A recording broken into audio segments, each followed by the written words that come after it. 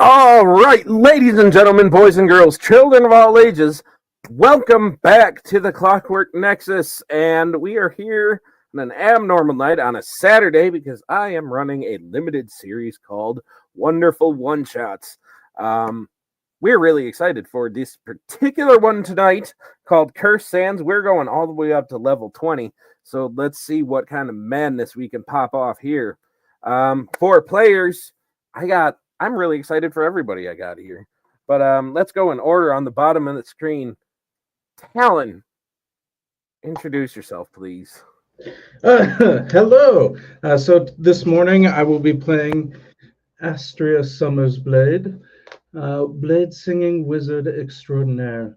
He is an Elandrian elf, taught and trained, mastered the ancient art of elven blade singing magic, ready to go on this fantastic adventure that we have today. There we go. Beautiful. All right, and then to the lovely as always, Miss Selkie, how you doing tonight? I'm fantastic. I'm going to be playing Lucky. All of our friends call her Lucky anyway. She is a honey bunny monk. Honey bunny monk. I love that so much.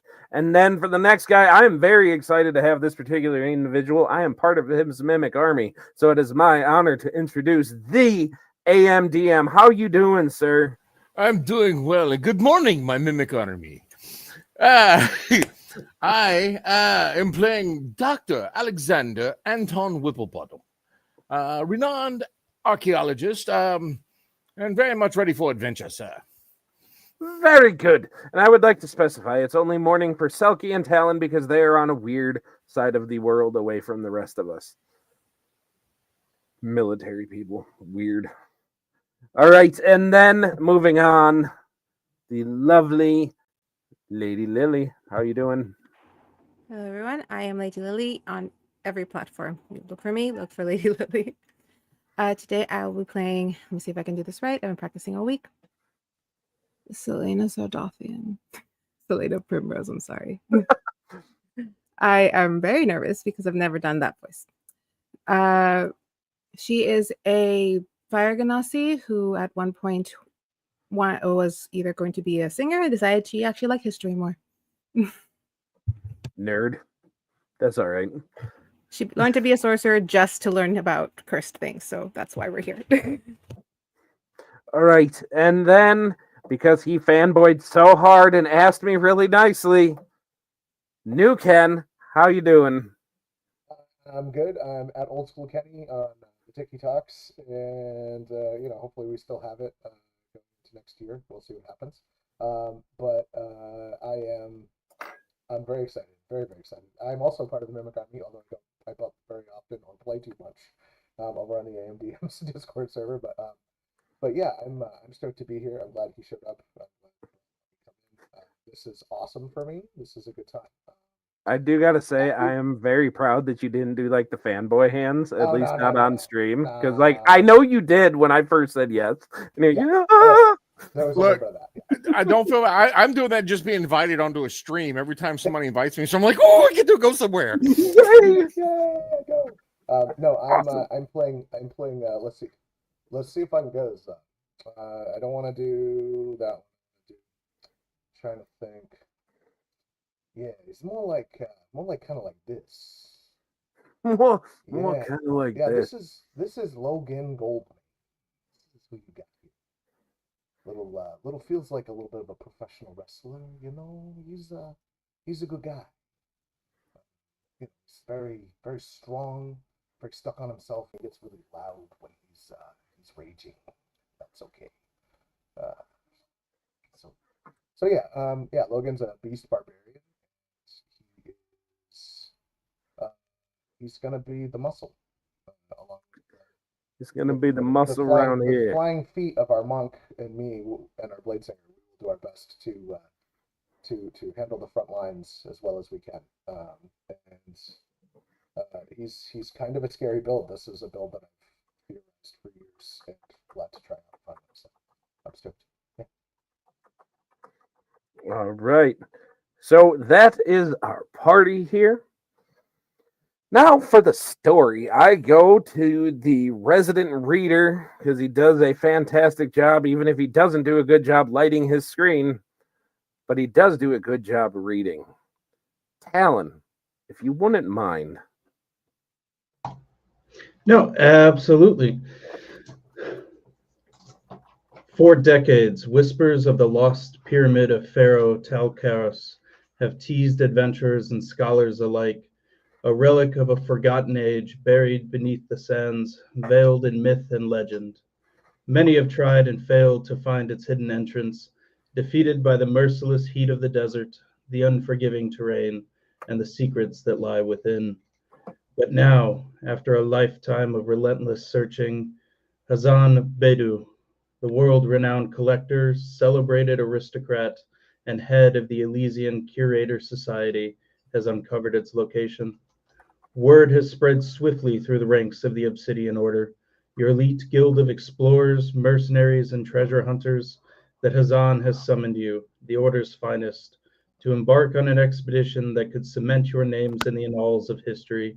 Two artifacts lie within the depths of the pyramid, treasures that Hazan has desired above all others: the Amulet of Time, said to hold the power to manipulate the very flow of existence, and the Desert Orchidium Jewel, a gemstone so rare and beautiful that it's fabled to enchant even the coldest heart.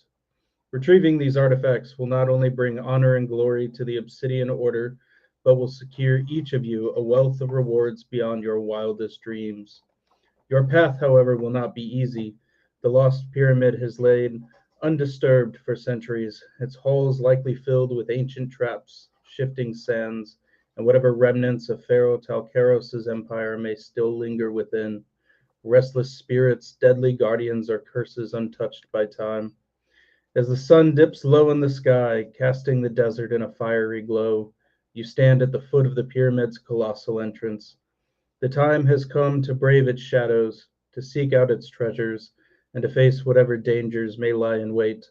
The fate of this expedition and your place in history is now in your hands. Awesome. See, it just sounds better when you read what I write. I don't know why, but it does. So, Hey, as long as I'm on the stream, you can have my reading voice. I'll yay! put on my best, Morgan Freeman attitude. I'm digging the vibe. Morgan Freeman. All right. So, Just using Morgan Freeman as a test for the mic. Good sound. I am hearing you a little better. I don't know where everybody else is at, but I'm able to hear you anyway. So I am hoping my wife is going to message me because she's also watching. So, honey, if you can hear him better, just shoot me a message on Discord so I know Ken is good. But without further ado, we're going to pretend like everything is all good and we're going to keep rolling. So, you guys are on this expedition. She says you're still quiet. So I'm still quiet now, even in spite of everything. Okay. I'll see what I can do. I also just jack your mic volume all the way up, so we're going to see if that helped on our end. I don't know. You're gonna do something, and you're gonna come back, and we're all just gonna be like, ah! Like. But anyway, it's fine. Okay, let's try that. Is that Check 1 2. Check 1 2. considerable better? Yes, no. Aye. Well, I mean, in my defense, Jen, he does talk quiet anyway. He's not a loud man. Let's try Logan Goldmane's voice a little bit. to see if Yes! that works better. I love it. Oh yeah, brother. This is Logan Goldmane. You Let totally me tell matched you my something. intensity, brother. I'm there with Cream of the crop. I am yes. Got it. All right.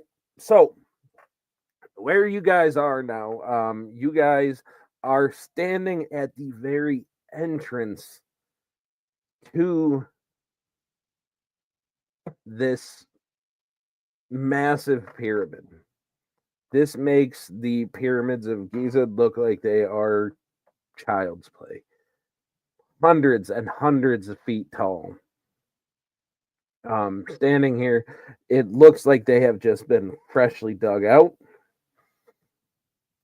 You see a couple more, just the tips of a couple more pyramids in the sand dunes standing on either side of you.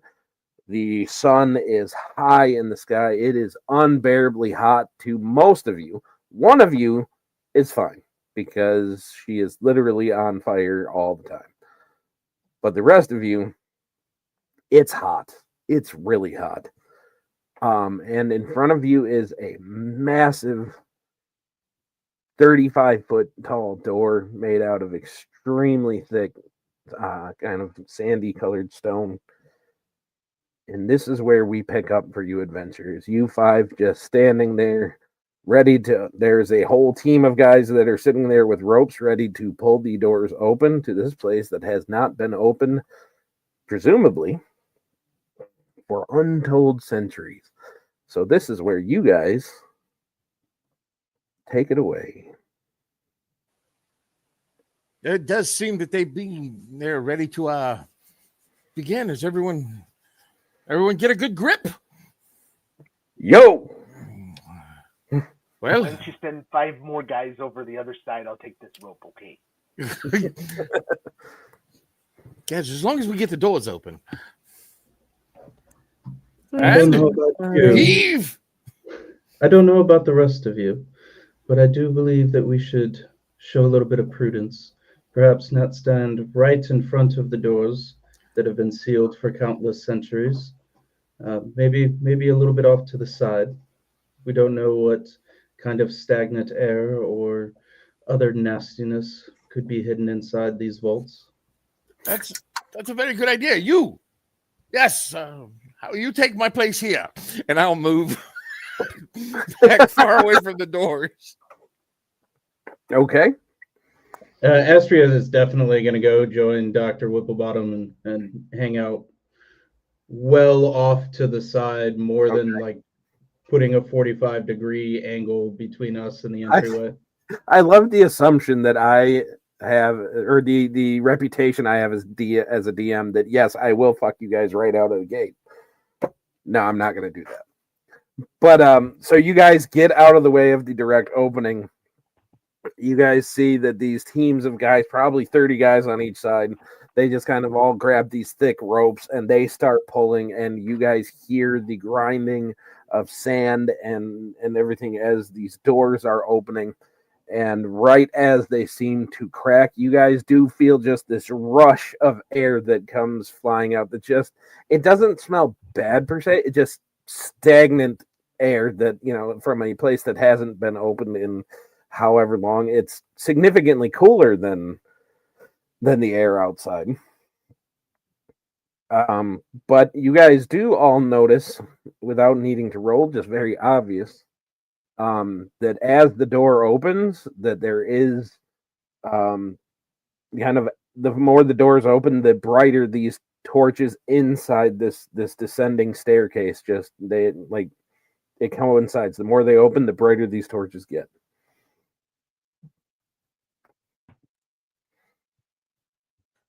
Wow, that's The some doors are open funkiness. and there are artifacts to find. Should we get to move along? Yeah, These I'll take torches, point. are they I'll move fire? forward.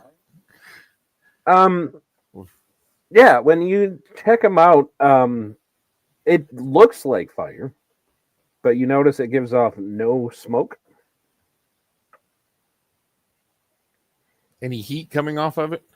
Zero. Ah, I love these types of things. I want to make sure to keep one of them on me. Okay. Can I remove it from the wall in there? If I can remove it, I'm gonna carry one with me. Absolutely. You are completely capable of taking one out of the sconce in which it is mounted on.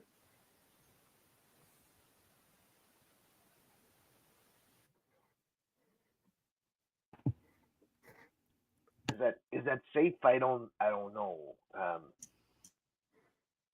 It's gonna be okay. Well, I don't the think it reason was we are trapped. here.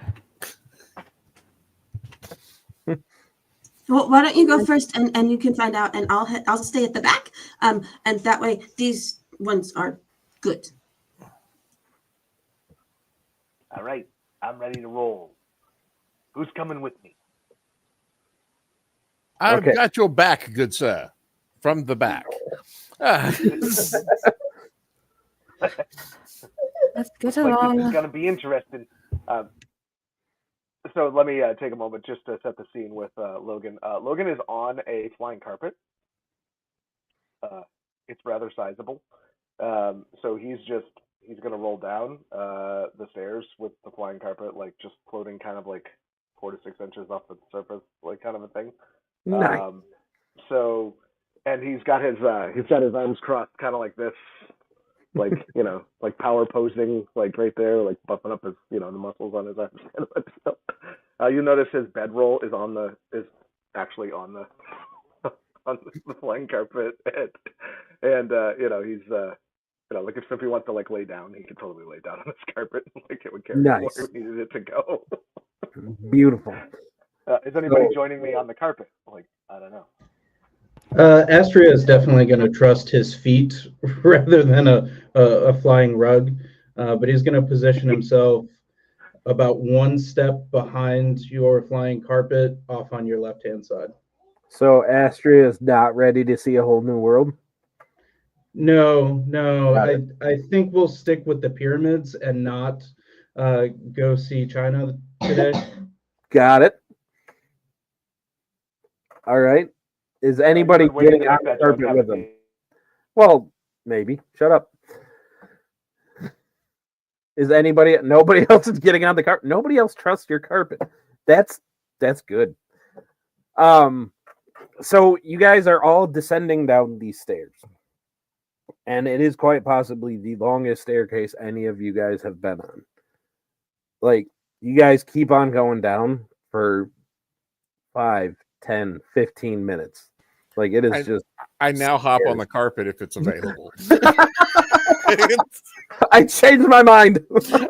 Hang on, good sir. Yeah, come on. These gonna be bones fun. are It's a just not made for smooth these ride. stairs. All right, so Dr. Whipplebottom gets on the carpet. After you guys have been walking for about that long and you get on the carpet, everybody else still walking, about another 2 or 3 minutes later, you guys all get past a certain step, and before anybody can even realize it's happening, the stairway behind you just all of a sudden seems to shift. And you look back, and when I say shift, I mean that the wall went from, it went from being like that to like that. So you guys just look back where you guys were just on stairs, and now it's just a flat wall behind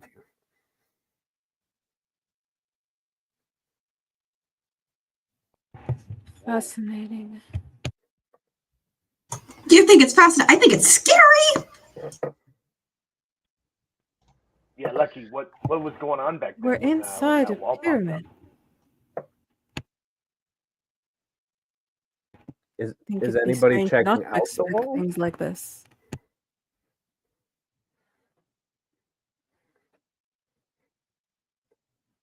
Anybody checking out the wall? You guys just keeping on. You know what? I will walk over to the wall. I'm gonna, trace my hands around it, see if I can feel any joints or how the retracting stairs might have worked. Give me an investigation check. I figured I already had my bonus queued up. Beautiful. 15. 15. All right. So with a 15, you don't pick up on any mechanical machinations as much, but you definitely feel carved inscriptions. Like something has been carved into the stone after it was constructed. Inscriptions that with my massive training in magical arts, I might get an idea of what it is. What languages do you speak right off the Oh, jump? now you're testing me. Now I'm testing you. I only speak Common and Elvish. Okay, so you don't recognize it as a language per se. Like it seems like it is a language. It is definitely a deliberate language. Just so I know, what language is? Let's go, honey. What? I can't call you honey. That feels weird. That's why I changed her name to Lucky. Nickname is Lucky. She's just Honey Bunny, but everyone calls her Lucky. What languages do you speak? Primordial and Common Sign Language. Got it. Why? You know what? Never mind. It's okay. Talk to Whipplebottom, sir. What languages does he speak? I definitely speak Common, Draconic, and Goblin, and I'm looking to see if I speak any others or have an ability that I can. Okay. I know I have the spell Comprehend Languages if I decide to go that route. Okay.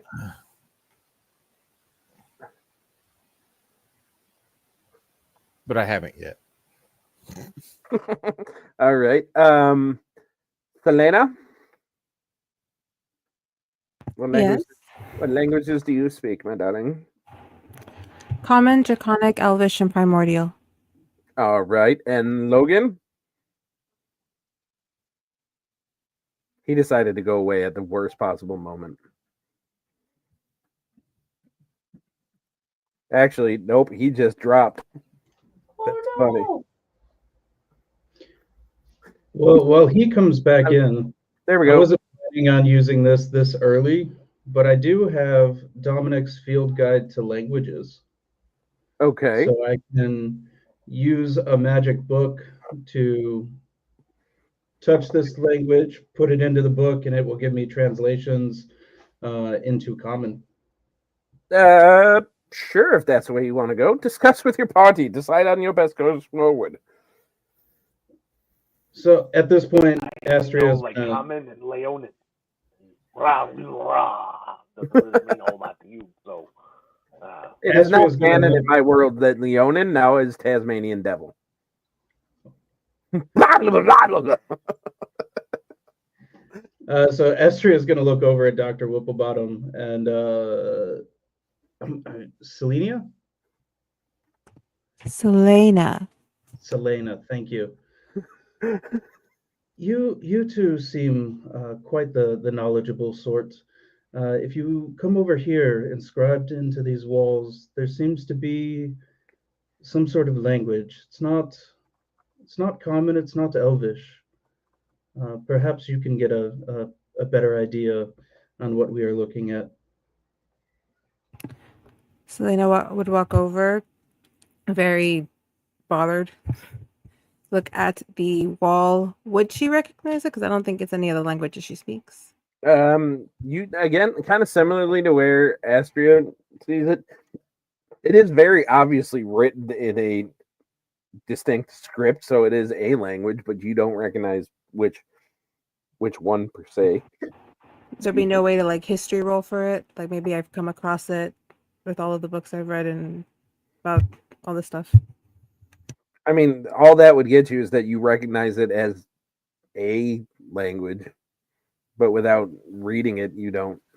I actually have an ability called Eyes of the Runekeeper Okay. that I can read all writing. Oh. Okay. Well, on that one, then Selena would just look at Astria and a dead language. I've never come across it. So when you can read it, but it doesn't tell you what language it is. That's why I'm going to the actual rule real quick, and Okay. it's not popping up on the thing. Because I know with that So- that you can at least read what it is. So you would definitely recognize the phrase, "The devil within shall remain within forevermore."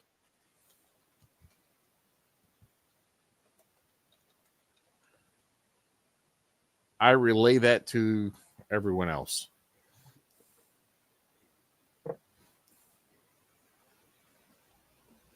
Because my brain's not going to remember exactly what you said. The devil, what? The devil within shall remain forevermore. Something tells me that this may not have been a tomb, but perhaps a prison, if these words are to be believed. Oh yeah. Magnificent. I will say too, Astria, as you are touching these, trying to just decipher exactly what they are warm to the touch. And kind of like as you run your finger on it, you see that they kind of glow with this fiery kind of glow, and like as your hand runs over it, kind of like that glow kind of goes with it.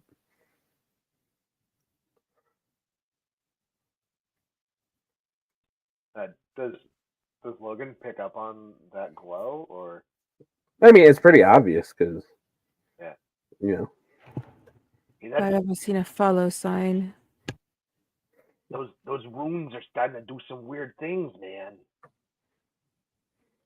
Well, you know, this very much reminds me of the tomb of Kaladar. I was stuck in there for 3 whole weeks without any food. Anyway. Oh, this is a very interesting setup. I want to detect magic real quick. Good. See if the runes themselves are glowing due to magical light, or if there is potentially Absolutely. some machinations at work. So as you cast detect magic, for one, yes, every one of your party is lit up like a freaking like a rave glow stick right now. Just everybody has magic shit on them. But you notice that there are these incredibly strong ley lines that kind of pulse out from the runes, and you see them going deeper into the pyramid. You see them very distinctly shape as, because I put it that it's kind of like kind of just this pulse of detecting the magic that's around. And I don't have the exact school of magic for this because I didn't figure that far ahead, and I should have. But you pick up on the fact that it is infernal magic. It would seem that there is devil magic at work within this tomb. Underneath us, I see key lines or ley lines of magic leading us deeper within. This is a heavily magicked, heavily ensorcelled space. We should proceed with the utmost caution. I don't think we have another choice. We see the stairs behind us. The only way out seems to be through. Wait. We don't know that yet. And Lucky's going to take Astria and just gently shove him into the wall to see if he goes through it. You gently shove him into a brick wall. Oh, sorry. Sometimes that works. Astria is just going to look over at Lucky. Was now the time for that? You want me to try? I could try to shove him. My hand did not go through the wall. Why would I go through the wall? I like how he's like scolding a child right now. Like this is great. Before we get too deep into it, AMDM, if you wouldn't mind, sir, give me a D6 roll real quick. A D6, just Yep. straight up. All right. Just a random straight D6. Not like you're deciding your guys' fate. 4. Oh, that's fun. That's fun. That's a lot of fun. You'll guys see what fun later, but it's fun. You should be nervous. I've got a bad feeling about this. Laughing DM is one of the top things I'm scared of. Dude, not just laughing, but excited DM, dude. Fucking let's go. All right, so at this point, Talon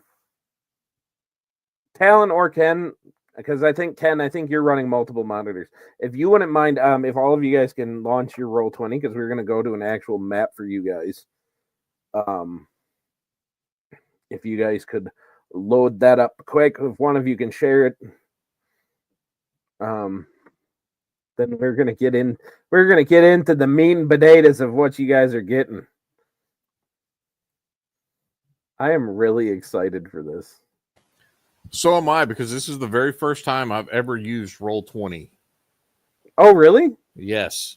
Yeah, I love Roll20. I've been using it off and on for like, I don't know, 6-7 years. So I started using I'm not Owlbear I'm not an Rodeo, expert at it. Oh, and that one is awesome. I love it because it's got a really easy learning curve.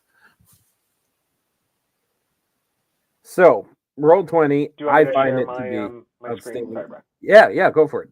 I would actively very much so like that, please. Okay. Let me see how I can. Okay, Nuken, if you're sharing, should I stop sharing? Yes. Sorry.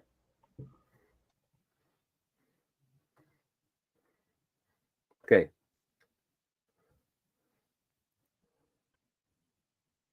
There we go. Okay, so what I'm going to have all of you guys do real quick while we get into this.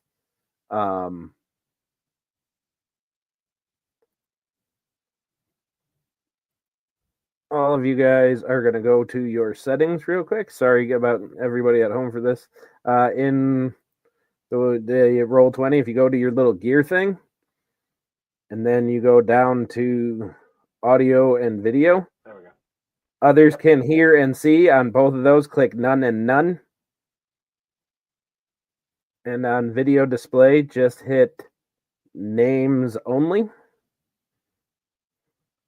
On this, on settings, Yeah.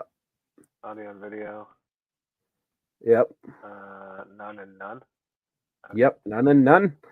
And then on the video part, just hit names only, and that will get rid of all the little pictures down there. Because we're not actually using these to talk. You can use Roll20 to talk, but we don't.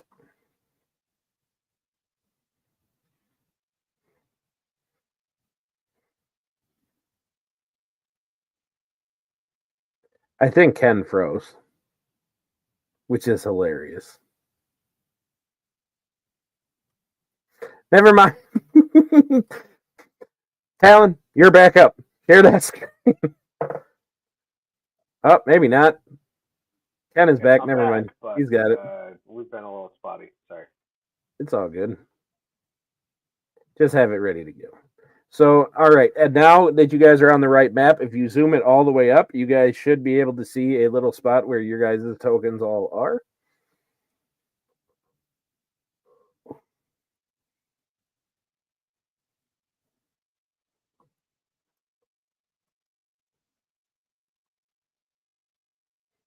It should be upper right hand of the map.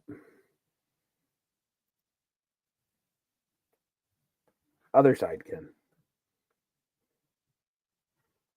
Nope, he froze again.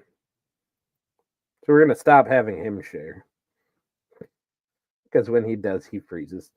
Sorry, technical difficulties. Talon, share it. There we go. Now zoom in a little bit. Now, what I like about this is that you guys are going to get to see exactly what the characters see So this is where you guys are.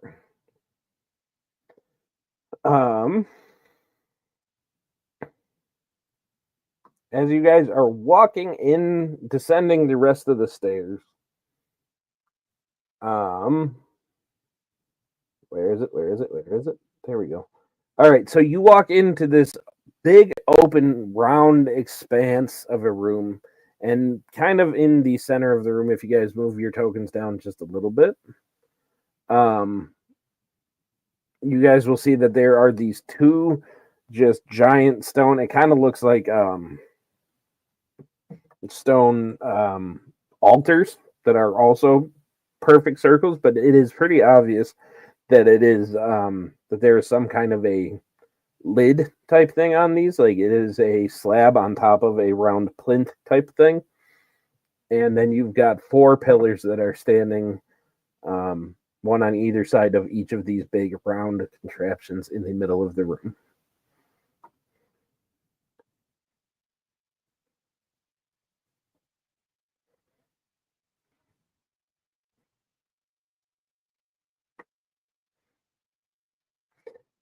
AM, if you are talking, you are muted, sir, and I cannot hear you. Well, who is that bloke on the other side of the room there? Are there two dudes in the middle of the room that aren't supposed to be there? I see like a minotaur or something. Sure are. Nope, he's not there. He is significantly smaller than what you guys are going to meet. I mean, what? Y'all saw that. I'm not just losing my mind, am I? We are in an ancient pyramid. There's a good chance we might lose our minds.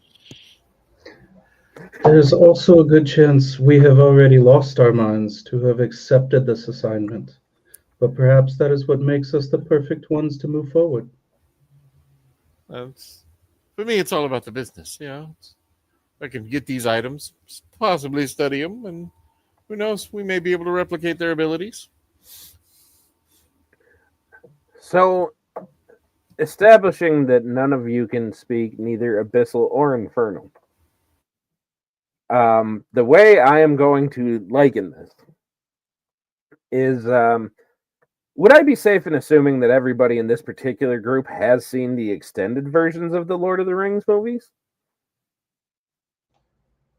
I would hope that's a safe assumption. Long time ago, yeah. Lily, yep, beautiful. Currently rewatching them. Yeah. I mean, I watch them at least once a week. So you guys remember the scene in the extended version of the Fellowship when Gandalf starts speaking black speech, and how like everything kind of gets dark around him, and how it's just this big booming echoing voice that seems to be coming from him but not him. That's pretty much what you guys are hearing from let's see if I remember how to do this, from this one.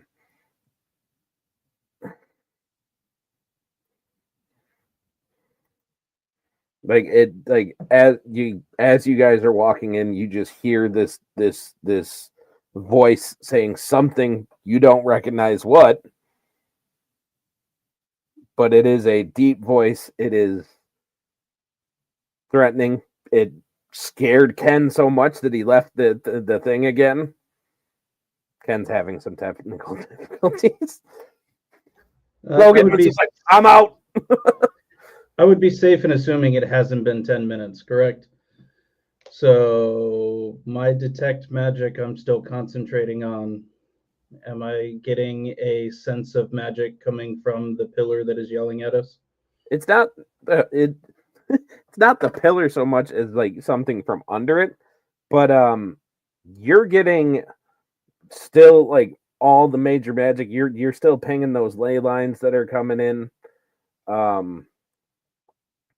But you don't get anything specific coming from that kind of well type structure by itself. I'm back. So whatever that voice is, The pillar itself does not seem to be harboring any magic. I'm gonna go take a look at it. Would anyone care to join me?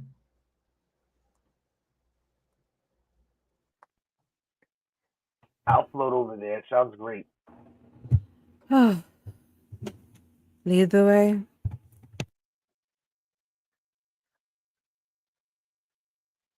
So I'm just gonna take a look.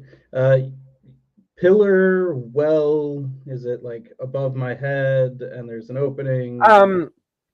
This structure stands about 5.5 feet tall. So right at my eye line. I Okay. go up onto my tippy toes okay. to try and peer over the top of it. Okay. And on the top of it, you do see these kind of four raised portions, just slightly raised. Not like that much. They seem to be made out of some kind of metal.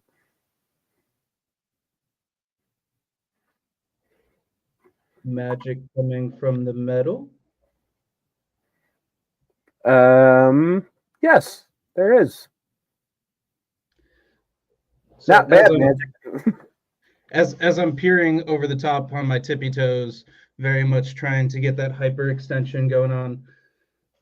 So I may have been a tad premature. The stone itself is not magical, but there are some metallic boxes, cylinders, boxes.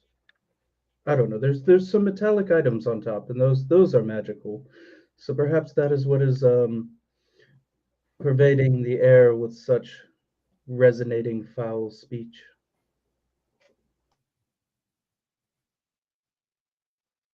Well, that is a very good possibility. So the nasty words are coming from a box up on top. I suppose you could put it that way. Yes. Yes. Does anybody want to get a ride up there?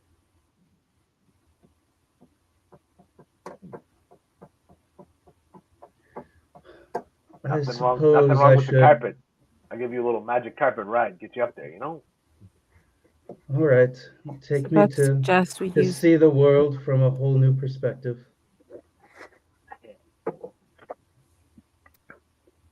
So, Logan, this is a 4x6 foot magic carpet. So, yeah, plenty of room for at least one more person.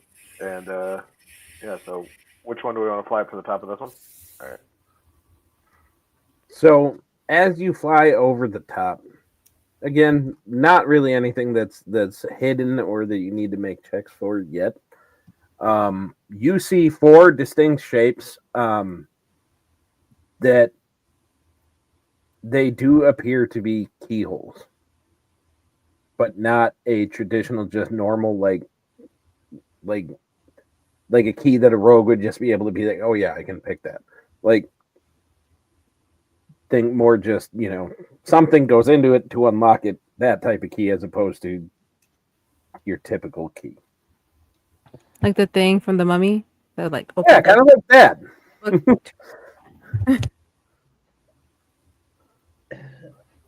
I'm gonna peer over the magic carpet, kind of spreading out my entire weight because I don't know that I actually trust this thing yet, and just staring down at everybody else. I think we're looking for a key, but this is no ordinary lock. I've never seen anything quite like it. I don't know that we should unlock it, but I think we need to advance within the tomb. And if we find something else, remember this room. Did Should not we mean check to the other rhyme there. pillar? Is looking like there may be something over there too. Sure, fly us over there. All right, here we go. I feel like someone should be singing. And as you fly over that one, you see a similar arrangement of these keyholes, you want someone to sing? And Dr. Whipplebottom whips out his yarting. It's what? Yarting. The, It's What is a it's a string. It's like a little lyre stringed instrument thing. beautiful. And he starts singing "Magic Carpet Ride." Steppenwolf. I like to dream. You know what? Inspiration for going to Steppenwolf. I dig it. So as you start to sing and do your thing as I think part bard, right? Yep. So that's the general happiness of the tune that you're singing and everything. The whole room seems to shake a little bit in response to the singing, like, and you hear that black speech again, but this time instead of just having it kind of like resonate out to the room, like you though you don't understand it, you get the vibe that it is trying to speak to you. Oh boy.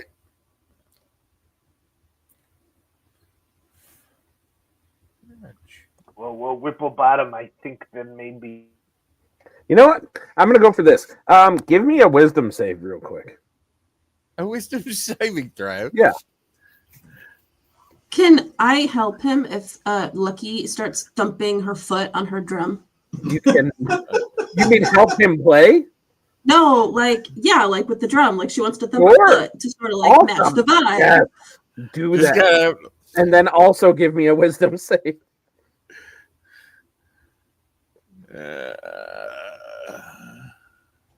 Can I just say this does not bode well for the player whose magical abilities are directly tied to singing in battle?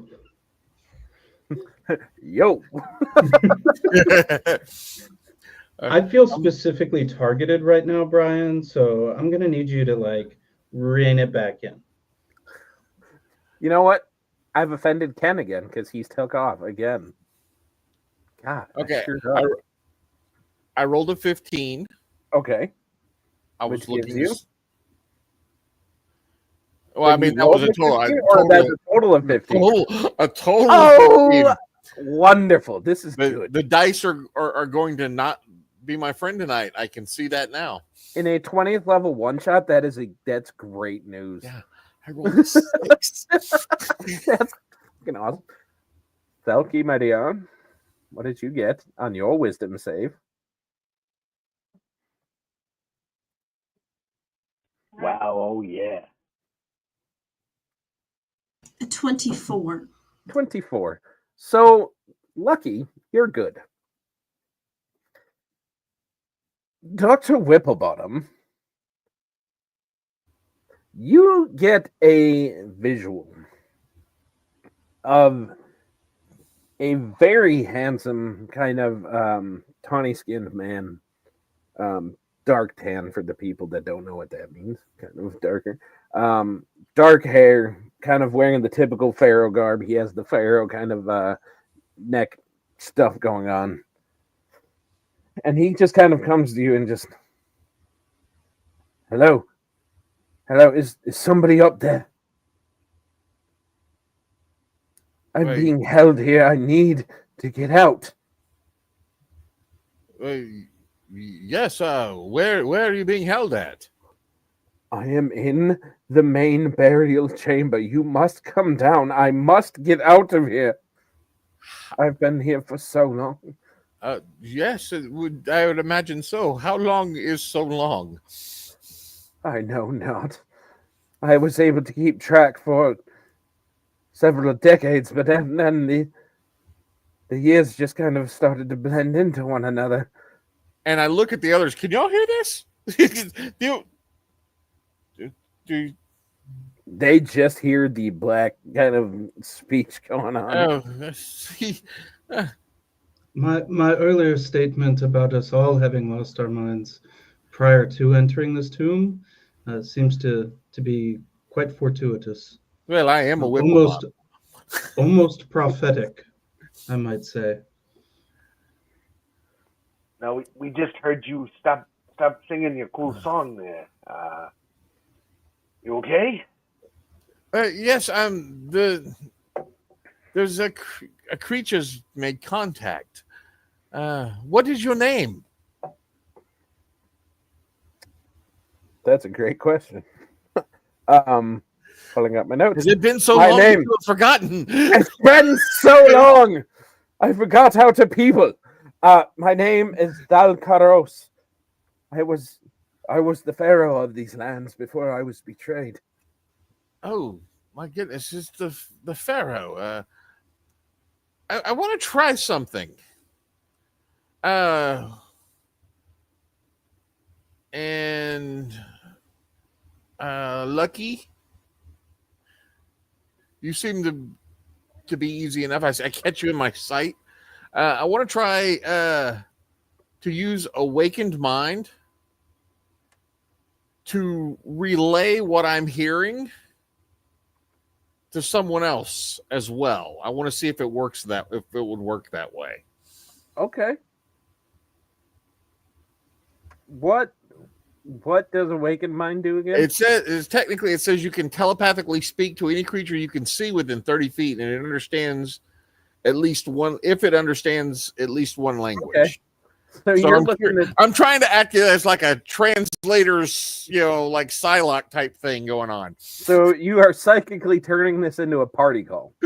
Trying to, anyway. This is the shit I don't get to try as a dungeon master.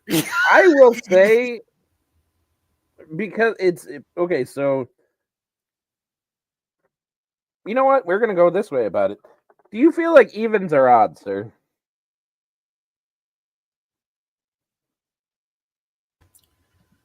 Let's get a little odd. All right. And that is a 13. So, yes, it does work that way. Well, unlucky 13 is kind of 13 is my lucky number, so it all works out. But yeah, so it works out. So Lucky, as you're sitting there hearing this, or just seeing seeing Dr. Whipplebottom like having this conversation, but hearing the blacksmith, all of a sudden you're hearing the exact same thing he is hearing. So you are hearing this creature just introduce himself as Thalkaros and begging to be let out.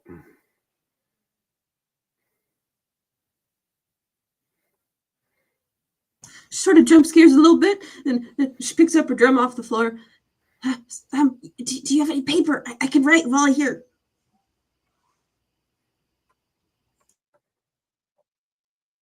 As every member of the party hands you paper. Here you go. And she will definitely write everything down, so that way that she doesn't have to repeat everything. So yeah, you did get that Thalkaros was the pharaoh, that he is being held here against his will, that he is actively aware of the fact that it has been centuries, and that he is begging to be set free.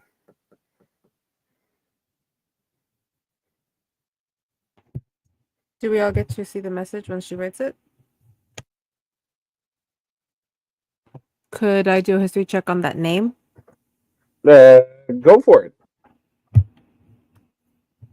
I'll just do an action. Well, that was a nat 1, but I have a plus 16 on history, so 17. Well, luckily, nat 1s and nat 20s don't apply to skill checks. So, what your skill check will bring you is the fact that Thalkaros was a pharaoh from around these parts. From the best of your recollection, we're talking like multiple millennia ago. And what, like, with a 16, kind of what strikes your memory of that time frame is right around the start of the blood war between the demons and the devils in the hells.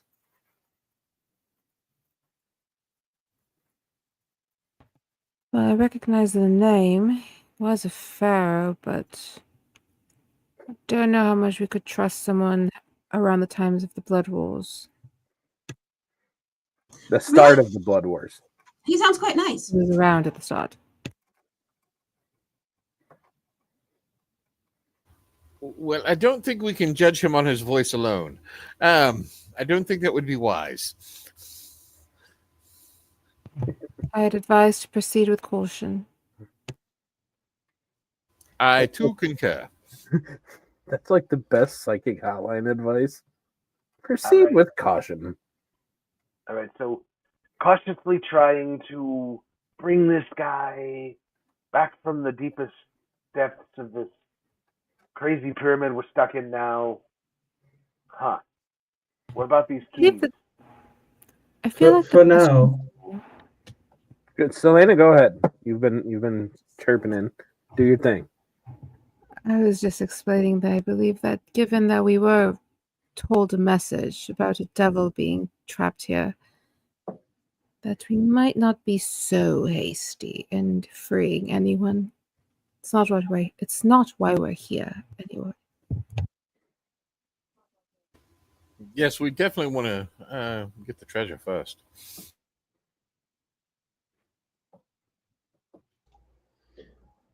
I now, will say, Selena and Dr. Whipplebottom, make history checks, if you would please. As you mentioned, the treasure. 31? 26. Beautiful. So, as you mentioned that, both of your heads go to the same place, and to you, Whipplebottom, this would mean a little bit more. Typically, in these pyramids, the greatest treasure is left in the main burial chamber with whoever was being kept here. So it does kind of lend itself to that's where we got to go.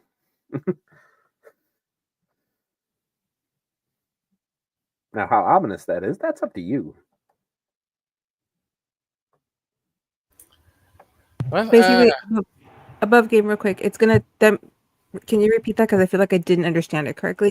So We're headed direct to typically is that what you're in saying? the pyramids, right, there's treasure spread out throughout the whole thing, right?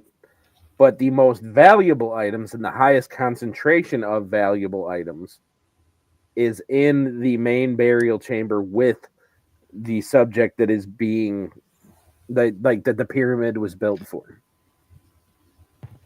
All right. Thank you. So because this guy said he was in the main chamber.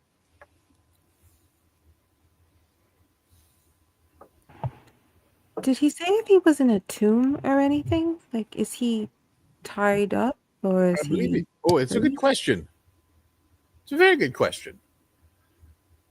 So I asked him, "Are you confined, or?" I mean, describe the room. I mean, you said burial. You were in the burial chamber, correct? I was lured in here when my pyramid was being built. I have been trapped in here. I'm not able to leave this chamber. I have tried for so long. But it's the burial chamber, correct? Yes. Yes, this is where I was meant to spend the rest of my afterlife, but I never got to get there. We're trying to get a bearing on you to come and rescue you. Can you describe what you see in the chamber? Statues of gold, any treasures, anything glowing? I mean, yes, there's the crown jewel that it was buried with me. That is always glowing. And then there is the amulet that is it's been in my family for millennia, but there's my treasure as it's meant to be. There's statues of me, not to sound vain, but it was meant to be my burial chamber after all. I was supposed to be dead. It was supposed to be a celebration, of course. But What? So this was supposed to be your burial chamber. What sort of traps can we expect on the way to coming and relieving you? What was built into the chamber that in this great tomb that we need to be aware of? I mean, I didn't. I'm not sure. They didn't. they generally don't tell us what's meant to be here. I mean, there's some spike pits. Those are just kind of standard. There's pits of snakes, but I'd imagine that they're already dead. There were these great statues that were meant to be guardians against anybody coming in to defile my chamber, but they're just, to the best of my knowledge, they're just statues. Okay. But I have been wrong before. That's all right. We are going to try to come and find you, and liberate this place. Oh, thank you so much. Just try to rest, get comfortable. We'll be there as soon as we can. I can't really go anywhere. I can tell you that. Is he alive? Or is he a ghost? Or a memory? But do you have a physical body? I mean, yes, I'm still here. How are you still here after all of this time? I know not. You ask me questions of the weave of which are beyond me. That was something that my court mage was meant to handle.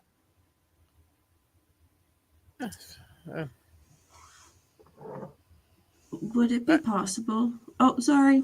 No, I'm going. Does anyone else have any questions? Can I roll an insight check to see if he's lying or telling the truth? Go for it. Okay. I get to roll dice. 22. 22. All right. Let me just check right here. Okay. To the best of your knowledge, he is being extremely honest.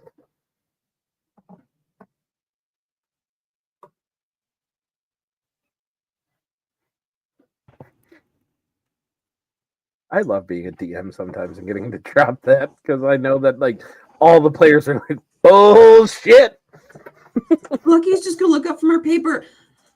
Okay, well, are we helping him or not? Because, like I said before, I kind of like this guy. He seems nice. Well, we will definitely address the situation as it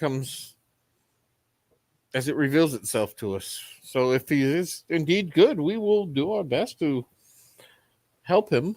I mean, there's got to be a reward in that somewhere. Just the knowledge.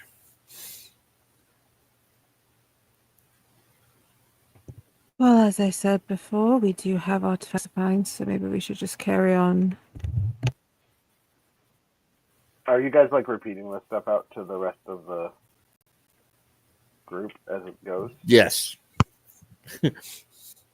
Oh yeah, big statues. Yeah, let's take them down. Big statues. Let's go. Before we take him down, can you put me down? Very cautiously, please. Oh yeah. Hold on. I forgot they were still up there.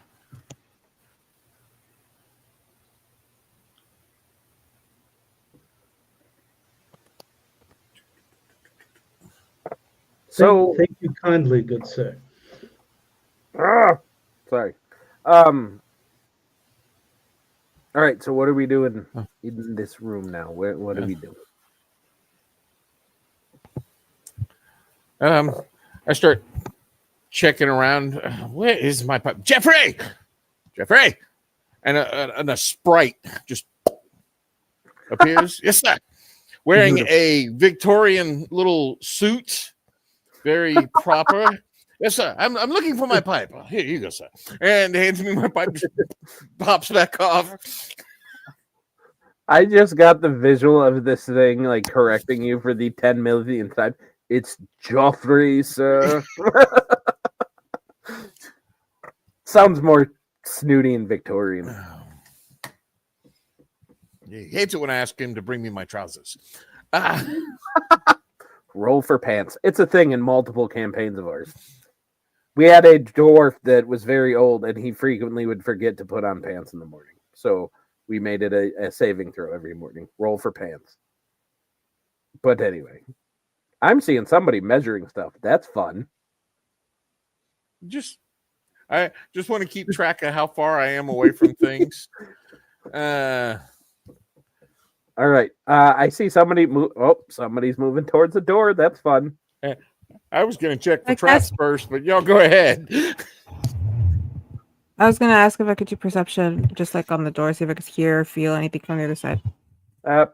Sure. What? So you're trying to just see if you can get any kind of sense of a presence on the other side. Yeah, or if there's a trap waiting for us Well, once we open the door. That's something different.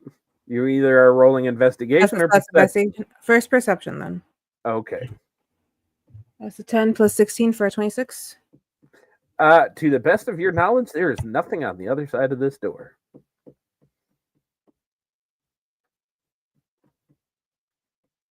All right, not 20 plus 7 for investigation for 27. To the best of your knowledge, there are no traps on this door. Okay. Seems safe, but I'm not going to open it. And she kind of just moves back. Does all the checks to see if it's safe, finds out it's safe, still not fucking with it. I have earned this as the DM. I've been poisoned too many times by you. Oh yeah. That's valid. Hey, do I Logan. smell or taste or see anything different? Got some dark vision. Got good senses. Nope, nothing on the other side is pinging you as anything uncommon. I think we established that while you were gone, because you keep dropping. Oh, sorry. Logan, Oh, good. I do believe the door is safe. Do you want to open it? Be the first through. Oh yeah. Let's give it a try. All right, so Logan reaches out with his paws, and can I tell if it moves in and out at the middle or on the side? I'll try pushing in a couple of different areas. So as you push, it does seem to just open like a door. Yeah, it's pretty easy. Not much doing there. I'll even say, as you kind of shoulder into it, expecting it to be kind of hard because it's been closed for so long, and you push and it just kind of slams open. So does my carpet slide forward a little bit too far? Yeah. In fact, make a dex save. You got it.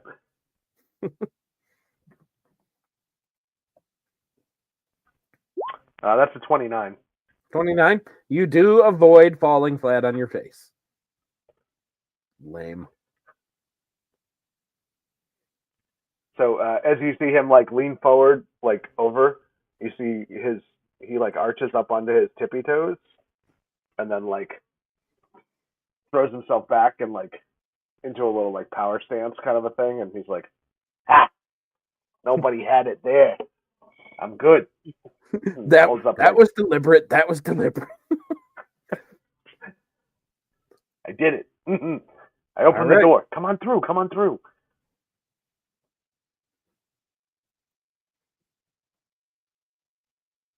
All right. So Astria will again put himself one step behind and to the left of Logan. Beautiful. The room before you.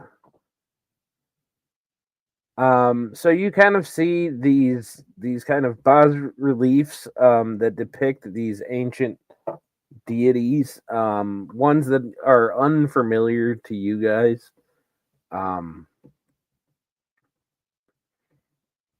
It's kind of clear, with the way that they were, the intricacy in which they were carved, that these were the deities that these guys worshipped at some point. Do you guys see just basic hieroglyphs that you guys don't recognize, but they're there? I will say though, because AM, you got those eyes of the rune keeper, so you can read everything, which I would say would translate to hieroglyphs too, because they are a language. So you are muted if you're trying to respond to Seth. Steve met Gary for lunch. Dude, more or less, it is a breakdown of like basically the day-to-day operation of this pharaoh of Thalkaros, like saying like he established these laws, like pretty much like a resume of this is why this guy is worth this temple, this tomb, this this grand burial. But it really doesn't strike anything that is noteworthy. Okay, yeah, I wanted to just kind of scroll through. Is there any mention of his death? There is not, because it gets about halfway through, well, about 3/4 of the way through, and then it abruptly stops, like an incomplete resume. I read off like the highlights, kind of speed reading, and then and then it just stops. Like it's equivalent of like seeing the headstone that has been pre-made, where you see the birth year, and then the dash, and nothing on the other side. So it's kind of like, oh. How rude. And I will say where it stops is right about here-ish on this, on like around here. I can't imagine that they went through all of the trouble to record his numerous deeds and didn't finish, unless this pharaoh's death was rather premature. That's what I would believe. Or everybody might have died. Who knows? The barbarian coming in. Oh, always keeping it positive. Hey, Everybody could have just died. Who knows? Total genocide. Anybody want to make a perception check in the area for absolutely. anything out of the ordinary?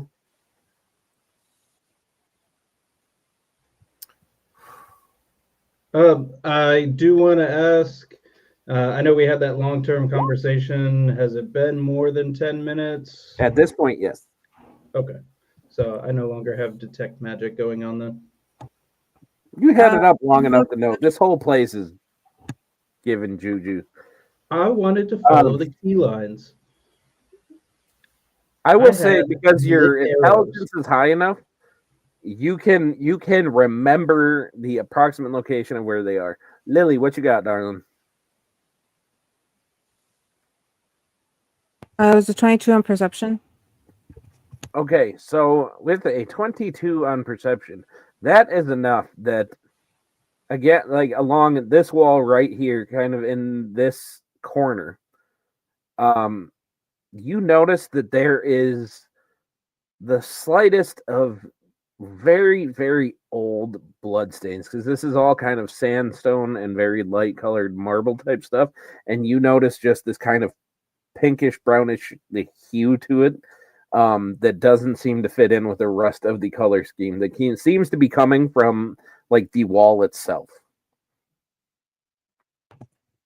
She'd probably get closer to it, not touch it, just get as close as she can without touching. Could I do an Arcana check, see if it says anything? Go for it.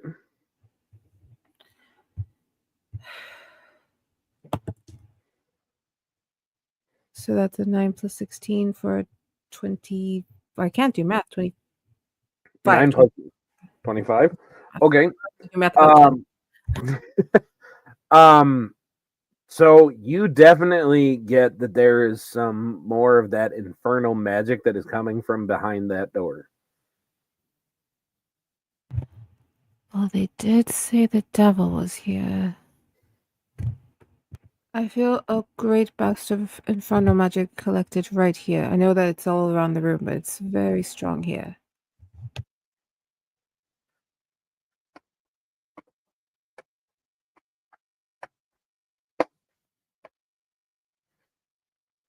I do I really don't like it. suppose it would be our luck that the door not surrounded by that much infernal magic is the way that we need to go.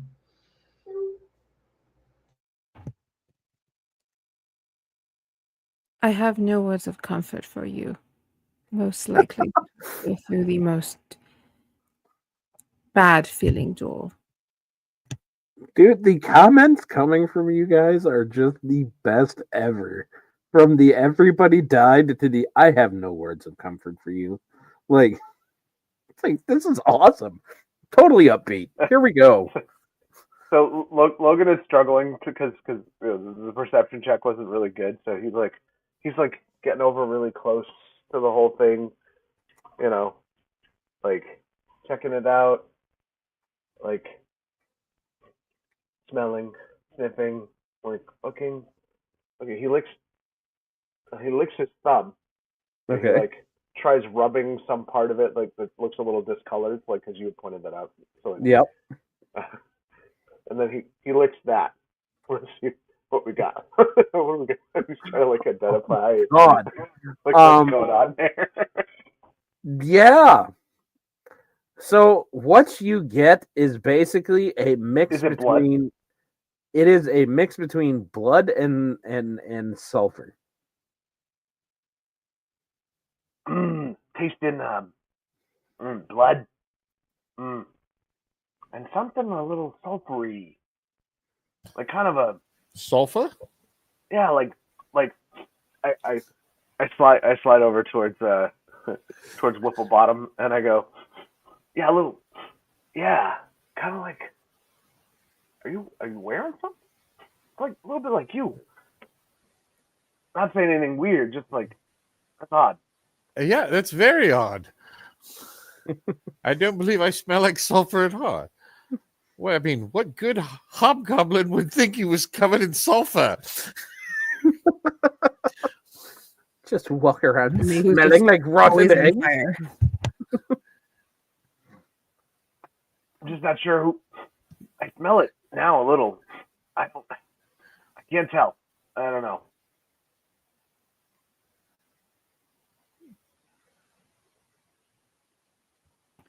Are So- we going to open the door? Well, you guys don't know that there's a door yet. You just know that there's I'm dying that someone wall said I where like the- to come We're all dip just on Whipple studying. Bottom. There's two doors here, and we're studying a wall. you know Sounds what? about right. Just for So the is the sake door of saving supposed to time, be I'll hidden? do it. I'll go this way. Okay, these doors, I won't even make you go into them. It's just it is a little bit of a thing for them. You guys open those doors as you guys are investigating. You guys find mummified cats and falcons and like a caiman, like stuff like that. They are definitely there to make you guys spend like an hour each investigating a door that I am going to save you guys from because we've had that campaign. You mean when I'm every campaign? Every single door you guys have ever fucking ran into? Yes. I have a question. Yes. Yes. What I is have pass wall, and I'm Oh, wondering, can I open yes. pass wall where the that? No, that means you can go through the door.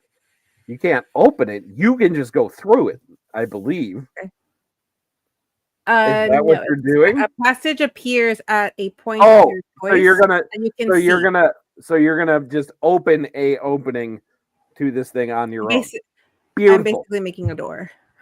Okay. That is one way to bypass a door. That's good. I appreciate this.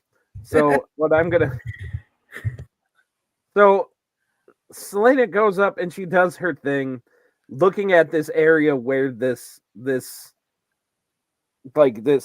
discolored stuff is, where she gets this bad juju.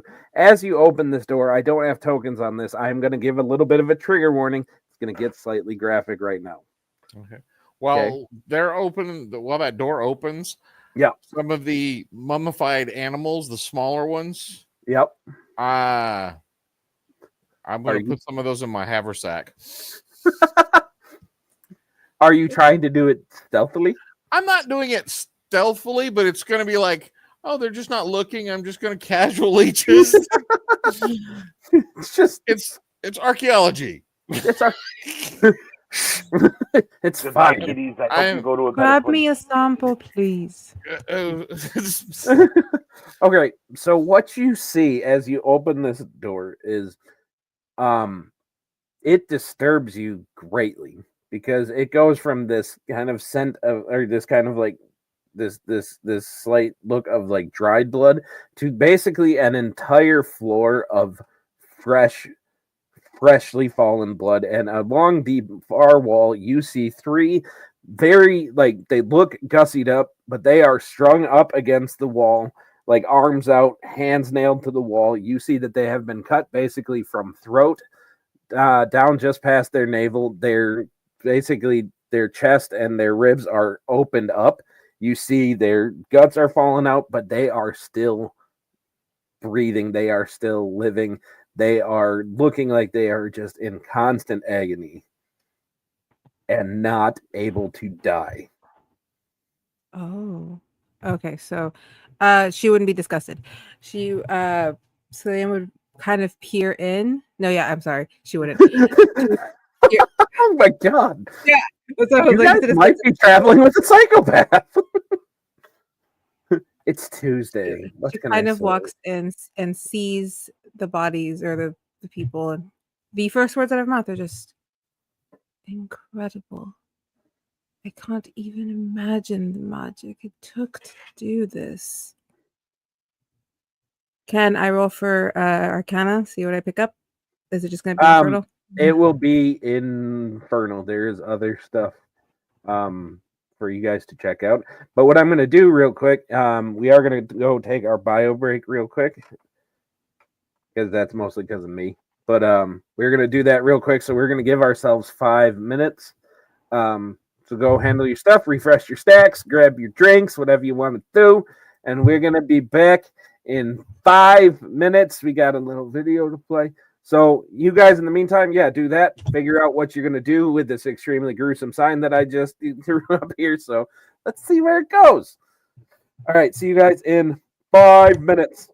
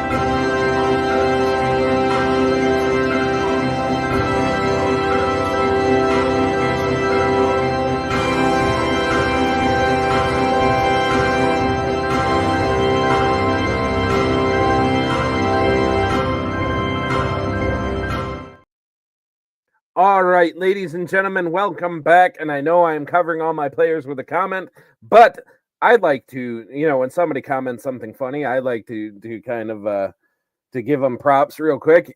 Lily, I know this is your husband, and this is the best comment ever. Just straight up, like he sounds like a dad yelling at the kids that for leaving the door open when the AC is on. Like, hey, you're gonna let the demons out. Close the door, all right?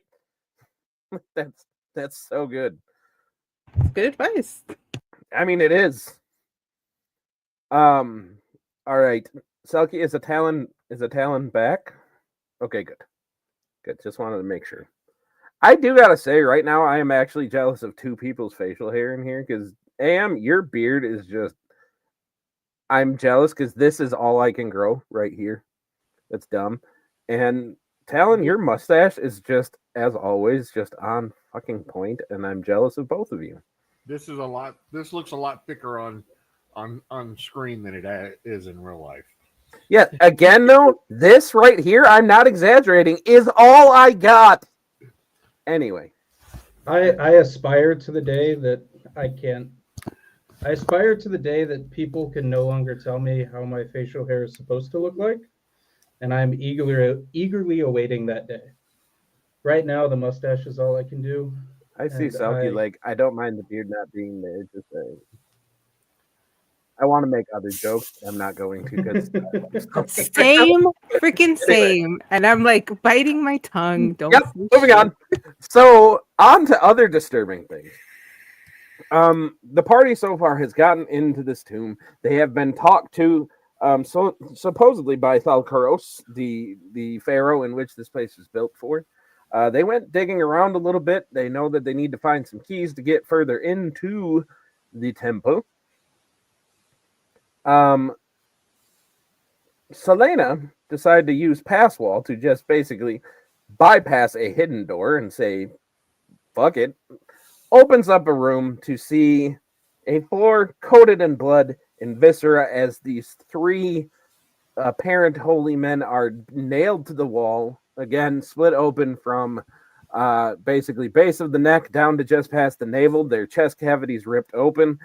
Like I said, guts on the wall, hearts still pumping as they're sitting there kind of in this dazed state. And you guys just see that there's this coagulation of blood on the floor. What are you guys doing in this moment? Lucky, you've got a finger up. When Selena was when she was mentioning how interested she was in the magic, did you say that out loud, or were you just thinking it? Oh no, she says that. Okay. Anything I say in the accent is out loud. Okay, that's what I thought, but I was just checking. Lucky is going to sort of what, med, what? And then she's gonna peek her head in. Oh, if anything comes out of there, it's getting drop kicked. If anything comes out, then she'll just stand there ready to punch something. Easy. Just stand over there. I have a thought. Can I use telekinesis to bring one of them closer? They are nailed to the wall. So I'm asking, can I unnail them with It's not the question she asked. Go for it. You can try. You said it's not like a roll. Go for it. Give me the roll. How? You want me to, because I suppose telekinesis is just something that happens. So yeah, you sit there and you try to pull one of these guys, and you see that he is making a very pained face. He tries to scream. You don't you just hear kind of this as he moans as he is being pulled along these kind of nails that are dug into the stone behind him. But you do not seem to be able to pull him off of these nails. Okay. Specifically the nail. Can I pull out the nail at all? I'm going to go with no. These things are embedded pretty sturdy. All right. I'll just turn to the others and kind of just huff. Well, I wasn't able to get them off the wall. Does anyone want to go look closer?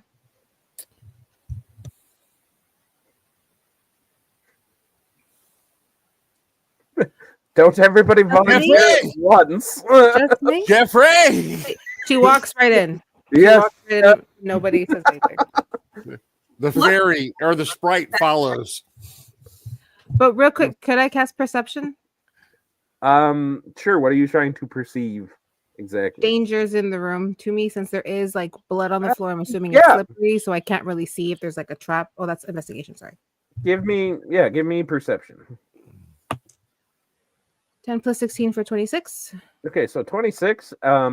As you are walking, you do take care to really, instead of just kind of a heel toe like step or even tippy toes, you kind of go to kind of drag your feet, knowing that it is slippery, and you do feel that you are kicking around these objects. That if you look down, you can see that there are several objects of various shapes, some metal, some stone, that do seem to be keys of sorts.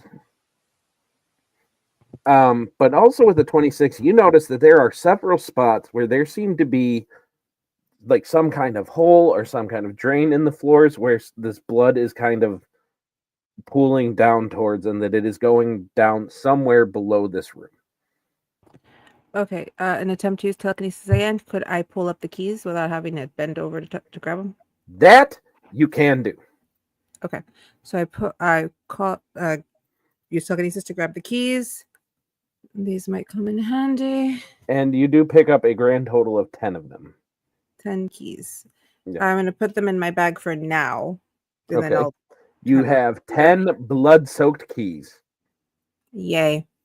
I wrapped them in a cloth to keep the blood from getting on my stuff. There we go. Because I was going to say all your shit's just going to be covered in blood now. I wrapped them in a cloth. Also, you said there's a drain in the room? DM, I can tell you're trying to say something. I keep forgetting I'm muted. As she's getting them wrapped up, starting to wrap them up. Yep. I press the digitation and clean them. Okay. Good teamwork there. Is this just like a compulsive that you're just kind of like, and like just kind of like just do it? Oh, those not going to do. I appreciate it. Also, I saw that there was a drain in here, and I want to see several where it goes. Could I? Can telekinesis move the blood towards them? Like, could I? I would say like it probably could if you're gonna try to Moses it and like part the Red Sea, but all like just to save the time for it, all it's really gonna show you is that it's going down. Like I kind of knew where you're going on that, and it's just down. So yeah, you guys still got these 3 that are like nailed to the wall, and All right. Well, Selena, we've gotten closer, and to get a better look at them. Okay. And you said they can't speak, right? They didn't seem to be able to. All right. Could I investigate the bodies, see if I find like how they're still alive? Yes, absolutely. You can do that. And while she's doing that, I'm going to investigate the walls and see if there's any hieroglyphs or anything written in here. Okay. That was a 14. So a 14. And I'm sorry, I got a little mixed up. You're looking for what are you looking for again? Like any signs of? Kind of like to see how they're still alive and what maybe like. Sure. How can we put them together? Okay, so what you see as you're trying to look for anything out of the ordinary with that check is you do see some another language that you're not familiar with that seems to be carved into their into their skin and into their bones at several points. But you don't recognize what language it is. I will say it looks familiar, like it looks similar to the stuff that was written on the wall, like on the way in, but different. I'd call out to Whipplebottom. Doctor. Oh, yes. Do these markings look like a curse? Just let's see bodies here. are tortured, but they're still alive, ripped open. We can see every one of their organs, but their hearts are still beating. This has to be some kind of curse. Oh, it's definitely got to be a curse. Can I read what's written? Yeah, and basically, the shorthand version of it, because I did not write out the details, but basically, it is a curse of undeath, pretty much, that no matter what happens to this husk, as long as its head is still attached, as long as the heart is still in it, the body will continue to function and never die. So, if I'm understanding correctly, if we remove the head and the heart, the creatures will pass along.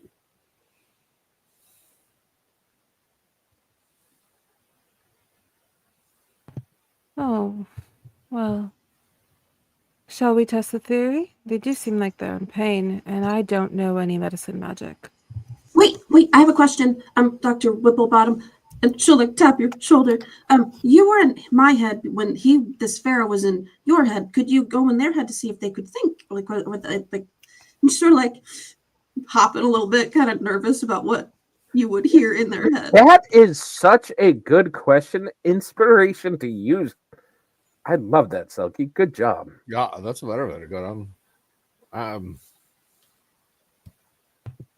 Much better idea than me pulling out their hearts. So I will try to use awakened mind and see what if they're talking or able to speak. Hello?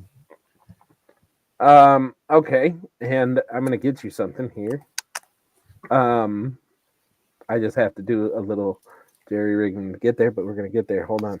So they don't think any words to you so much. And you being I'm guessing a seasoned player, this is probably gonna mean more to you than it will other players. And I'm gonna DM you exactly the vision that you get as you go into their heads.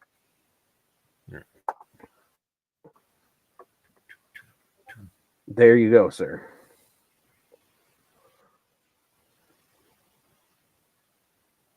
So you get this vision of just this angry, horned beast with kind of like skull pauldrons, these giant bat-like wings,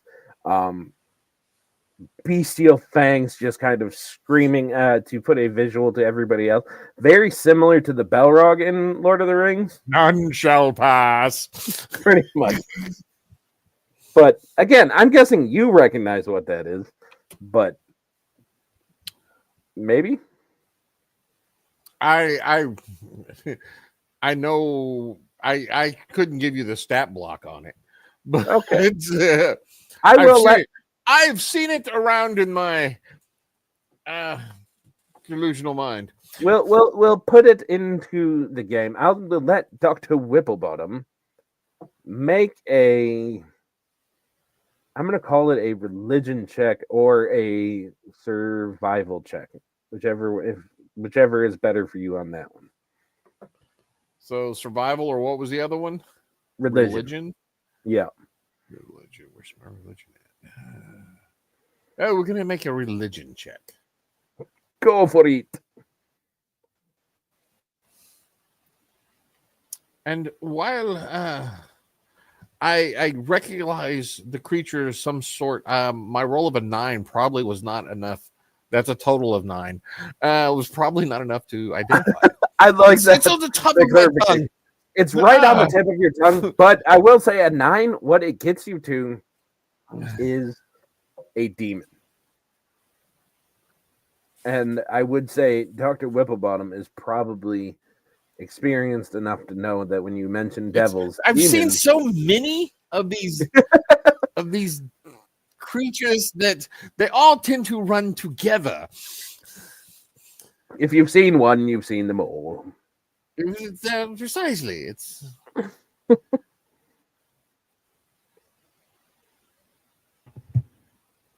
well, it's a famous one.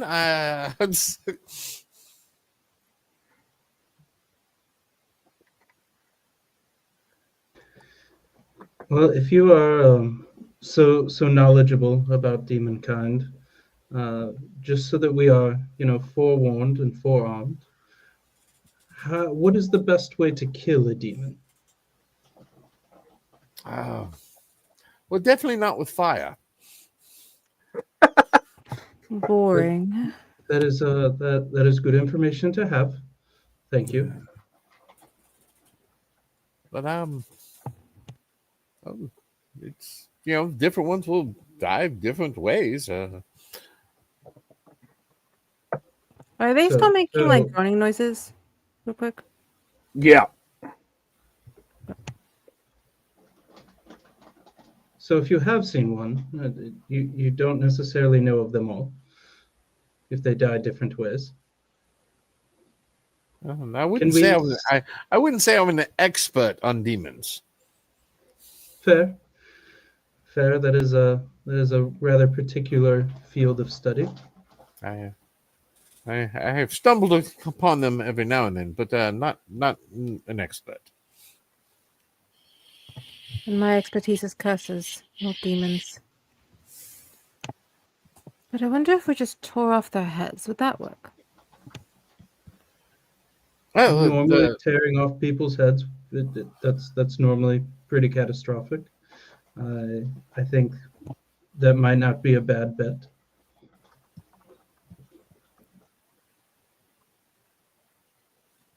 I mean, the writing in the curse here appears to say if the head is removed and the heart is removed, that they should Okay. pass along.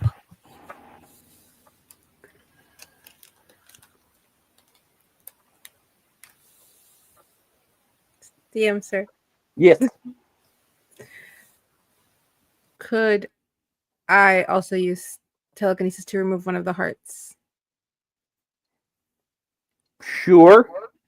Go for it. There's no sense. If we can't help them, we might as well help them in another way. And I would call for the heart of the closest one to me. Okay.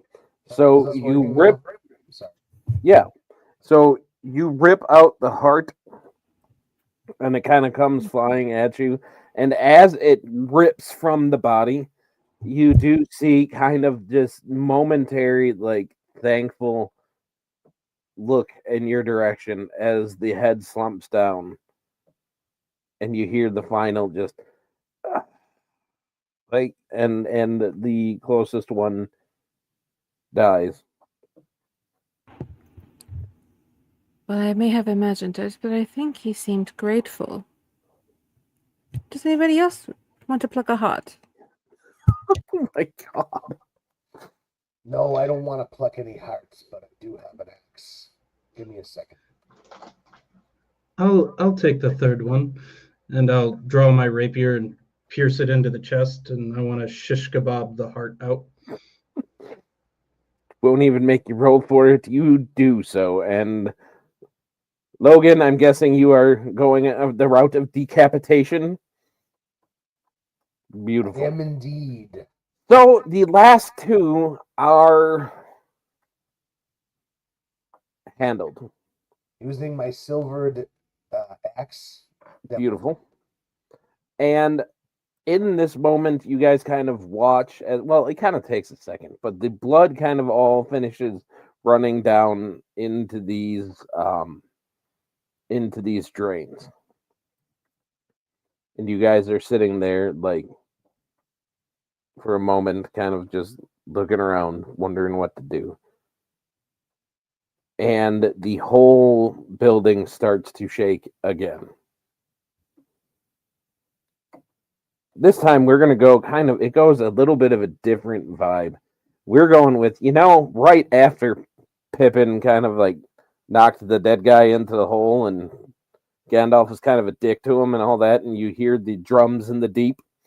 That's kind of the vibe that you guys are getting. Just this deep bellowing drum coming up. You hear a similar but more aggressive version of this black speech. And who's all in the room right now? Let me go back to the map and look. Is everybody in the room? Yay! Everybody is. Yeah. You guys all notice that the floor beneath you is starting to glow with this red kind of sigil. I will give everybody a chance to Do I recognize react it? to it. The give type me- of magic. You know what? I will say yes. Without even being a level 20 magic user, you recognize this as teleportation magic. Oh, we're going on a ride. Beautiful. So, does anybody try to react to it, or are we all just gonna go for the ride? I'll say it that way. I'm guessing that was the key. It's a key. It's a way to get there. I'm moving you guys around just to make you guys easier to move for me. So bear with me for a moment because I have to zoom out and see where you guys are going. You guys are going to be going down. Above game. Yeah. I want to dive into the doorway, but I have seen enough horror movies to know. I was that going to you say, don't oh, separate please yourself do. from the party. Okay. So you guys are now going to be about right around halfway down on the right side.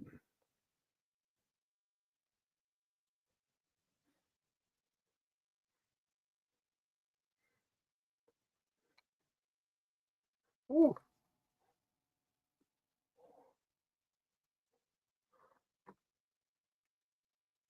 You Those are guys some find beefy it? boys. Say what? I said those are some beefy boys. Yeah, buddy. So you guys get whisked to this area where you see the walls in several areas are stained from the perpetual blood flow that has been coming. And here on either side of this giant domed room that is approximately 120 feet tall,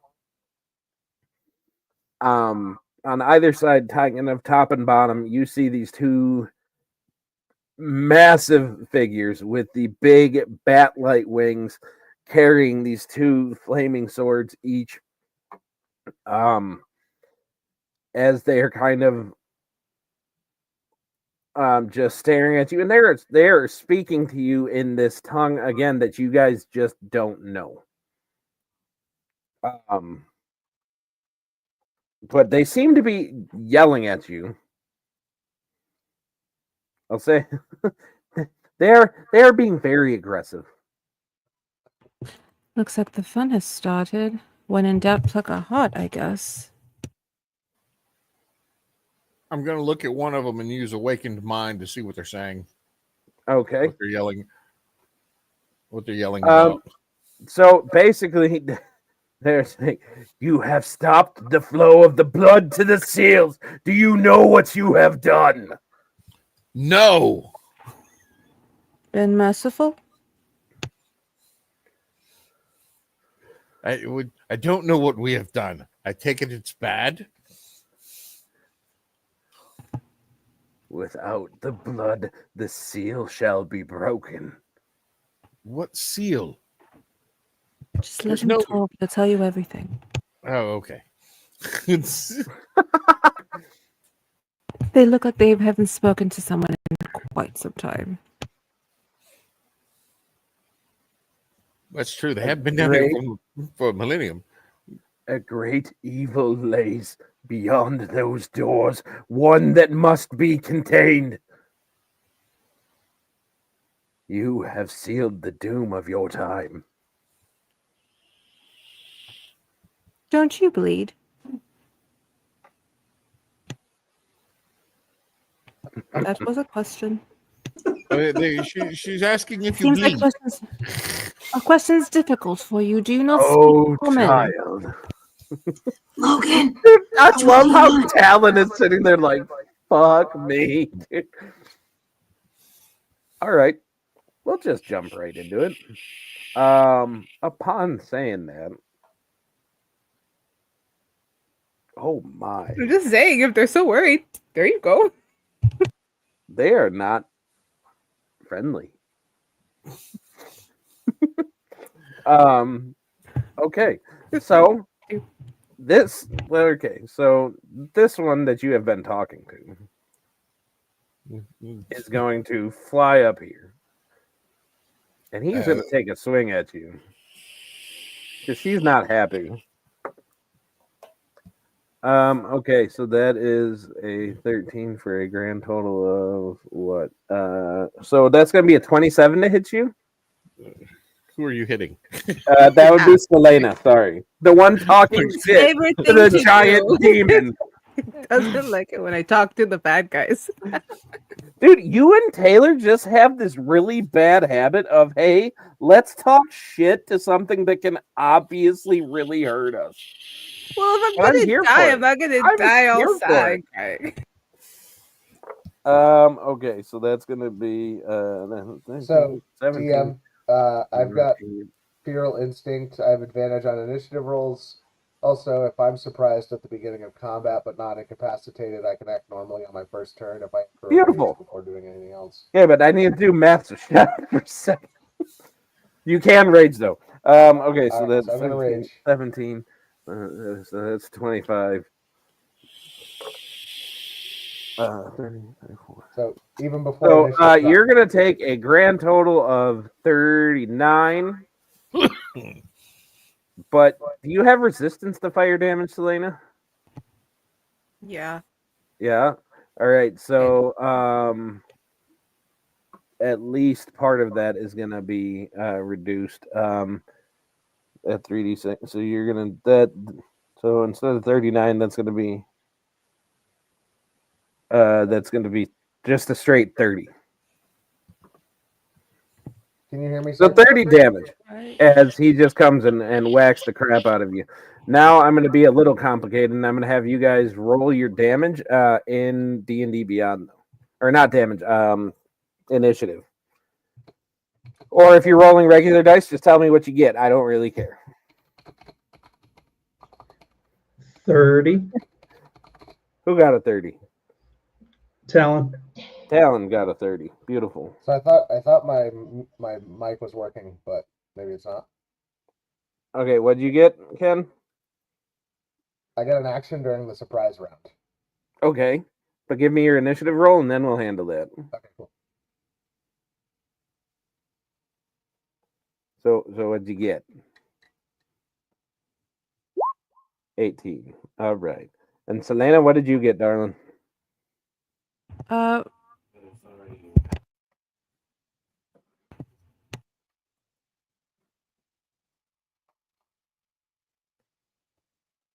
Still waiting. For who? For me? Yeah.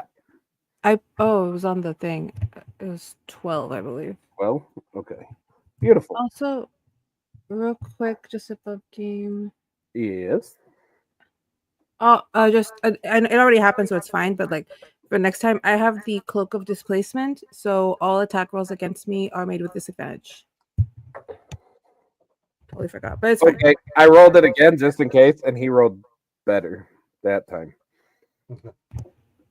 So It's fine. now, before we jump into initiative, because Logan gets to be fun because he's the beastie barbarian boy and he gets to do things.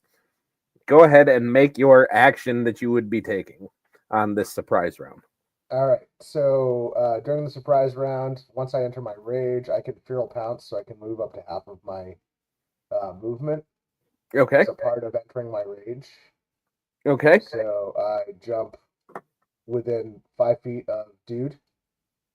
Okay. And then I am going to, like, as I rage, my claws come out. I don't get a bonus action that round because I did rage, and that's uses up my bonus beautiful. action. But I'm going to make three attacks with my claws. Okay. On this guy. You guys notice, like, Logan's hands just turn into these massive, like imagine cat claws, but like it's like my entire fingers. Like, and my muscles around the muscles around his arms just Dude, like, I'm sorry. All I'm picturing is like the nails from Sabretooth and the in the X-Men Origins. but even crazier than those. Like, seriously, Beautiful. like they're scary looking. But it is just the fingers though, because I've got these gloves on as well that have like chain backs on them, kind of. Beautiful. They're made of leather and they've got like metal backing on them. All right. And so, yeah, so I'm making 3 attacks with my claws. Go for it. To see if we hit the them. See if you hit the damn guys. The claw attacks. Let's see what we do, brother. All right, here we go. It's coming. All right, brother. Here we go. Plus 13 attack. That's a 19. 19 just hits. Okay. That is going to do 13 points of slashing damage and another 2d10 points of force damage. So I got to roll that. Well, why don't you just roll all 3 of your attacks and then give me a total damage? Okay, see if they all go. All right. All right. Well, because then if you're doing math in the background, you can just like send it to me. 22 hits. That's gonna hit. Done. Yep. That's a 17, probably misses. 17, that one misses. Astria, you are going to be up next after this, by the way. So be ready. What you got? Two launches, so 13 plus 2d10 and another 2d10. Actually, why don't I give him, actually, instead of not the second round of 2d10s, I'll give him a disadvantage. So it's Okay. So I'll give him 2d10 for one shot, and then that's it, but he gets disadvantage on his next attack. Okay. All right. So another d6 plus 7. Second one hits for 12. And the 2d10s go for another 5 points of. Okay. All right. So how much total did you do? 5 plus 13 plus 12. Plus 12. All right. So 25, Sweet. 30 points of damage. There you go. And it's all magical. It ignores resistance. Yes, sir. Right. All right. So that is going to bring up Astria. So Astria is first going to start singing as he makes sure that his weapons are well at hand. He is going to cast haste on himself. Okay. So you would like to mage, is what you're saying. I would like to mage. Because I get to use haste to take an extra attack action, specifically for the Blade Singing Wizard. One of my attack actions can be a cantrip. Okay. I read that as I can use a cantrip to attack. Sure. Okay. So we're going to Arc Blade him. Okay. Yep. Okay. I didn't pay attention to the spells you guys picked, so that's my bad. That's supposed to go with a specific class, but you took it, and I'm going to let you own it. So go for it. That is going to give me a 20 to hit. Yep, that's going to hit.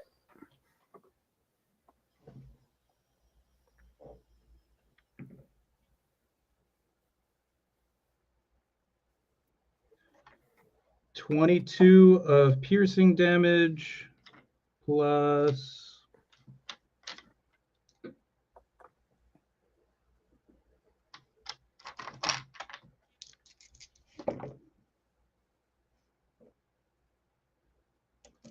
another 10. So 32 points of damage. Beautiful. I dig it.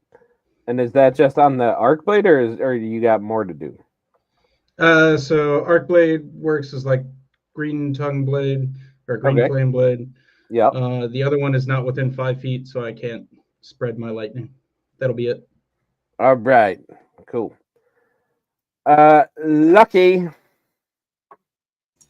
Lucky honey buddy, here we go.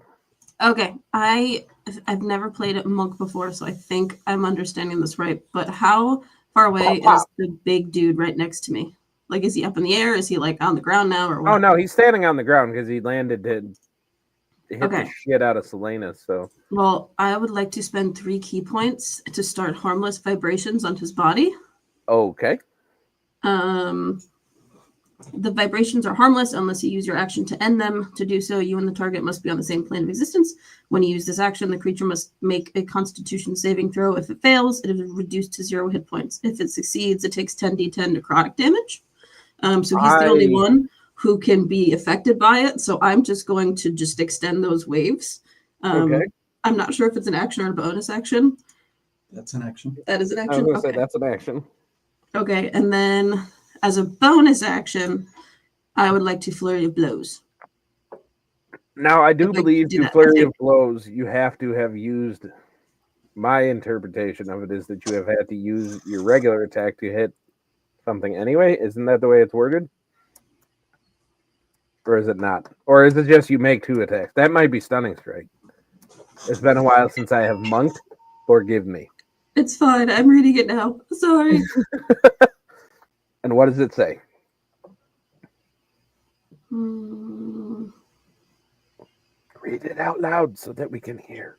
It's a lot to read. What is it? Wait. Oh yeah, no, I can't do it. I didn't attack. So that I just did the wavy thingy. Okay, and is there anything he has to make in order to get it, or it's just when you end it then? When I end it, that's when he's got to do it. Cool. So you just walk up and just kind of hit a bunch of pressure points on him. Pow, pow, Yep, pow. pretty much just Beautiful. hopping around his whole entire body. That is beautiful.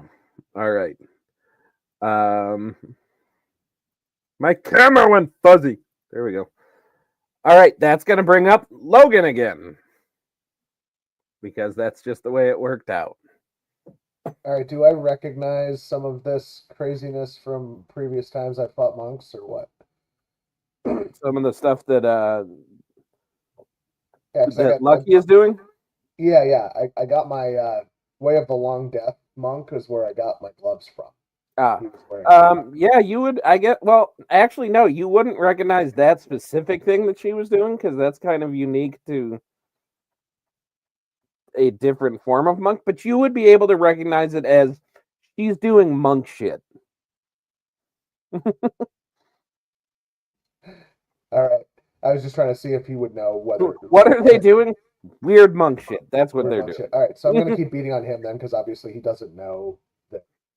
Like my character Yeah. doesn't know that she's basically just deathstroked this dude.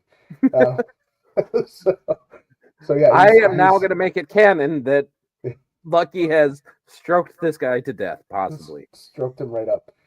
She climbed on him like a bunny and proceeded to kick all the Stroke right him points. right to death. That's in character. I like how Selkie is muted, so we can't hear the cackle that is coming off of her She's mic right dying now. over there. Yeah.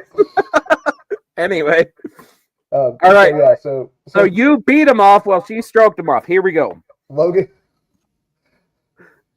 getting ready with as much of his. He's just yelling and screaming. Give it to her. I'm so upset with, like, can't believe you killed those people just for this. They are locks and keys. You know, he's like freaking out, like, as he's like, like really upset. So Claw's coming out, just shredding the heck out of this guy as much as he possibly can. Going for 4 different attacks. Going to use my bonus. Go for it. All right, cool. Roll them all in. Roll them Bonus all. it up. Do it. Do it. Do it. Roll it. Go. All right. That one's gonna hit. 23 hits. That's a Yep, that's gonna hit. Hits. For you guys watching at home, this is what sucks about 20th level combat. Everybody has a bunch of shit they can do. Ooh, that is a 1, sir, on my third. That is a nat 1. Nat 1. Yep. 14. Okay, evens or odds. I'll go odd. That's a 10. Oh, that's an even. Oh no. So, give me your what was your last? Your last one was a 14? Yeah, the last. Well, so that was my third. Okay, that was your third one. Third normal attack. Okay. And then I'm doing my bonus attack, which is my other hand. Okay, well, give me the damage on that third normal one. Oh, it doesn't hit. Oh, you know what it is? I want to know what it is. All right. Because That's nat 9 ones have points. consequences. All right, Yep. Lucky, as you're running around doing your thing, Logan is just raging out, and you kind of catch one of his, like, I'll say, like, you catch, like, the backstroke of one of his, like, claw attacks, like, Oh, it's right just up following your through it, back. Like, Okay. right up your back. You're just like, ah! Like, but anyway, give me that last attack. All right, last one comes through. Ooh, almost a 20. That's a 21. That one hits. All right, so I got 3 Okay. that hit. Yep. They're all full attacks because of I took the right feats. Yep. Give me up the damage. So the other 3 points of damage, I'm not down any hit points yet. So I will say 11 Ken plus, is a min-maxer. Yep. 22 plus third one hits for 10. Okay. So that's 32 points plus 2d10 on each here. So give me 60, 10. Yep. Force damage, 7. another 38 points on top of it. Okay. And I am going to throw Infectious Fury on one of those attacks. Well, what does For that another do? 2d12 Go of for it. psychic damage. So another 11. So that's 32 Alright. plus 38 is 60, 70, Yep. 81 points of damage. All Plus the right. 9 that I did to Selkie, but I didn't activate my gloves on that one because I was like, ooh. Shit, my bad. Alright. Okay. Go. So now it's gonna be this guy's turn. He's got And disadvantage. well, right up front.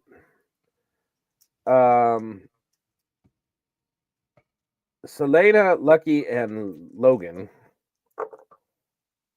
Y'all are all gonna take just 13 fire damage as this thing just radiates flames and heat.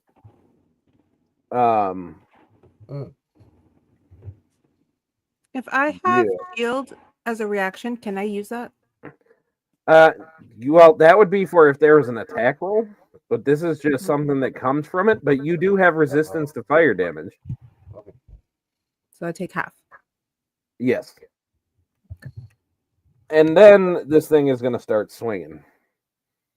How much was the damage again? 13. So you're going to take 6. So he's pretty pissed at you, Logan. So he's going to bring the heat with you. Okay. All right. So I'll do the right thing. Does anybody have silvery barbs?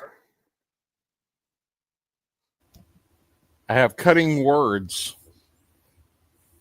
Okay. Does that do something to negate So a as nat a 20? reaction, when a creature that's not immune to being charmed, I don't remember if these guys are that, you can see makes an attack roll, an ability check, damage roll, you can expend a bardic inspiration, roll the dice, and subtract that number from the creature's roll. Okay. So you have the opportunity to do that, and there is nothing saying they can't be charmed. So I just have to. So we're going to subtract a D10 from their roll. Beautiful.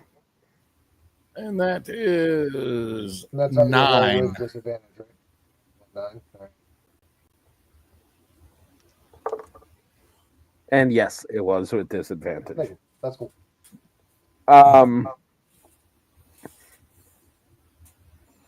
Okay, so you are going to keep one from critting, and then the second one, because, you know, when I roll 20s, I roll them both at the same time.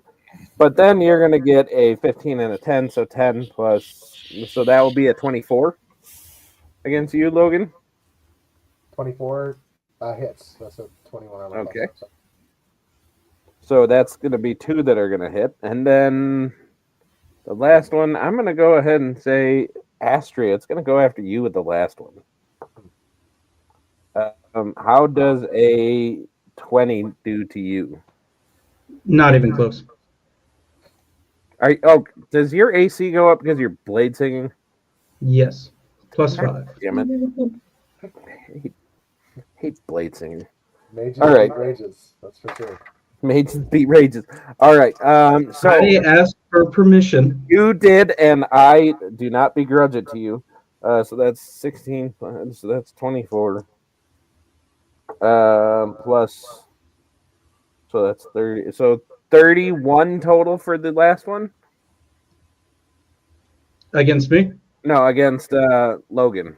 So 31 for the 31? first one, rather. So if you're raging, that is going to be slashing damage for 24 of that, Okay. which I think you're resistant to. Now let's see what my rage says. Yeah, resistance to bludgeoning, piercing, and slashing. Yeah. So you will take 13 plus 9 for that one. 22. Okay. And then the other one is going to be 18 plus 8, so that's 26. Did I do that right? Yeah, 26. 22 plus 26. Slashing 40. damage, so that's going to be 13. 13 plus 6. Yeah, plus that's a plus another 16 lightning damage. Ooh, the last one was lightning. Yeah. Okay. All right. So- So 22 for the first one. Yep. 13 plus what was the bonus? Plus 8. 21 for that one. So Yep. that's 43. All right, and then 18. Yep. 53, 61. All right. All right. And then Oof. this guy's going to come up Oh, the other guy. and he's going to introduce himself to Mr. Astria as well. I messaged you, but disadvantage against me. Oh, you suck so bad. Displacement. Well, the first one is still going to be 16 plus 14, so 30. I would like to use my reaction to cast Shield, putting my AC up to 32. You're a not nice person. Okay, the second one with disadvantage, because you're taking away another fucking crit. That's going to be 18 plus 14, which is 32, that ties my AC. there you go. And then last one, he's going to try against Logan at disadvantage. That's going to be a 21. Does that hit you? Meets. Neat. All right, sweet. So for this one, again, do stuff. Okay, so for you're gonna take that's 7 and 10, 18 plus. So that's going to be a grand total of 23 damage. Are you immune or are you resistant to anything? Don't believe so offhand, Sweet. but I'm taking a look real quick. Sweet. And then to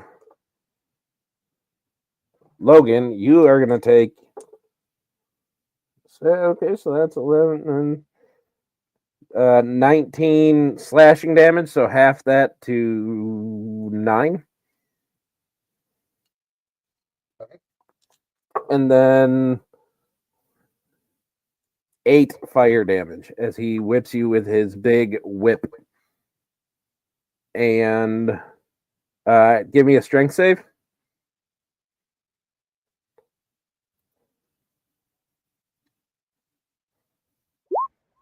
Is that me or No, Logan? Logan, sorry. Strength 26. save. You do avoid being pulled. Uh, All right. Can I grab a hold of it? The whip? Sure. Yeah, I mean, okay. As a reaction, So here's can I the try thing. and pull him Here's back? the thing. Okay. I will allow you to do this. with the understanding that you are actively grabbing onto a flaming whip that is made of primarily like legitimate flames. Okay, no. But there is some force that is holding it into a whip shape, which is why Okay. I'm saying yes, Nope. you can. No, I don't want to do that. All right, never mind. Okay, good. I've changed my mind. I've taken plenty of damage this round. I don't need to add more damage. See, to I it was just going to to say look cool. yes, you can, but I thought it incumbent upon me as a DM to say bad shit is going to happen. Facts. Um, All right, so how much was that total that I took? 17? yeah. Right. And this is going to bring up Selena with Dr. Whipplebottom on Dexa. Before we move on, 2 questions for you. Yes. Can you repeat that damage for me? Because I kind of completely missed it. I hate you I sometimes. think it was 22 for me. Sure, we'll go with that because I already moved on and I don't write it down and I'm using real dice because I hate random number generators. Pay attention, And Talon. You asked me about resistances, which I don't have any. And then I've got a 25 to maintain concentration on haste. All right. You got resistance to paying attention, apparently. That I do. God, I love you, Talon. You're wonderful. All right, Selena, what are you doing, my dear? Okay, first, upon getting hit, so she's a little spicy. I'm going to use my bonus action to bust out my dragon wings and use my movement to fly into the air. Okay. And once I am above, I will be casting. Where did it go? Ice Storm onto. It's a 20-foot radius. Centered on the Where am I? creature? Or on you? Well, it's centered on. I can aim it. Yes, and that's why I'm asking what because it's a 20-foot radius to the target, right? So where are you aiming it? Because you're also probably going to be raining this down on your party.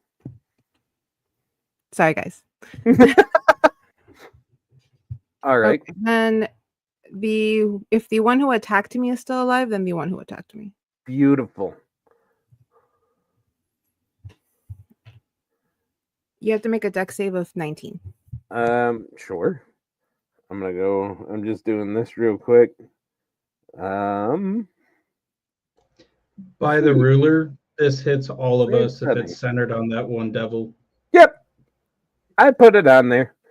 Okay, so he has to make a dex save.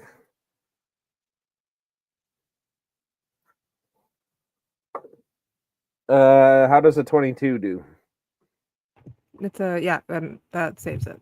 Okay, so does he take half damage? Upon getting it. But also, I need everybody in there to also make a dex save. Anybody that is in that blue aura. So everyone. Everyone. Oh shit, that does mean the other. Yeah. It doesn't really tell me. Saves, and I have a ring of evasion. I might. It doesn't say. What is this? What is the spell? It's Ice Storm. Okay, let's. You can't select and choose targets with Ice Storm. It's everybody in the range. Yeah. Yeah, but okay. So Ice Storm, legacy rules because we don't use 2024. 20-foot radius, 40-foot high. A creature that is going to take 2d8 plus 4d6. Yeah. 2d8 bludgeoning, 46. And that's if you just cast it at 4th level. Are you upcasting? No, just 4th level. Okay. So everybody make your dex save and just tell me what is the number, Selena? 19. 19. In classic form, I rolled a 7. 16 plus 11 is a 27. Okay, so you're gonna hit AMDM for the full on this. Again, sorry.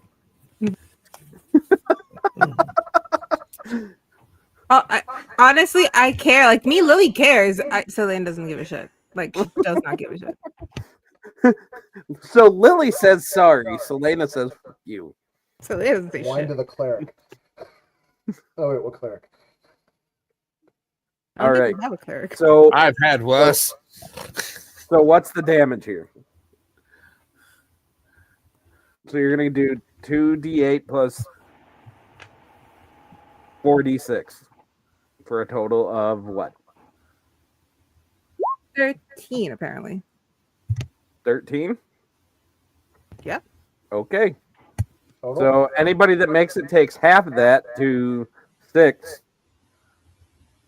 Well, and I take even less because it's bludgeoning for some of it, right? Yeah. So 6, what, 4 points? I don't know. Yeah, just call it 4.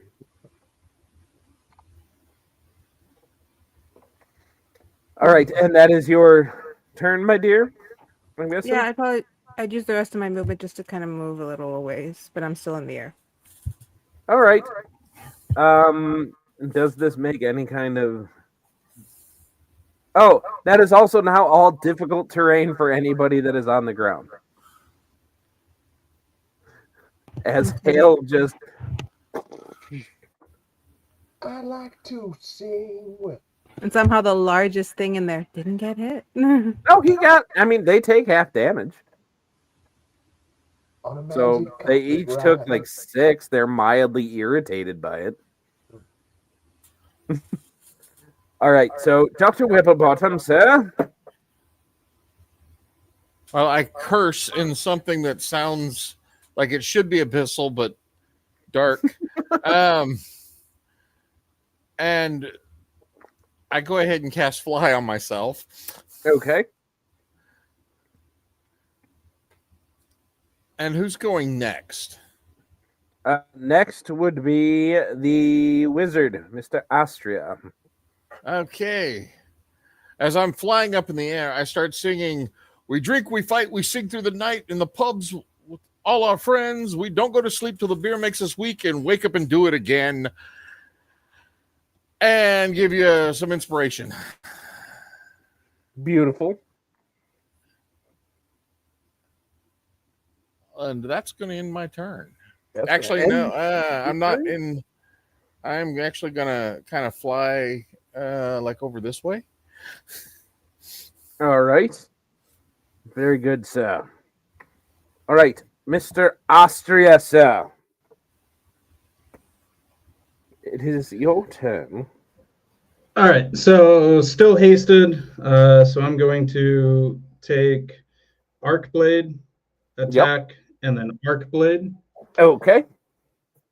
for a 25, 25, and 29 to hit. Absolutely. That's going to be 34 points of bludgeoning damage, or piercing damage, excuse me. Okay.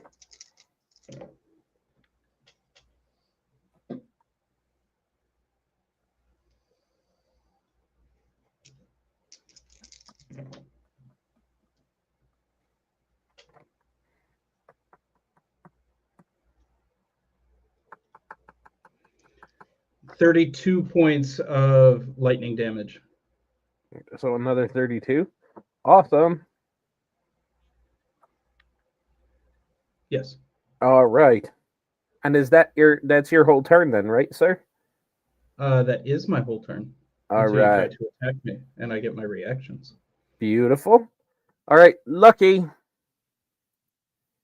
Lucky is feeling a little bit agitated, having, her back getting scratched up a little bit and all this hail hitting her. I was going to say, then get pelted with ice. Right. So she's going to look up at the one in front of her and just, anyway, as my delightfully morbid friend said, do you bleed? And then she's going to drop her concentration on that.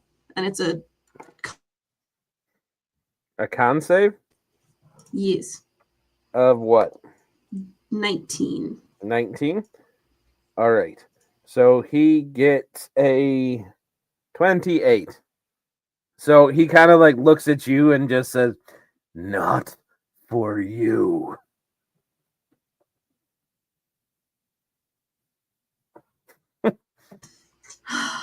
Okay. That means you take 10 How 10 points do of I do the damage. measuring thing? In 020, there is a little thing over there that says the measure. You just click on that. 10d10 necrotic damage. Oh, thank you. Okay. Do.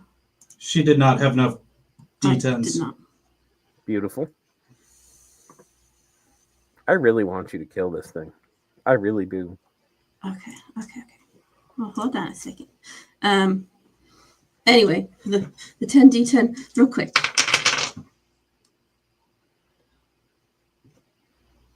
Now do the mathing. I'm trying.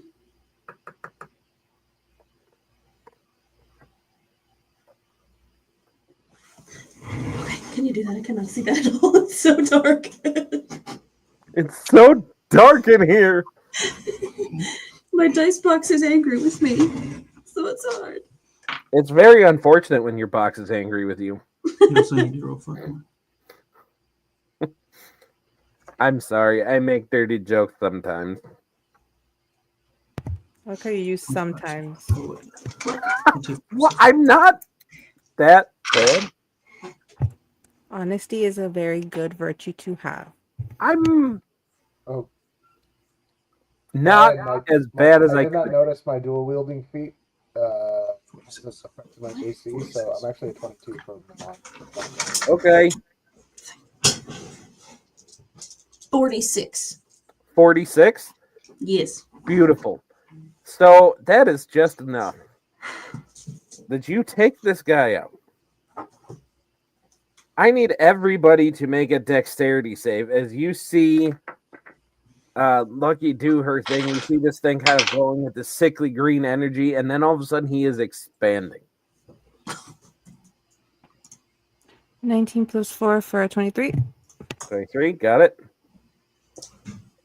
27. 27, you got it.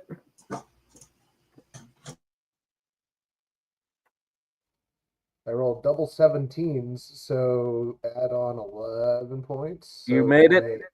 DM, what'd you get? 16. I rolled higher than a 10. So 16 total? 16 total.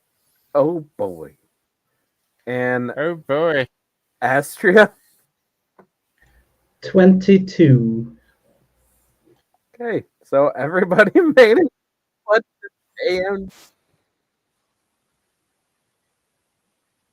So what's the Okay. what's the range on that? Because I moved out of the that would distance away be from him. a Or is that the other one? excuse me, let's go go. away. Everybody within a 30-foot radius. So Oh, I go just here, and damn I go here, and I go just quite. everybody in that. Okay, so if you made it, you are going to take 35 points of fire damage. So half for me. Yes. So that I take 70 points of damage. You take 70 points of fire damage as this thing erupts in flames as it dies. And also, all flammable objects are ignited.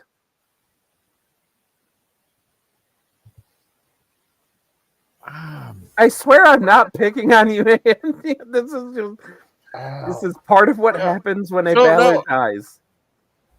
So as his clothes burn, you see them start to repair themselves. I got clothing of mending. That's a magic item. It's great.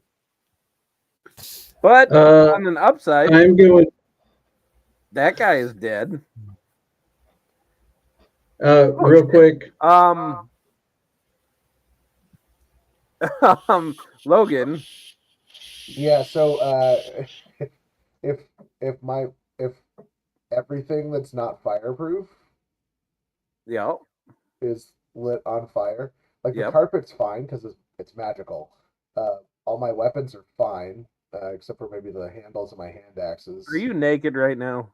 I'm naked, and like my backpack's on fire. Hmm. Can I take a free action to urinate on the backpack just to put it out?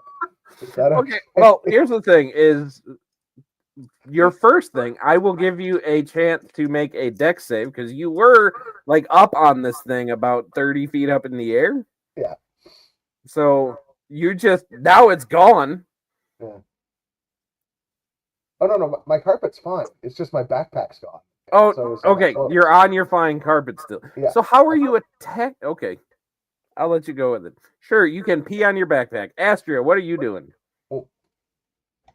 I'm going to use Song of Defense. I'm going to sacrifice a 6th level spell to completely negate all damage against me. Okay. As Dr. Whipplebottom says, I wish I had that. I used a bunny hop to get to the other side of them, big dude. Okay. All right. So Logan, you are up now. Okay. So bonus action, scooping up one of the potions of supreme healing, Okay.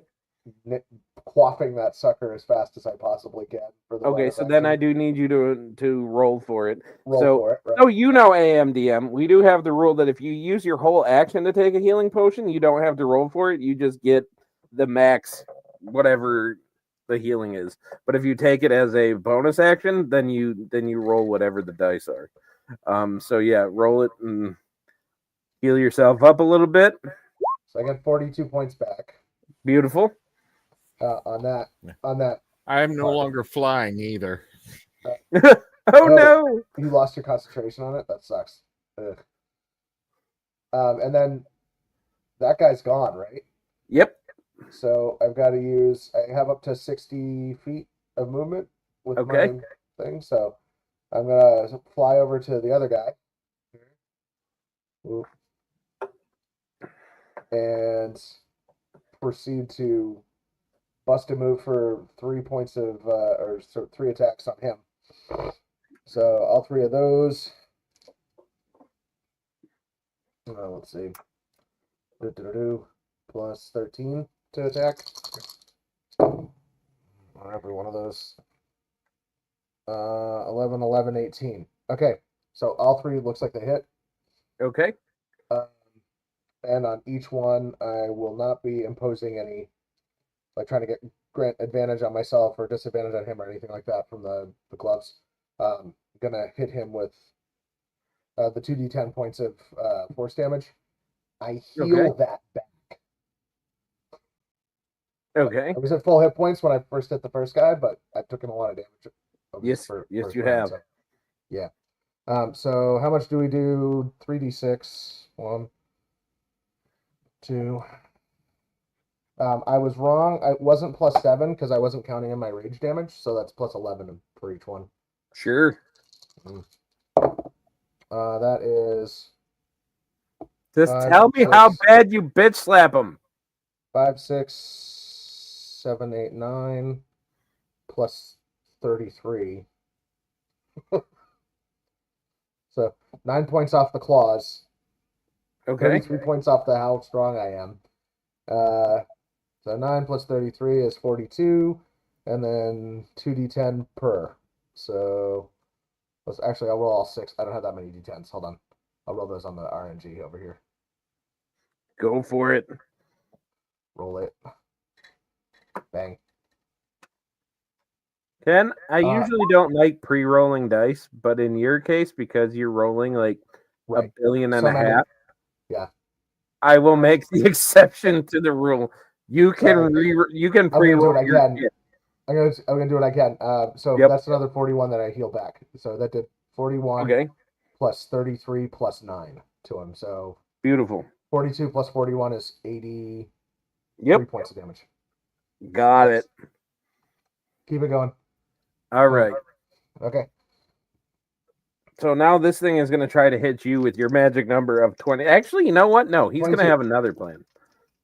The first one. What's the AC on the carpet? Ooh, that's a great question. Hold on, let me look. Because he's irritated that you're buzzing around him. Let's see. Dude, Inspect the there's carpet's 27 command word. messages in the private chat that you guys are having Perfect. fun over there. Hold on for a second. I don't know.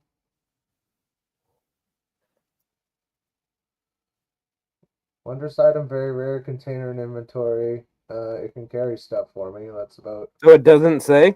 It does not say what it is. So, I mean, I don't know if you want me to look at what we have read as written or read as interpreted on it or anything like that. I'll look it up. Well, here's the thing: is it's kind of just a flying carpet. Yep.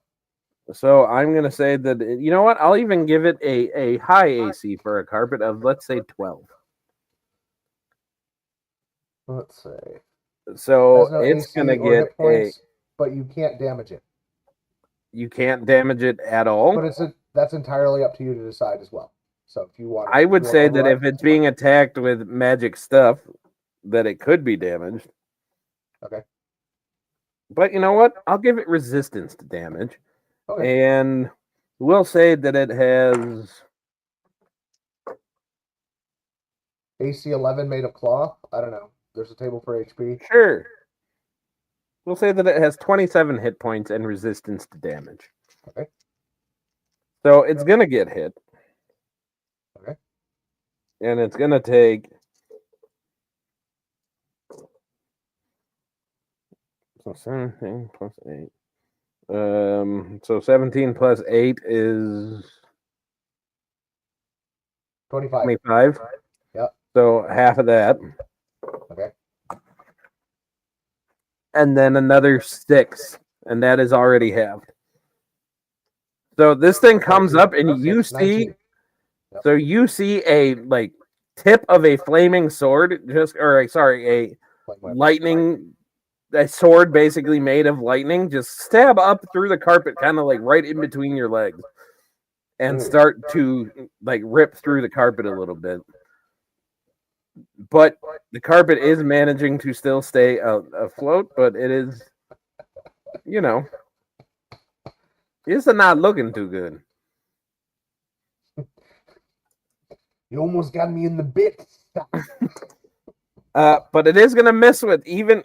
It does get a nat 1 on its second go at the carpet. Is it going at the carpet again? Yeah, it's pissed, and it's a relatively simple creature.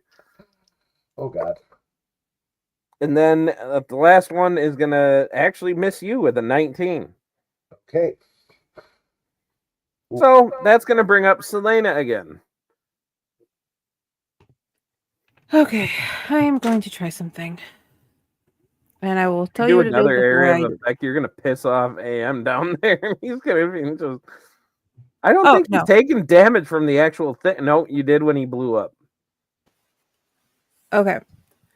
So first, First, I'm going to use my bonus action to use unsettling words. Okay. So What does that do?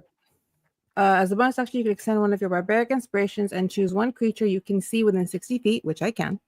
Okay. Roll the barbaric inspiration die of 1d6. The creature must subtract the number rolled from their next saving throw. Okay. And if I'm rolling the 1d6, or are you? Because if I'm rolling it, that's 6. Okay, so he will take 6 off of his next saving throw. All right, and then I'm going to use a spell. Go for it. It is called Glare. Okay. You cast a disdainful glare. Are you giving the look to a freaking demon? Oh, yeah. You cast a disdainful glare at up to 2 creatures, but it's only going to need 1. Each target must succeed on a wisdom saving throw or take no actions in the next turn, and reassess its life choices. If a creature fails the saving throw by 5 or more, it can't take actions on the next. It can't take actions on the next 2 turns. So what's the saving throw that he's going for here? Apparently 19. 19. Shut the fuck up. Okay. So with a wisdom saving throw for a grand total of 7, minus you what? Minus successfully minus the 6. So of 2. You have successfully given the look to a demon and has a fucking demon questioning its life choices right now. God. She's just kind of like, she just And flew now- over, dead glaring. I just picture her floating there, just like crossed arms. It's the British mother disappointment face. Beautiful. All right, AMDM. You now see you. I would guess that even he would be a little confused at seeing a 30-foot plus tall demon legitimately questioning its life choices. It's getting the school mom glare from Selena. You're muted, sir. I can't hear you. I keep doing that. That is it's all good. so harsh. Well, So I'm gonna look at Logan.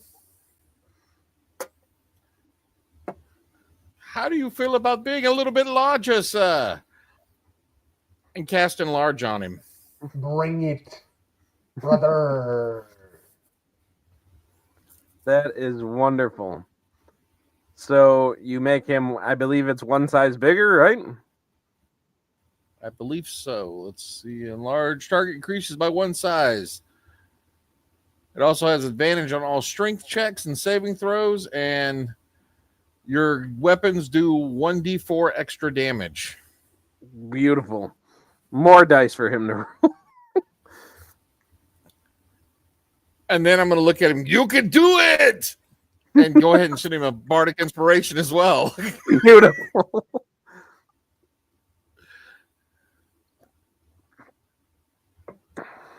And then I'm going to make sure I'm more than 30 feet away from this bastard.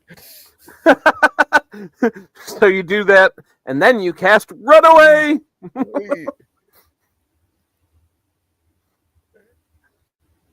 Yes. That honestly, the way you've been rolling, I do think that is a good course of action. I think that was all it. right. Yeah. As you are hiding back there, give me a perception check real quick.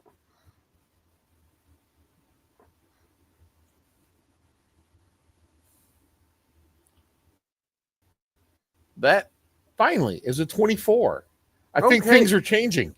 So you notice, like, on the walls, you see some of these runes that they say basically an extended version of what you saw on the wall that popped up in the stairwell.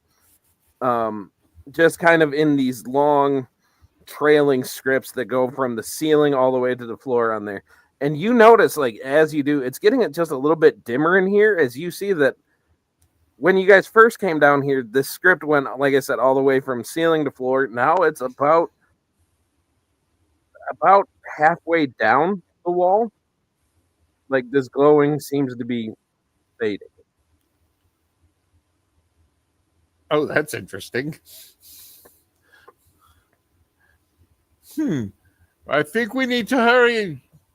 The walls, the lights is dimming. Is it a good thing or is it a bad thing? I don't know. And that ends my turn. Sweet. Astria, sir. So why shake up a good thing? So we will, since we're still hasted, Arc Blade, attack, Arc Blade. Go for it. I did read Arc Blade incorrectly, so all of my normal damage turns to lightning. So all right. Piercing is only going to be on my normal damage. Sweet. I have 31, 29, 32. And that's damage or that's to hit? To hit. Yeah, that's going to hit. You just like saying big numbers. I do.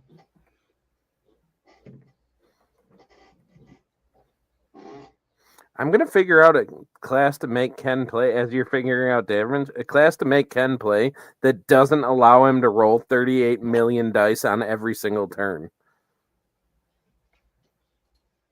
I'm gonna find out which one. Calumny.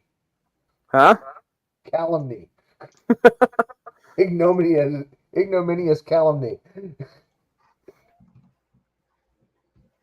All right, what's the damage there, Talon? Are you still rolling? Tell me you're still rolling. I am. Hey, Awesome. DM, as a reaction to that enlarge. No. What? No. Oh, so my weight octuples. Oh, that's awesome. So I basically like stomp the. I weigh more than what the carpet can hold now. Yep.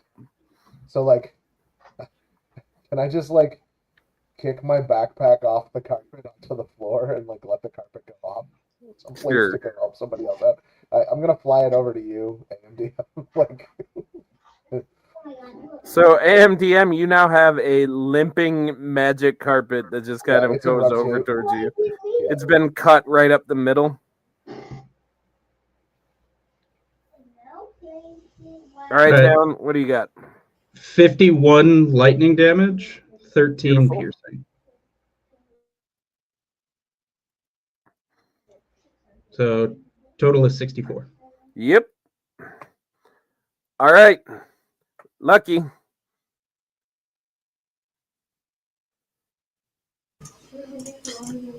I would like to headbutt him as my first attack. Okay. I got a 20. Beautiful. A dirty 20, I'm guessing? Yes. All right.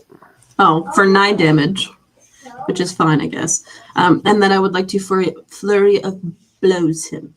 Go for it. Pop, pop. That was a crit, though. So that's 34 to Beautiful. hit. Okay, so remember you take max damage and then you roll it. Do you want to do that for me? 32. So 32. Beautiful. And then 2d12. Okay, that I can do.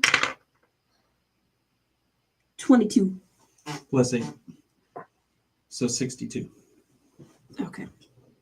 So 62. All right. And that ought to do it. Okay, don't you have another attack, like another regular attack? Because I do believe monks should have at least 2 attacks. And don't forget you have stunning strike. Oh yeah. And you can flurry of blows again. No, let's do the stunning strike. Knock him off a little bit. I will say he already can't take any actions on his turn. Okay. Fair, at fair. all. Okay, Because so I'm he just is gonna getting glared flurry of at. blows again then, if that's okay. No. No? Unarmed strike. Oh, okay. I still can't believe that Selena is just sitting there 18 probably giving him doesn't a hit. roll. 18 does not hit. Okay, that's fine. But I think you can still take your flurry of blows as long as you throw the attack, though. I don't think it says that you have to land it. What is that gun sound? Scroll up. Scroll up.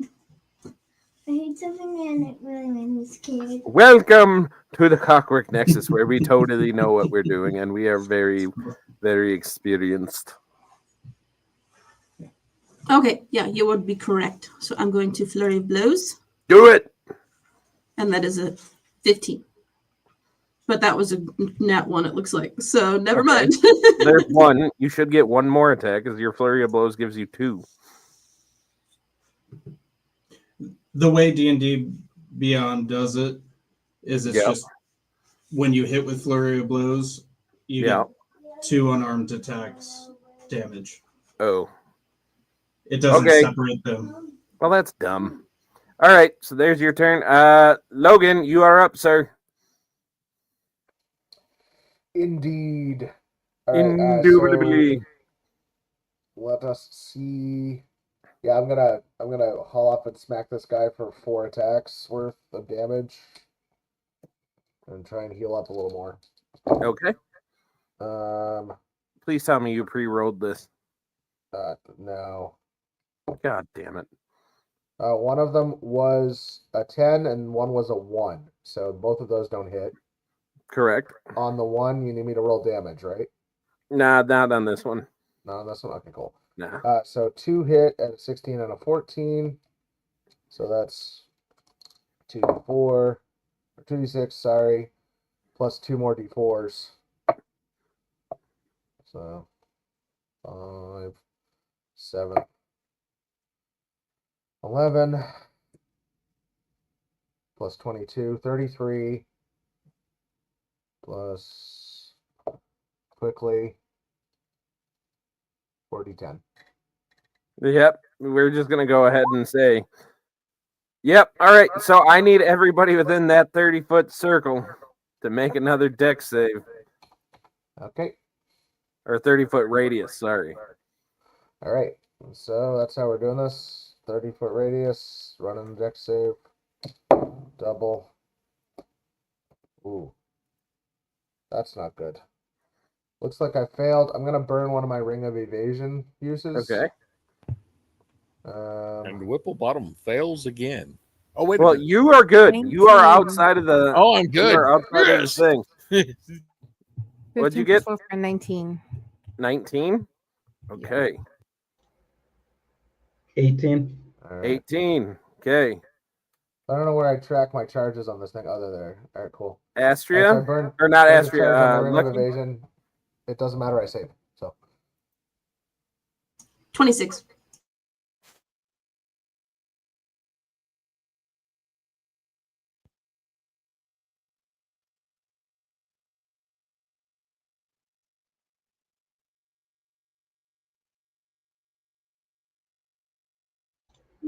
You're muted. Myself. Yep. So if 17 you 17 does not save, what you guys were looking for was a 20. okay, yeah. So I save anyway with my Ring of Evasion. Yeah. So the rest of you are going to take 79 fire damage. I'm going to burn a and you 6th take level half of that. spell. Again? Last one was the 7th. I'm going to burn a 6th one this time to Okay. knock the damage down by 30. All right. And that means, luckily, you would only take, we're going to say 39 points of damage. Yeah, 39. Okay. Yeah. For Lucky and Logan. Mine's half of 70, you said? Yeah, no, half of 79. So you would also take, we're just going to call it 39. 39? Yeah. But the good news is that guy is gone.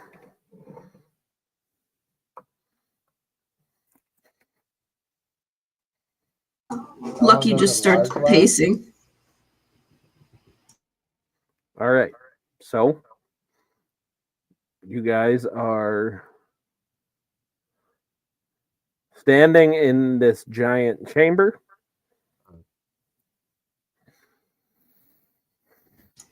Lucky is pacing around in circles. Does it bleed? She said. Does it bleed? No, it combusts. Yes, we've seen that it explodes. The walls, the writing on the walls is no longer glowing as brightly. Has anyone else noticed this? Some of us were a tad bit distracted. Yeah. It was easy work. I mean, you all were doing quite well. It seemed best if I not interfere and get in your way. How long does a large last for, Whipplebottom? 1 minute. All right. So time's ticking on that. Do we want to try? I mean, I'm still enraged. I don't lose my rage unless I want to at this point. So I have to end it or I get incapacitated. Those are the two ways that my rage ends. Right. Period. So do you want me to go try and like open the door up? If you would like to Alright. open the door, go for it. So I'm going to sip on a potion real quick, and Astria is definitely looking kind of battered and worse for wear. I cast Mass Cure Wounds or Mass. Let's see. Oh, Mass Cure Wounds. okay.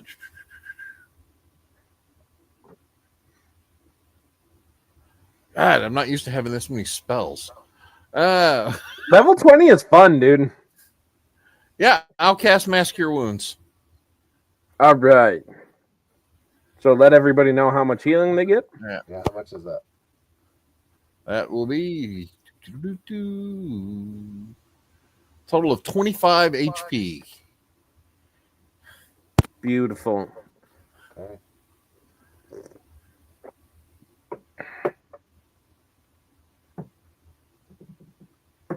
That almost tapped me off. Greatly appreciated. Thank you. Yes, my So- pleasure. I feel better. Yeah. So I'm gonna. Astria is definitely going to feel a little bit better, but he's still gonna drink a potion very, very slowly and deliberately. Oh, there you go. That's 60 hit points of healing. Nice.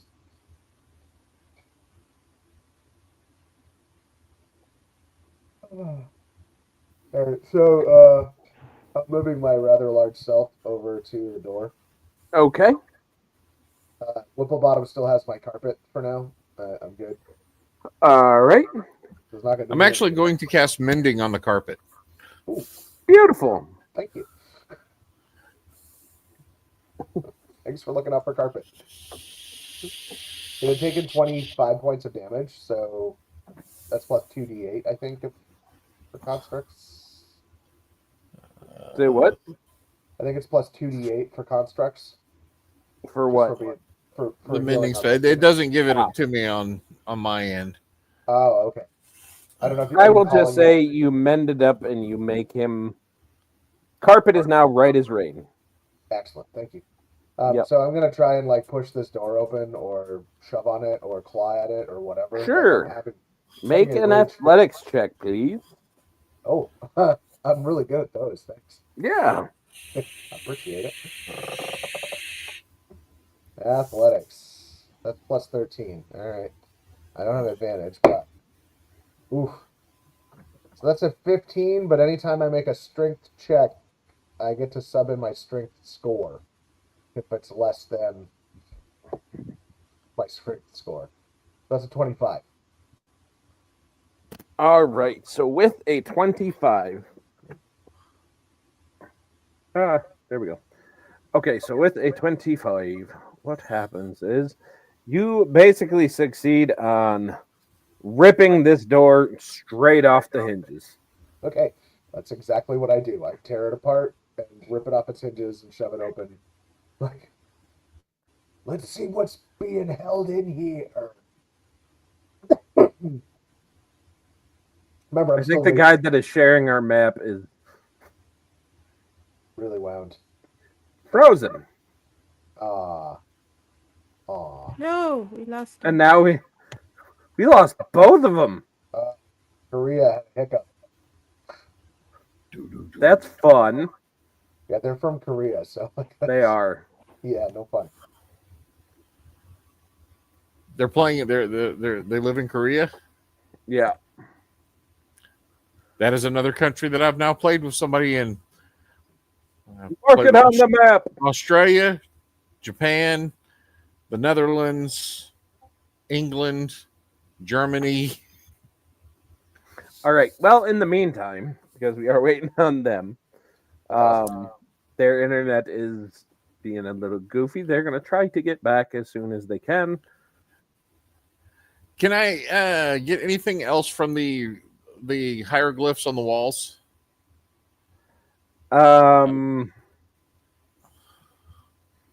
As far as what are you looking for? Just information about the tomb. Okay. Any more about the pharaoh that we don't already know? I will say, like, it doesn't. So from the regular, the hieroglyphs on here, it doesn't tell you anything that you don't really know per se. Like it tells you a little bit more of like suppose like ancestors before him, and that he comes from a long line of pharaohs, but nothing really telling like nothing indicating that he was good or bad. It just On Tuesday, he choked on a plum. pretty much went for a hunt at age 12. Like it is the world's most boring autobiography in hieroglyphs. But you do notice as it's going, those the glowing runes that Astria pointed out as those kind of ley lines, they are continuing. Like the glow is continuing to go down. All right. So before our minute runs out, I want to move into this hallway and kind of see what's going on with these like pillory things off to the sides here. I just realized we don't have a map up anymore because he's gone too. That's Oh, fun. sorry. Do you want me to? I'll try and cast mine again, but You can try. Hopefully, we don't lose you too. yeah.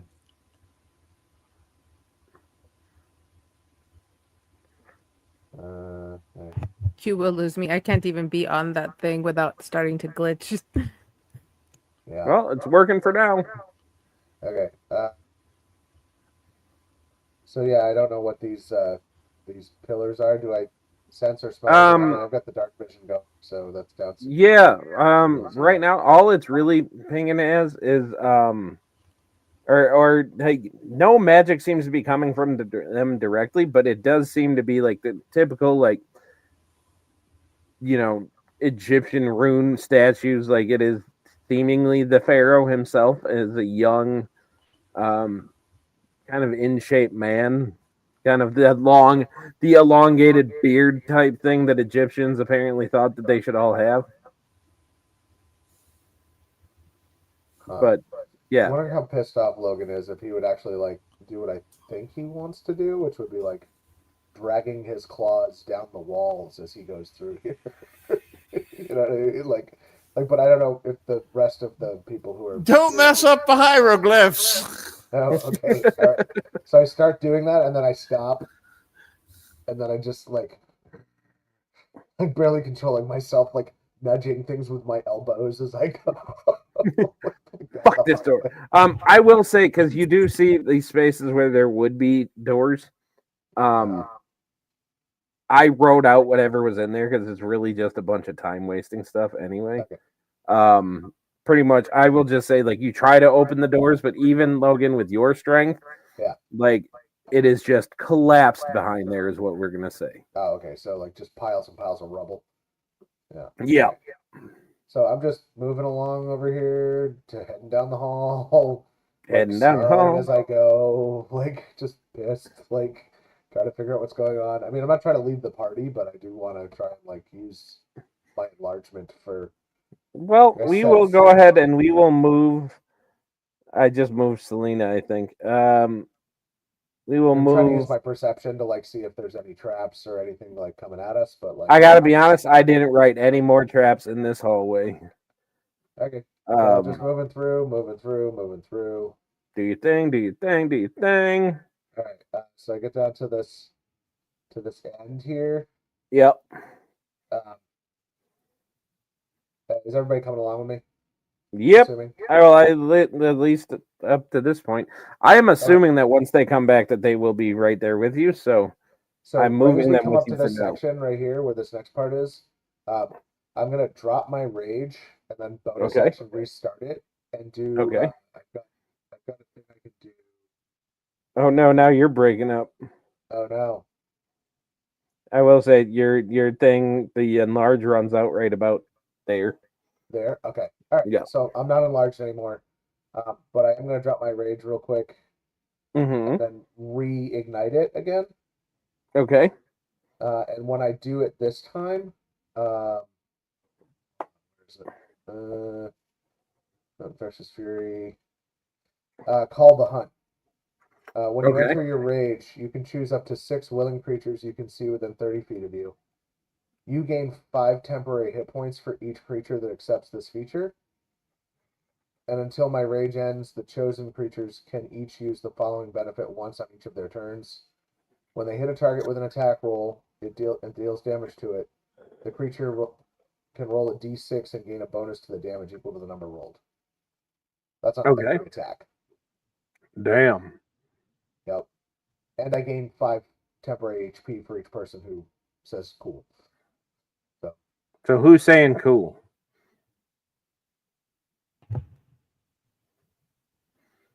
How about far out? Far out.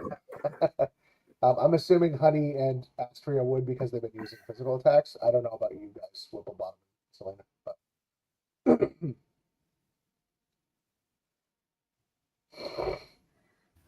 can you hear I me? don't normally like to get into the fisticuffs, but if I have to, I can do all right.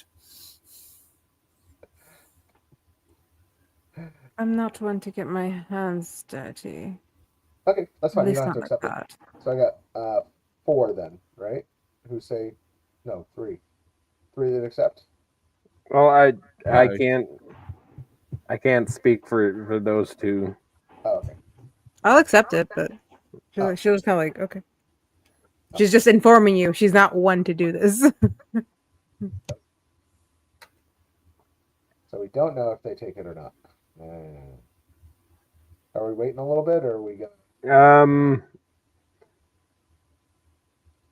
Well, I was gonna try to, but I don't know what's going on with them. So I mean, They got snatched. They've fallen to the Pharaoh's curse. they might have. They're turning to stone. They've been petrified. They've been petrified. You know what? I'm just gonna do this for now. I will say that they are. Yeah, they've disappeared for now, and if they come back, then I'll say they're back. But for now, they've disappeared. Boy, oh boy. All right. Okay, so just the 2 of you. All right. So, Because I don't want to make actual plays for them. no, that makes sense. Like saying that they come with you guys is one thing, but I don't want to get into. So are they hanging back like at the entrance then? No, for as far as you guys told, they have disappeared. The magic of the tomb just Yep, twisted away for you some 100% get that it is the magic of the tomb. I once studied a thing for one of my cousins. It was called the Shard of Calamar. It was from a comet that had dispersed itself and embedding itself into various individuals. And every now and then, it apparently would take them out of space and time completely, erasing them from reality.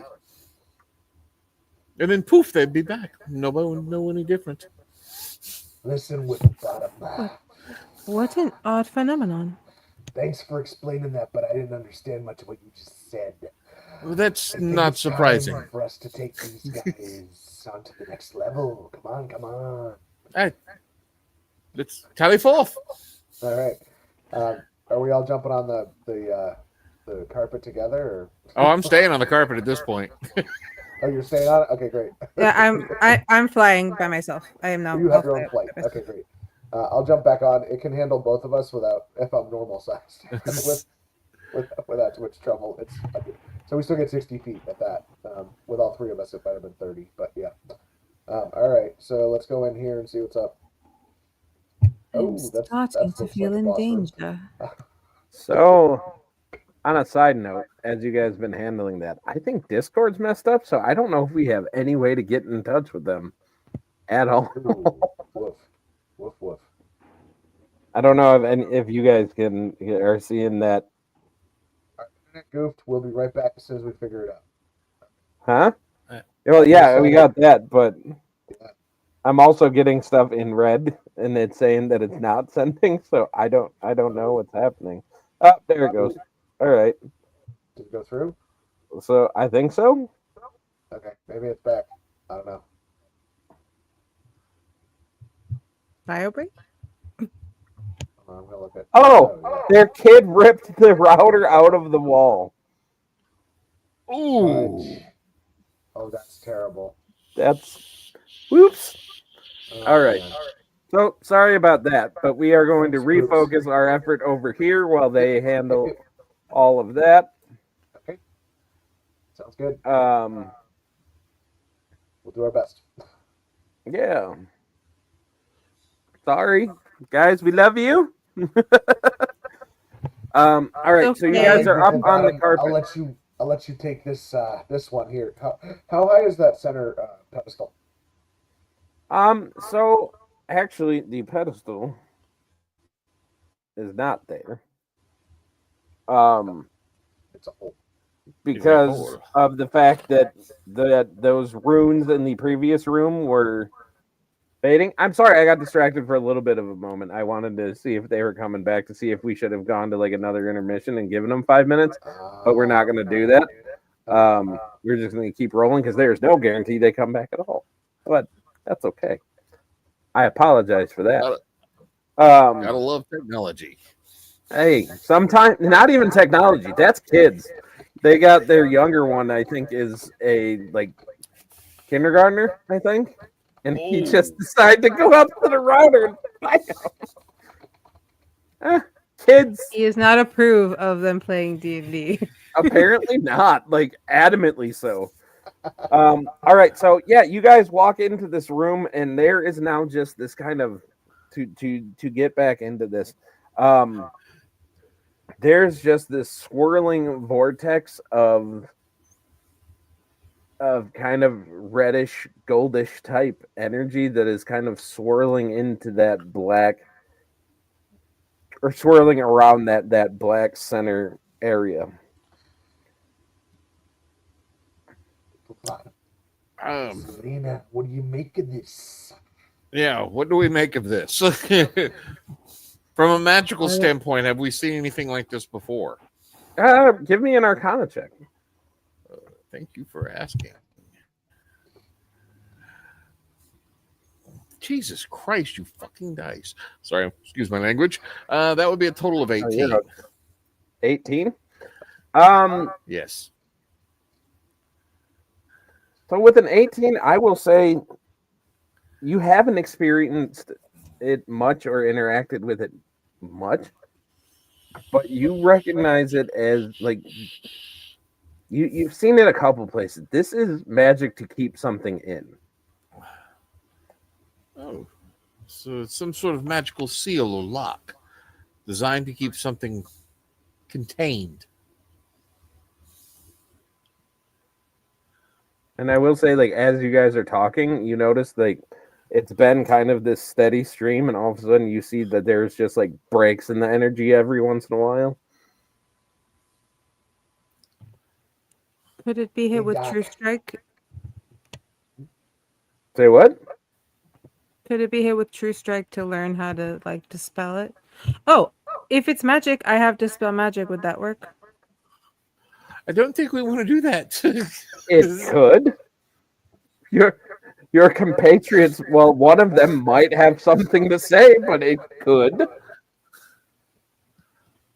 Hey, this is where that guy is trapped. And I'm assuming there's no treasure in the room we're in right now, right? There's no artifacts. Not right here, no. Okay, so yes, and that is also where he said he had the crystal and the jewel and the other trinkets and artifacts that we are here for. I do not plan to just jump into the vortex and be stuck in it. I don't know if I'll have access to dispel it once inside. I could dispel it now, and we jump in. I can then seal it so that no one can exit. I do have a spell for that. Oh, within that case, we'll be quite good then. I am so happy right now. Hey. Don't make me wait And any then longer. everyone felt a chill go down their spines. Okay, I gotta say, because I'm gonna be up front. I get the basic maps for this and the basic outline of a story from a pre-generated like one shot from a great guy. I'll use this as a platform to give a guy credit. This guy called DM Dave writes great one shots. He's great. He's all that. I will say, if you guys go to use him, very combat heavy. So I remove most of the combat and I input a story. And the one that I was writing for this particular one shot, I was very excited about. I was like, man, this is an awesome story that will tie to another one of these one shots. But anywho, so yeah, the fact that you're just coming up and dispelling this magic, I am so here for this. I feel that was the DM shortcut for saying, "Go ahead, please do it, please do it." Which means we should leave. Just, Are you bummed? No. and I'm saying this as a DM. No. If that was me, you should leave. I'm bummed, I'm bummed. but I wasn't bummed. As I a was baby stoked. DM, I can see. As a baby DM. I should put it to a vote. It's three of us. So above table, like I get that that's the thing. However, my guy is raging and like is ready to like rock and roll. Yeah, I was So, gonna say if you are staying in character, Yep. Selena would 100% like She what would- you said made perfect sense, and it would make Perfect sense to her, me and that I'm she there would for it just too. go for it. I'm there for it too. Like The vote is just to be nice. It's not The, good. the vote is pause the another illusion. trunk.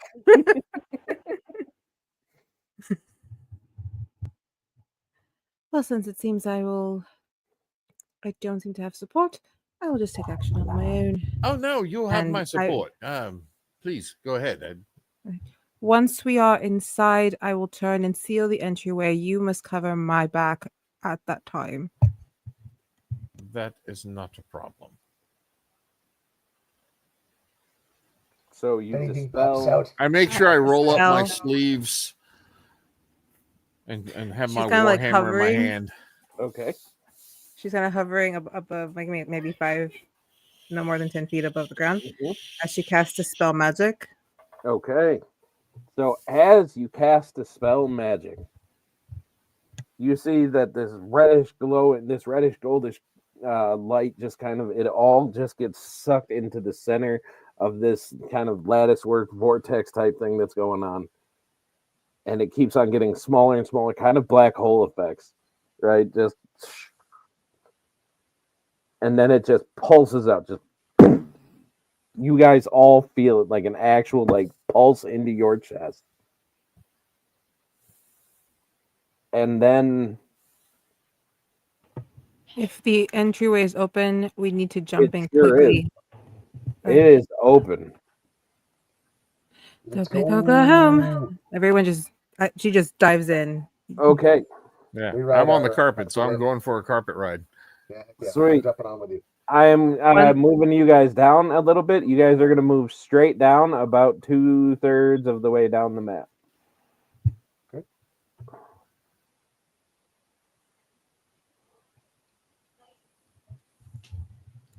Once they're behind her, she's going to turn back to the.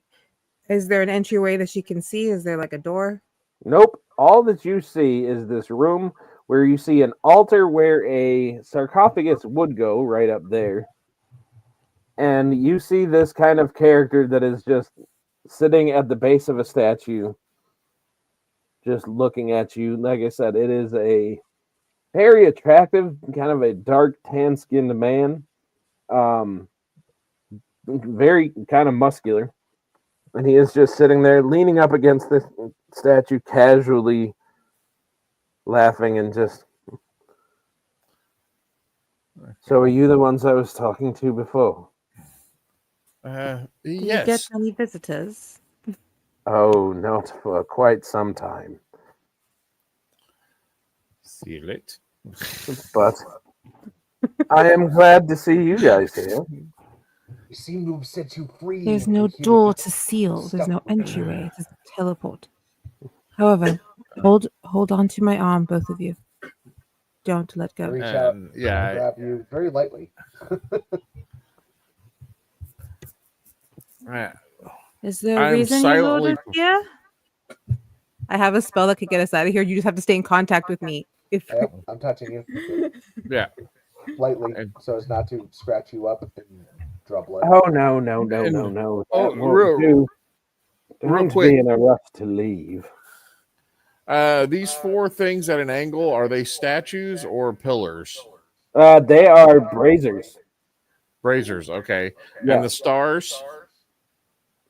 The star is this big statue of. You actually see a kind of a demonic looking figure with his wings spread wide. How big is the statue? If you were to compare it, tiny, small, medium, large, huge. It would definitely be huge. Okay. To the west and one to the south of us as well. What were you saying? Oh, I was saying there's two more stars. One up, and one down. Mm-hmm. Yeah. And then the one behind him is a statue as well, correct? Yes. Okay. Remember, he talked about the statues. Yes, and I've got 2 spells in mind to help us out. Are you saying that out loud? No, Above game. That's all above the table. That was above table. Okay. Anything said outside of the accents is above game. Yeah, sorry about that. Okay. So I'm really hoping our friends get back.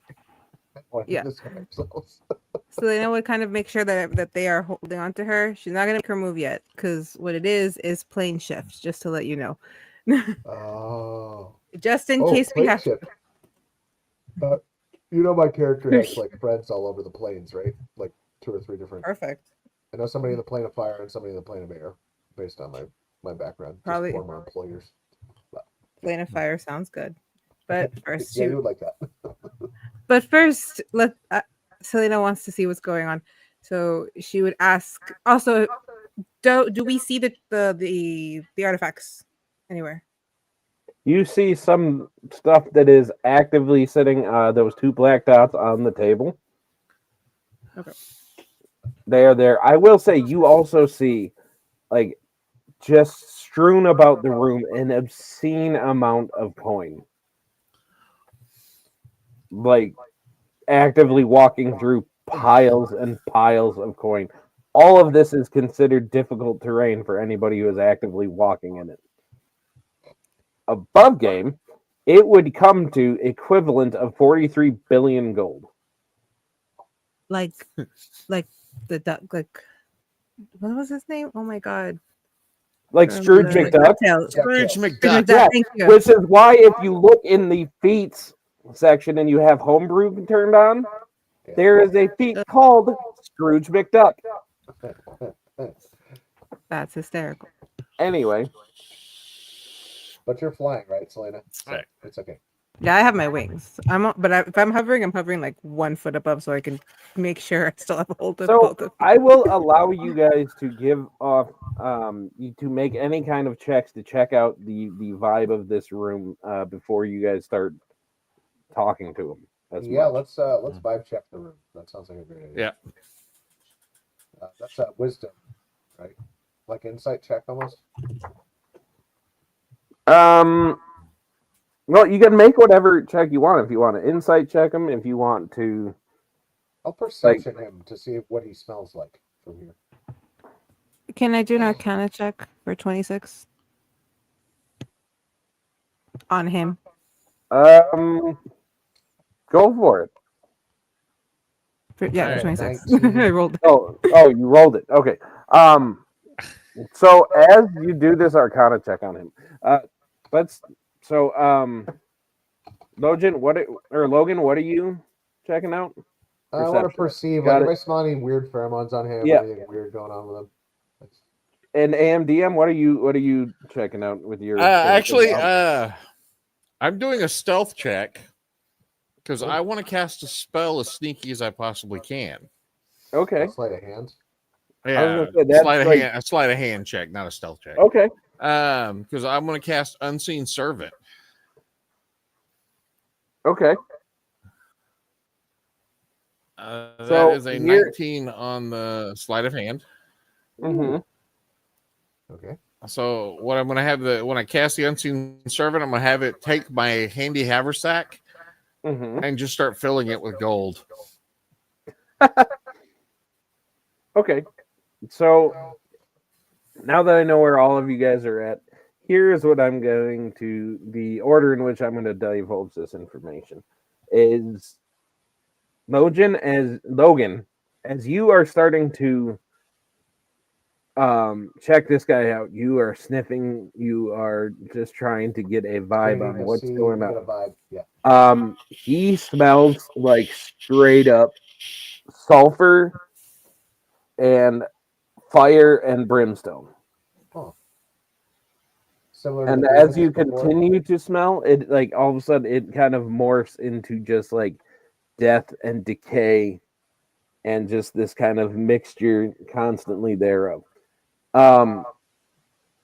Selena, very as evil. you are checking out the arcane, like getting the vibe from the arcane part of it, he is this glowing beacon of magical energy. Like, from what you can tell, a being of pure magic energy.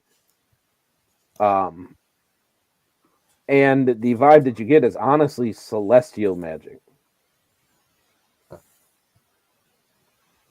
But a corrupted celestial magic.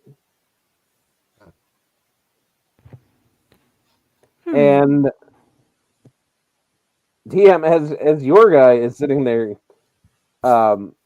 shoveling gold into the haversack, you notice that this guy's eyes are just following your unseen servant. That's perfectly acceptable.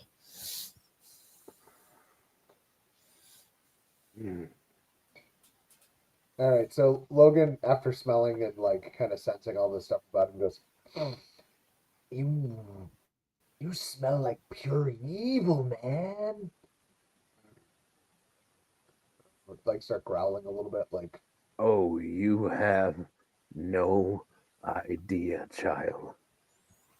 "I'm no child of yours, but I want to know what's going on." What's going on is that I have been trapped in this prison for far too long. How did they trap you? Well, it goes back millennia ago. Is your generation familiar with the Blood Wars? The wars between devils and demons, the wars for the hells themselves.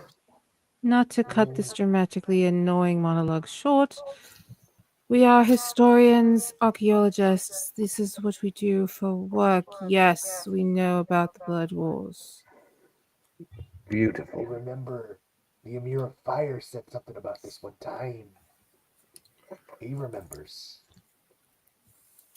Are you guys familiar then with the one that they call Asmodeus? Are we? You guys would probably all be at least familiar with the pantheons and then know Asmodeus to be the ruler of the hells. Wasn't he like the big boss of hell? That's not okay. Wait, I'm sorry. My tism went being incorrect, but it's fine. That's the whole other thing. It's D&D lore. I know. Okay, sorry. It just went ping. In D&D lore, Asmodeus is legitimately the ruler of the ninth circle of hell.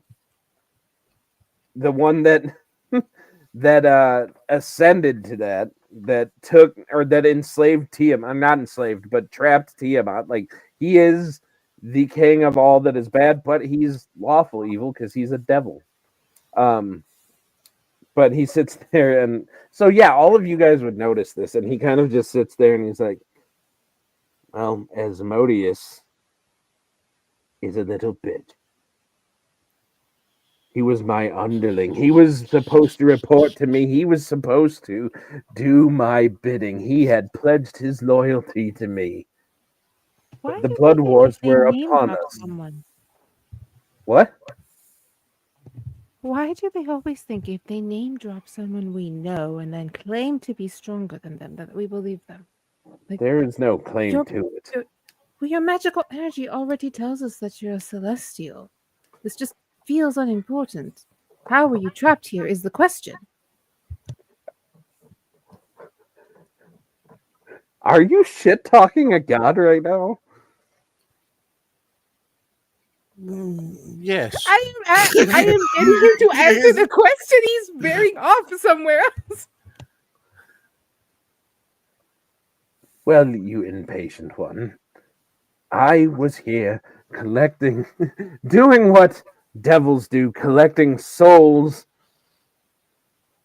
so that we can have soldiers for the blood war. When he came to me convincing me that there was some unbridled power down here that I must see. Well, I was posing as a ruler of these mortals that were around here. So I came. I trusted. And I missed the very runes that were etched into this building that once blood was involved. Activated the runes that trapped me here for untold years. And I have been doing in my own anger, in my own righteous anger ever since. So I take it you would like to get revenge. Oh, yes. Revenge is definitely on the list. Logan's head whips around and looks at him. He looks at the other guy and he goes, "You're not actually thinking of working with this scum." Revenge on who? Oh, Asmodeus will pay for his treachery. See, that doesn't involve us. So we're just here for well, an amulet and a couple of trinkets. If you want to go after the king of hell, that is completely your business. I am the rightful king of hell. I am still breathing, therefore he has taken nothing. So you want to reclaim your throne? Oh, I am hell's bent on it. Do you But need those artifacts? you are here for these artifacts before me, and you can take them. And he kind of picks them up and just kind of throws them at you guys willy-nilly. But unfortunately for you, you are still left here where there is no way out.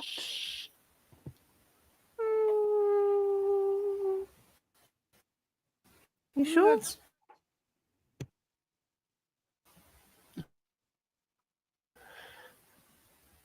We have our ways. I mean, we didn't come out here unprepared.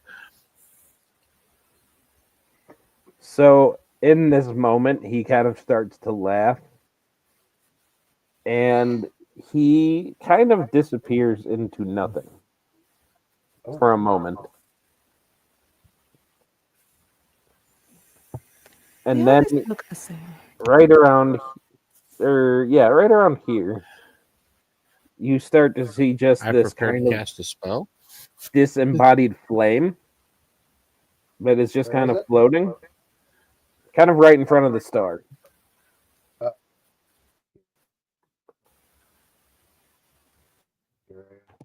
Right where he was. Yep. Uh-oh. And then he kind of just ignites into this full form, which looks just like the three statues that you guys see. He is considered colossal, I think. Mm-hmm. I think Taylor's words would be smash. Taylor's words would definitely be smash. Shout out. Shout out to Taylor. So now he is just standing there in front of you in his full glory, and all of you guys, give me a quick perception check. That's what I'll call it. Well, two of you. Logan, You're kind of fine. Okay. 27. Okay.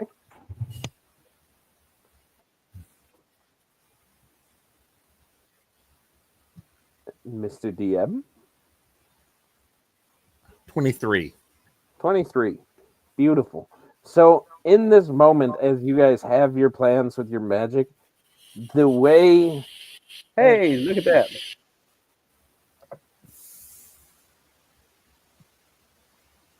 And they went right back to where they were supposed to. That makes me happy.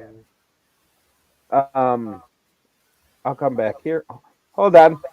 Brief We moment. retcon at all or not?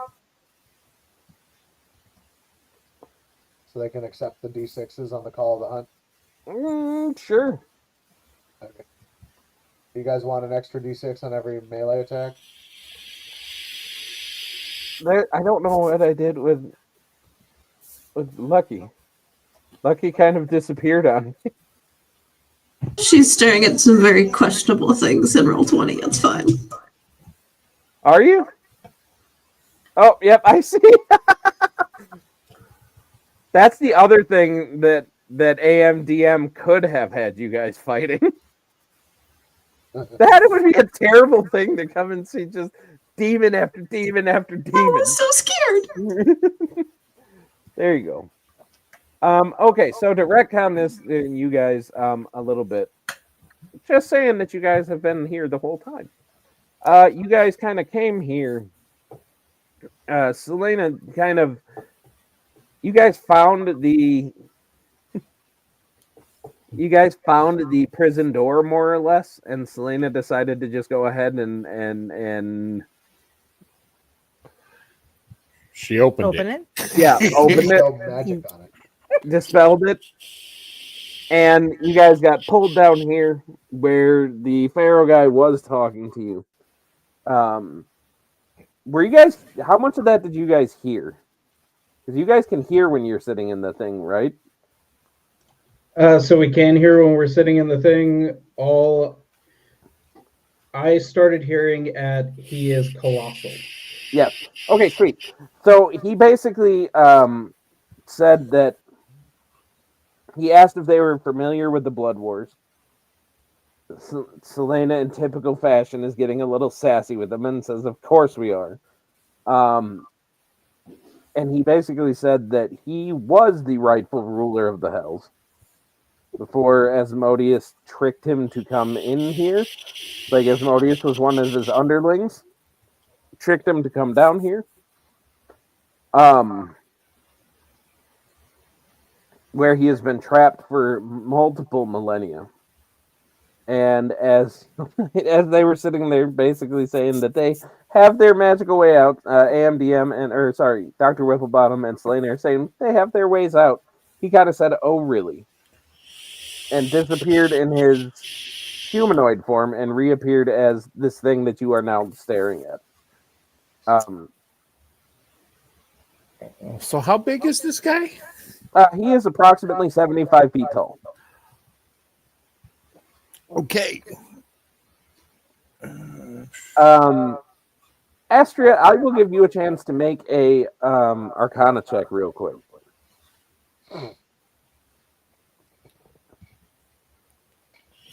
To get in on what these guys are also experiencing.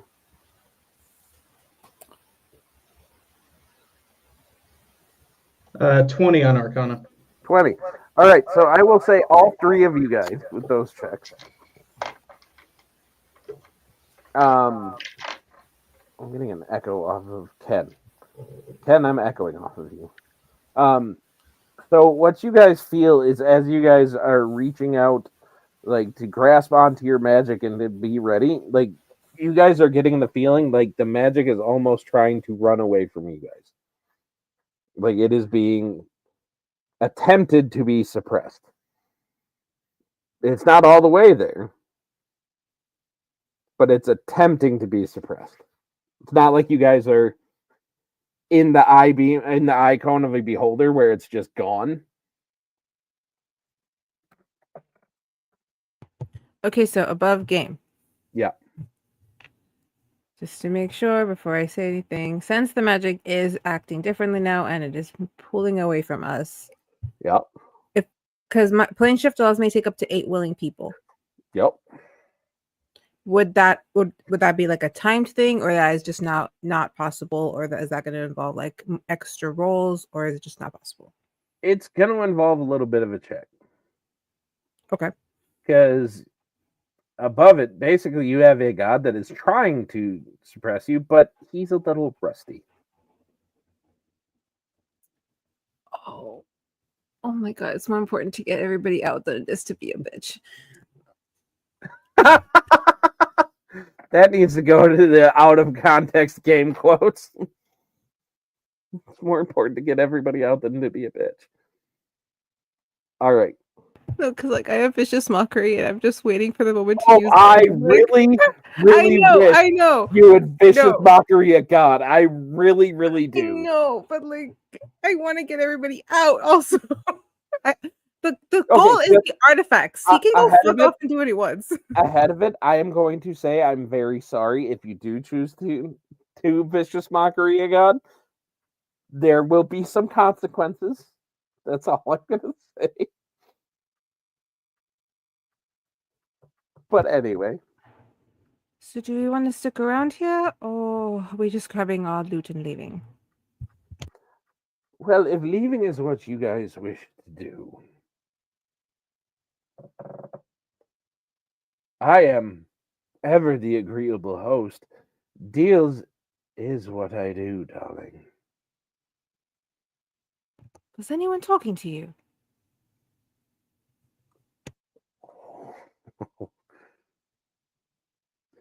I wasn't. She was talking to them. I'm so sorry. I love everybody else's look on their faces right now. It's like she's gonna die. She is gonna die. Could you just give us a moment to figure out where we actually stand in this? Because honestly, this is all a little confusing. I thought I was talking to someone who was trapped and was a child or a younger individual, not a divine being such as yourself. So if I you will could just give give you us a moment to converse, but you will want to warn your friend that she should speak more respectfully. I will do that. Thank you. Sometimes things do happen. And he is going to... Okay. How does a 47 do against you, Selena? I didn't do anything. Okay. So assuming that it hits you, you are going to take no damage. Yeah, well, it does hit me. Have you seen The Matrix? What? Have you seen The Matrix? Yes. You know that part when Neo is asking for his phone call? Uh-huh. That's kind of what's happening to Selena right now. Oh, okay, cool. What if you lost the ability to speak? That's very upsetting spaghetti. That's very it's very hard. She just kind of glares. She just it's very hard. Lily, I love you. This is a result of you talking shit to a god. I love you. I am not picking on you. All right, Dr. Whipplebottom, the floor is yours, sir. I turn to him. It's very hard to communicate with her when she can't speak. I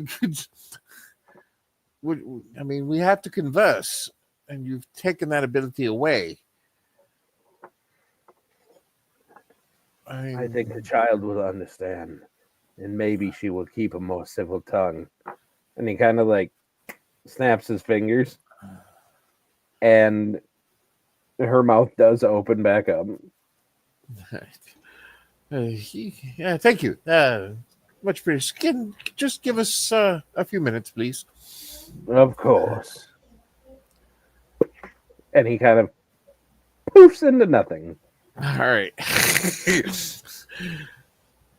So I still kind of like huddle in, just in case he's listening, because he could probably hear us anyway. We could trap him in Svea.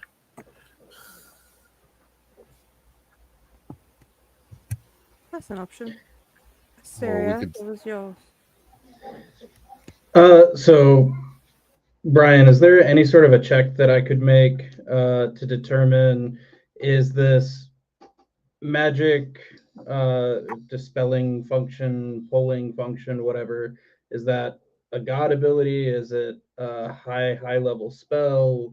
Like, where is this coming from? Is there I will anything I have can do you- to disable it? I will have you make a to disable it. Make a religion check.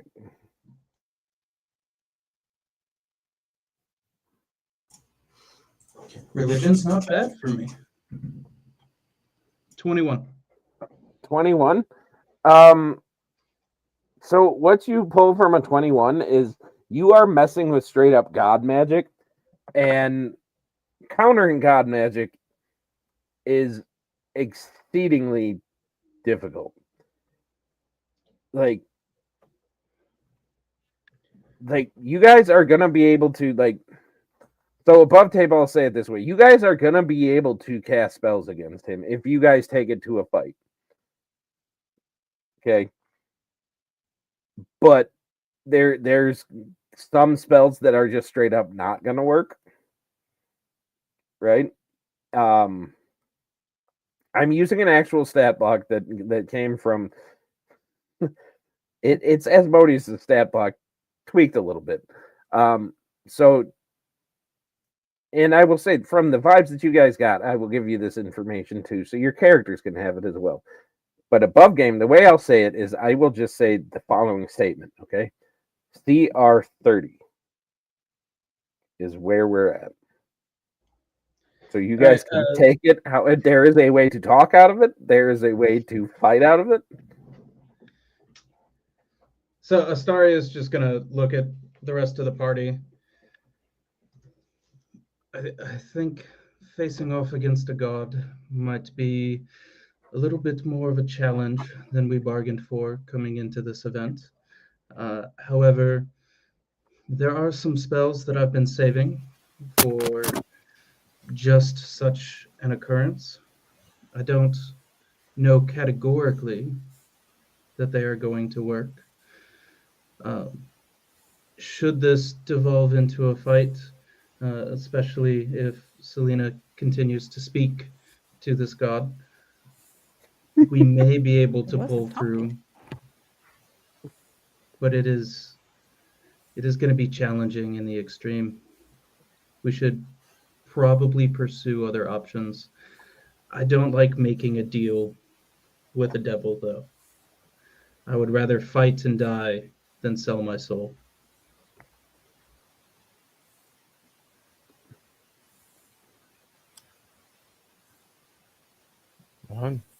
Understood. And I don't plan on selling my soul to, at least not to again. But is yours out on consignment? Well, there was a time in my life where the hunting for treasure got me into a little trouble. But yeah, live and learn. Well, we have ways out if we choose to do so. By the way, DM, how long has it been since we fought the Balors? I mean, if you guys want to say that you took a short rest in there, I'd allow that to retcon that. One of my magic items regenerates hit points every 10 minutes. That's why I was curious. Well, like I said, if you guys want to retcon that you guys took at least a short rest in there, short rest to me is about 2 hours. So, you guys can say that and give you guys a chance to roll any hit dice if you guys have them. That's fine with me.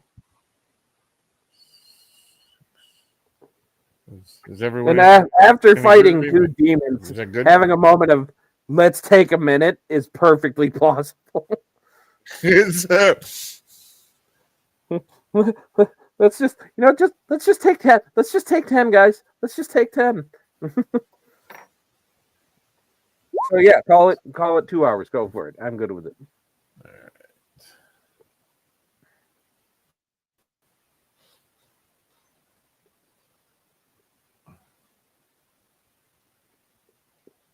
So here is what I'm gonna do for you guys.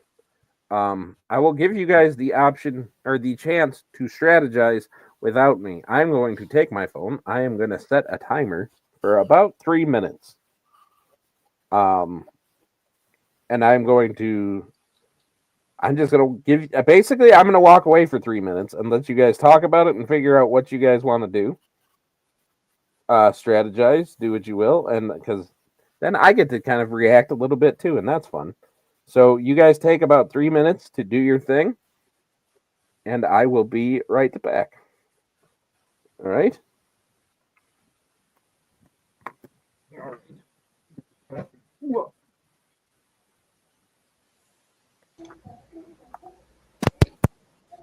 So, which way are we all leaning?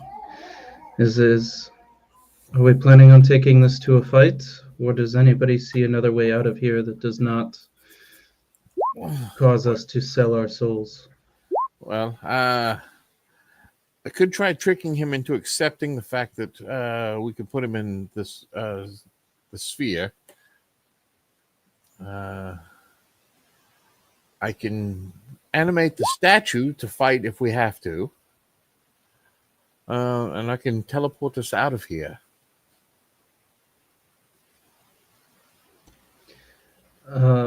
So, kind of out of character because I missed a good portion of this. The blood seals that the Balors were protecting, was that what was holding him here? Yeah. So if we teleport out, we have effectively released him back into whatever he was going to do before. Yeah. But that's the thing. All he wants to do is kill Asmodeus. It doesn't really have anything to do with us. I'm thinking, what if another idea is to plane shift him to Asmodeus's to the 9 levels of hell. También. Also, we send him right back to his throne room, so to speak. I do have meta magic, so I can make plane shift do that. Perfectly cool with that. Send him back without sending us with him. And then I can cast teleport and send us all back to our to the office. How long does plane shift take to cast?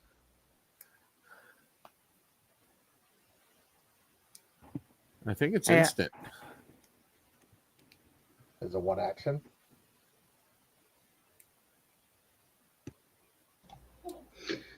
I mean, is this perhaps something that we could offer him?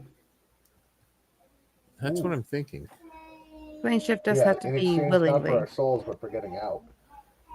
So the deal that we could make is to send him back to whence he came. And then we get to just go on our merry way. I like this plan. He's going to want to give us a negative imposition on what if it doesn't work. But if he can do it himself without any help. Well, apparently he's been trapped there, and he seems kind of weak to that point. Do we need to take out the statues? Well, I think they're just statues. Well, didn't we help him already by getting rid of his blood trap? Yes, but we may have also unleashed him upon the world. Well, if the whole point is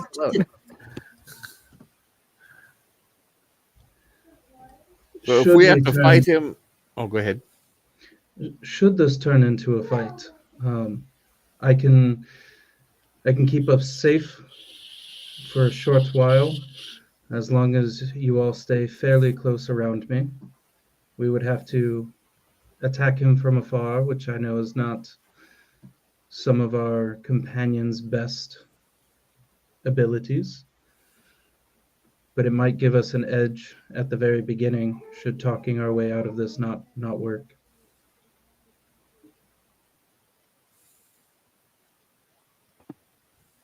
I say negotiate a proper deal, like you suggested. And if also necessary, I can cast the resilient sphere upon us ourselves in a time of need. Okay. You just have to let me know what the signal is.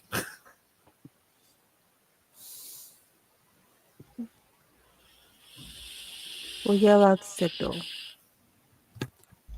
That works. All right.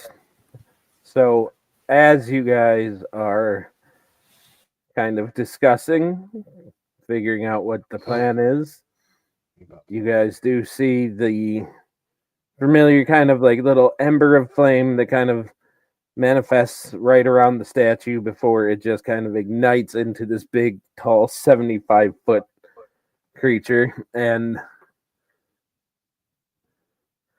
he kind of just sits there and looks at all of you. And so, are you ready to sit down and discuss the proposal that I have for you? Why, yes, Your Majesty, we are. Looks like even the most stubborn dog could be taught a new trick. I have only you to thank for teaching me the lesson.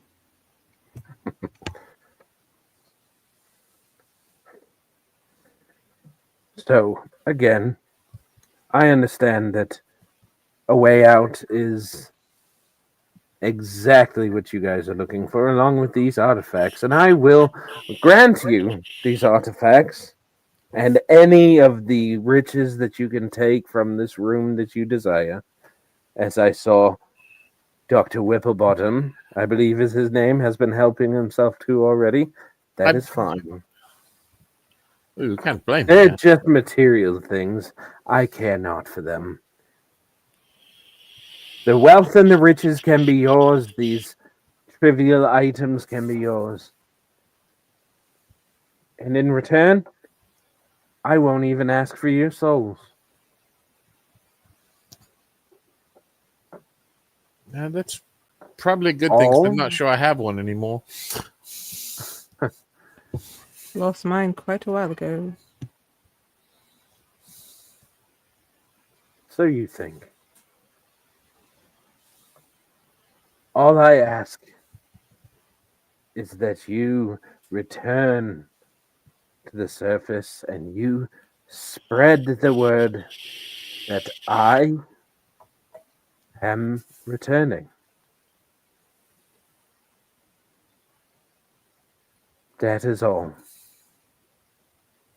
It seems like a relatively simple accord, does it not? Weighed heavily in your favor, one would say.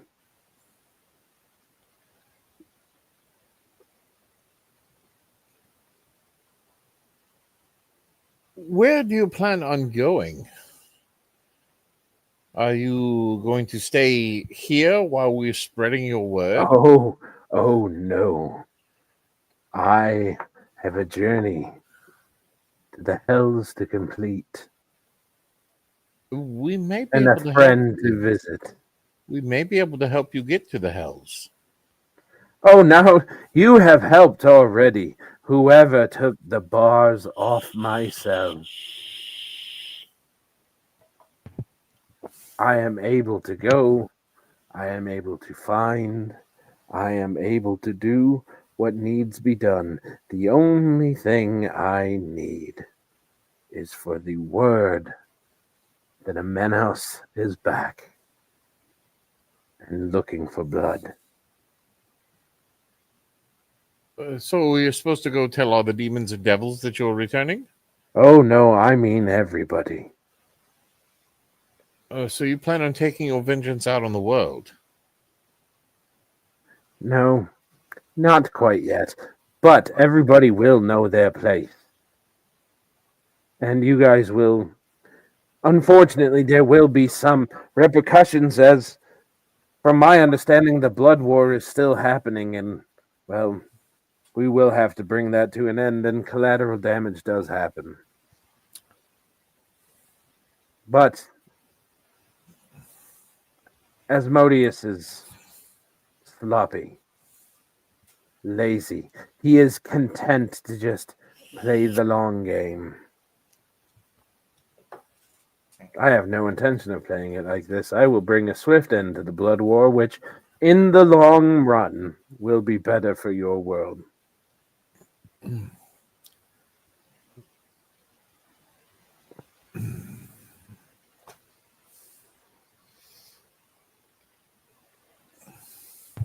Well, if it didn't involve harm coming to innocence, this would be a much easier decision.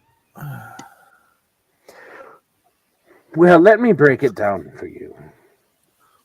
Because I understand you mortals might have an inclination to come to blows. Yes? And he kind of looks at Dr. Whipplebottom and Astria in particular. What do you know of devils being more learned folk than the others? Let me be more succinct. Because I am a devil. And if you kill a devil when he is not where his home is, where does he go? He goes home. So, if you fight me now and you kill me, I will go to the hells.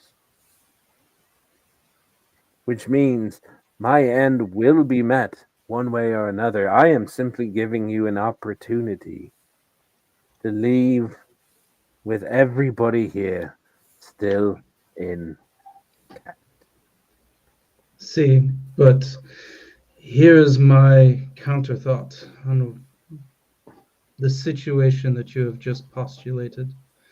Should we kill you on this plane of existence, we will send you right to your throne that has been usurped. Not at a time of your choosing, not when you can be at your utmost prepared or to have gathered your armies about you, but directly into another combat in which you can be permanently dispatched. Now, should you survive that secondary combat, I admit our lives may be in danger. But if we have bested you once, there is the possibility that we may best you again. Is that something you would truly want to risk?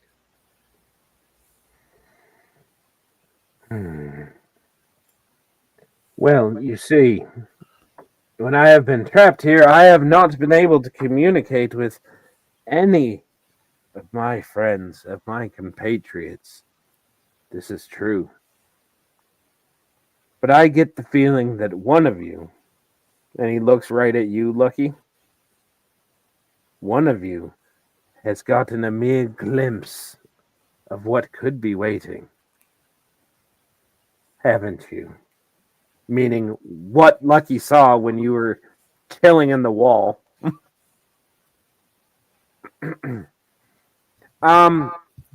As he's talking to you, Lucky, give me a wisdom save with disadvantage, please. And actually, I'm going to make it everybody. Give me a wisdom save with disadvantage. Frock. There goes my nat 20. 28. Fucking monks. 17. Okay. 3.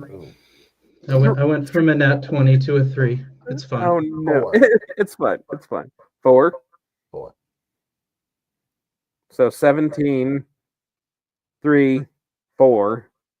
Selena? I rolled it, but it's not showing it to me. It showed me an oh, 18. All right. 18. 18. Okay. So everybody but Lucky. And I'll go in order from Astria over on.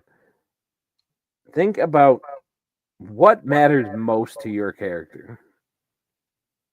The thing that they love most, that they care about most, whether it's a person, a thing, whatever it is. So Astria. That would be my character's family or the blade singing school from which he originates. Which one? Where does this head go to first? Or are you saying that it's the same thing? It's the same. Got it. Okay. Dr. Whipplebottom.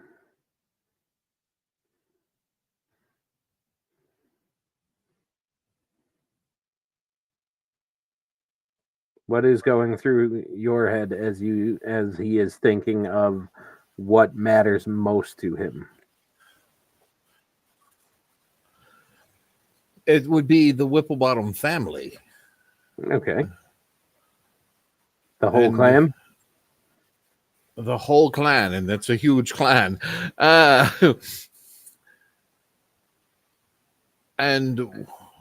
really, he's debating, is war good for business?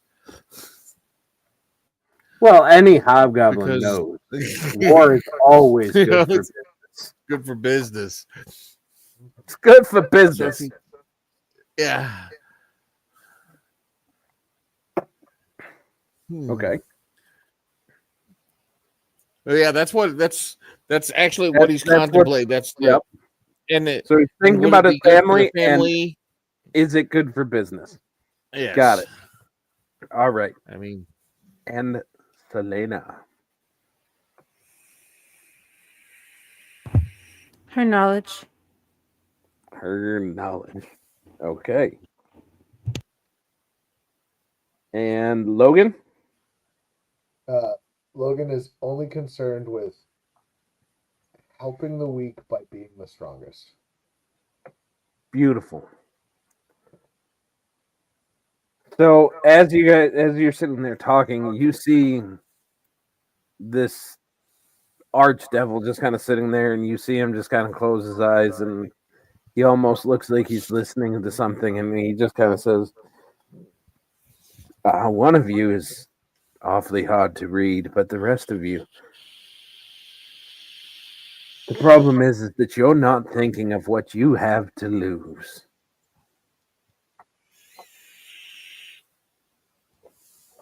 Mr. Summerblade, that school of yours is truly a wonderful place. It would be so terrible if anything were to happen to it. And a look of consternation and like anger is going to come over Arya's face, or Astaria. And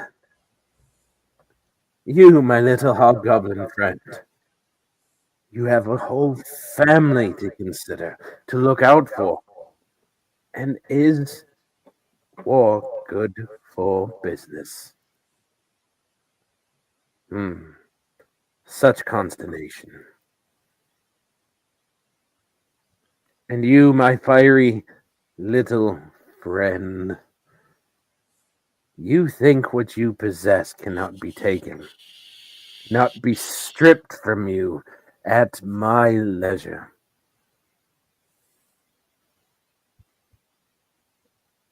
And Logan, so big, so strong.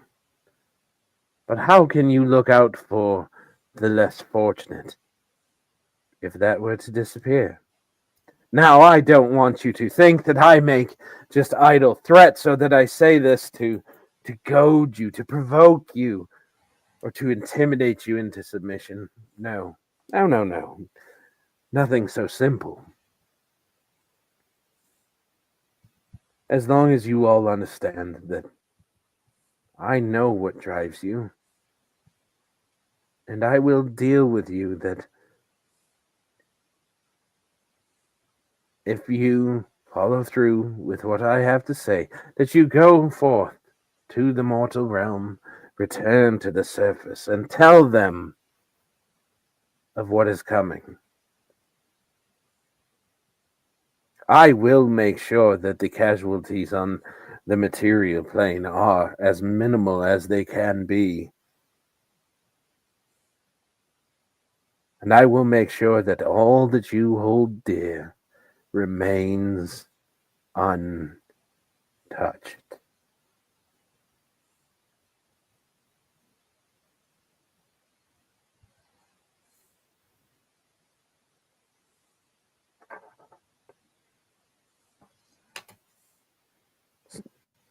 See, with me, Dr. Whipplebottom,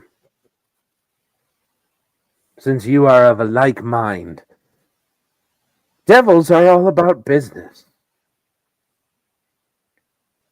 There is no business to be gained. There is no advantage. There is no plus to be brought from eradicating 5 individuals from existence.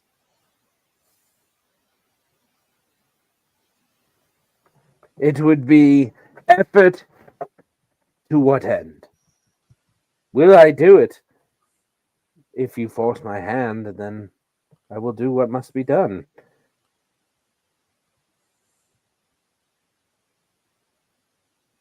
But the choice is yours. You do have a means to walk away.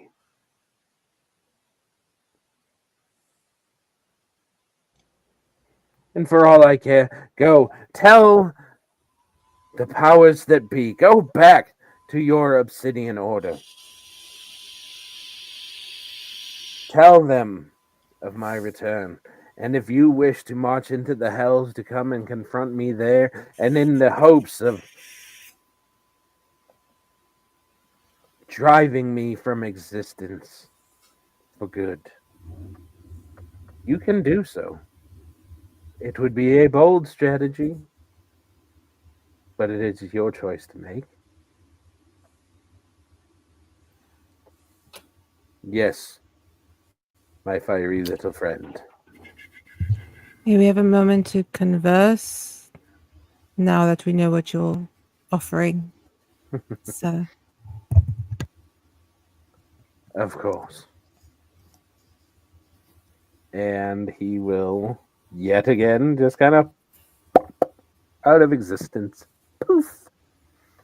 Boy, he can talk. Yes, I was trying to contemplate a way of contacting Asmodeus and bring him here. If anything, all right, just put it to a vote. Because I want to end this interaction. By the way, did anybody pay attention to the other names of the one-shots that I have? There is a specific one that I'm excited because Jen specifically has asked to play in it, called The Devil You Know. So, you know.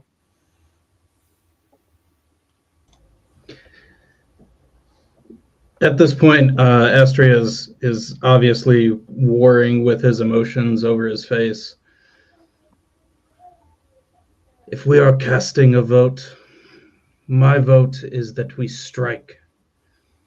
At this point, he is weakened, he has been delayed, and if we send him back to the hells, he will never be on more unsure footing should we succeed. And if he wishes to strike at my school, he will find not one blade singer, but 100. Let him come.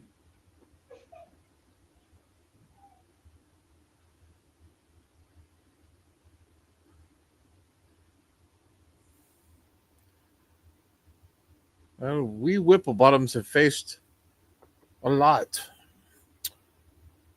My great-great-great-grandfather fought Tiamat. In fact, I have his book somewhere. But this would make an excellent story. I say we fight.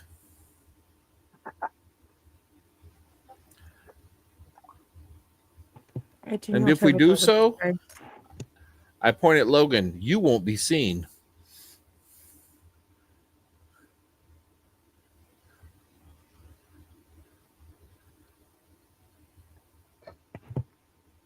I truly do not have a dog in this fight. Whatever you choose, I will follow. So, above table, you guys know the quote, wow, that sounds like a pretty good deal. Sorry, I didn't hear what you said. I said What'd you say? the quote from the Matrix. Wow, that sounds like a pretty good deal right I there. But I've got a better one. How about I give you the finger? Can you give me my fucking phone call? Anyway, yeah. So, no, it sounds like we're gonna get everything we want, but it's not. It's never, ever. It's the long term stuff that I'm having an issue with. I don't know how we can seal him back in here after we leave. Like, that's the problem. Like, that's what we would have to do. Well, we could go back upstairs and put the heads back on the bodies. Anybody have Revivify? Yeah. I think I do. Just to torture. Beautiful. I mean, I'm not is there undoing any a way for us mercy to killing. call some Even I'm not Celestials that in to get some help here, or what? Like, does anybody have any calling for divine aid? What No. they can do? A Talk wish to your spell, Elsa god or whatever. something. I didn't build that character this way. Oh, okay. This character that way. Man. I mean, I'm fine with Logan going down in a blaze of glory, like trying to best of a god. Like, I'm okay with it, but I know he's say, going to be too weak. I know he's not going to be above able to table, I don't see a situation where all 5 of you walk out of this, and that's the thing. But Hey, it's a level 21 shot. I'm not worried about it. I will say I will play this the normal. I will not be picking on anybody. I will not be being a dick about it. I will just be playing it how it goes. Yeah. So I And that's believe we're cute that all he's in gonna pick on agreement. someone. We're going to kick this dude's ass. Queensberry rules, of course. Queensberry rules, of course. All right. Oh, So boy. I take Does off he have my jacket. Hold on. I roll up my sleeves. Chief. Big Chief. Yep. Does he have a stat block?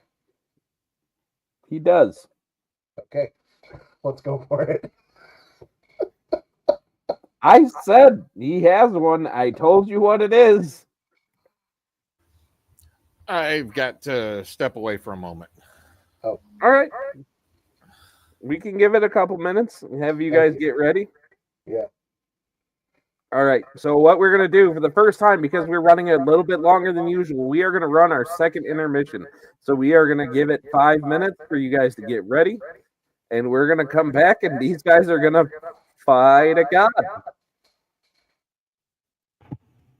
All right. So 5 minutes, guys.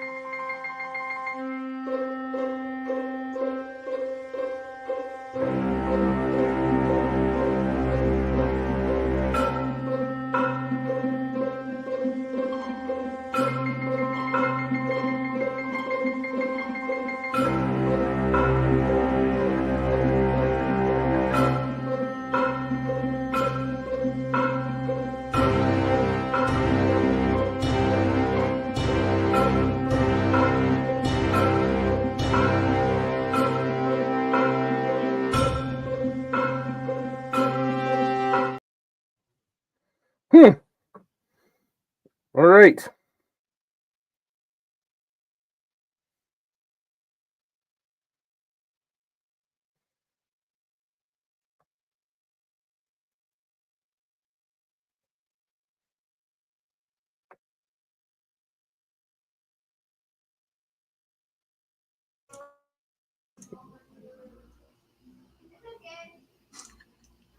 I don't know what happened with our intermission thing right there. I was like, you I look think it froze. confused.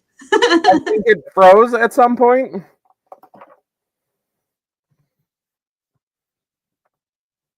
So while we're waiting, above table, I gave you guys like every chance to walk away from this. I'm gonna drive that home. I have so many mixed feelings, so I was just like, nope, I'm just gonna let them decide. It's fine. And you were the only one that he couldn't get in his head.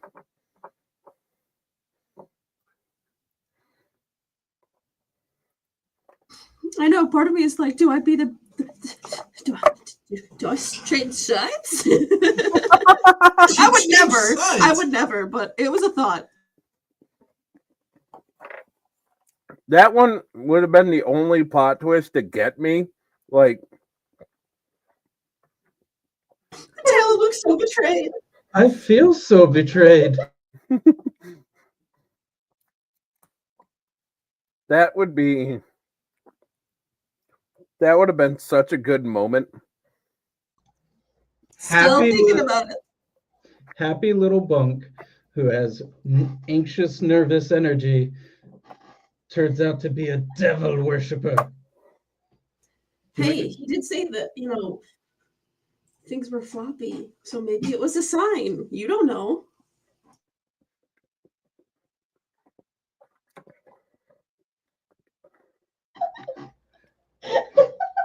Not mature enough for Ace to be talking about things being floppy with her character. So we'll just let that one go.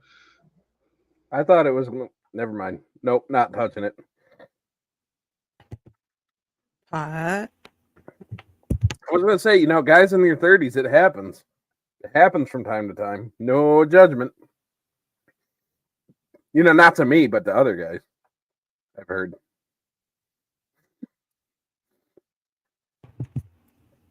This is what our stream I could be so mean right now. I could, because it's in there.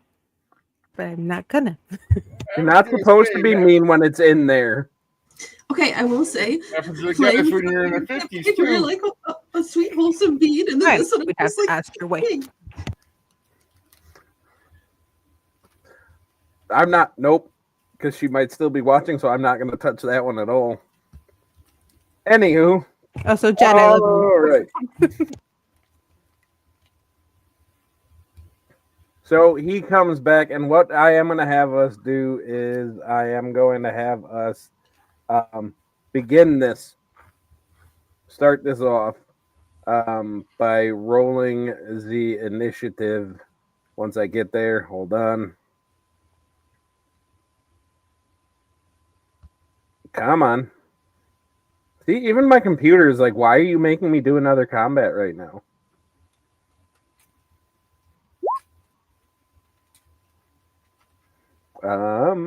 Garbage roll. I told you guys not to do this yet.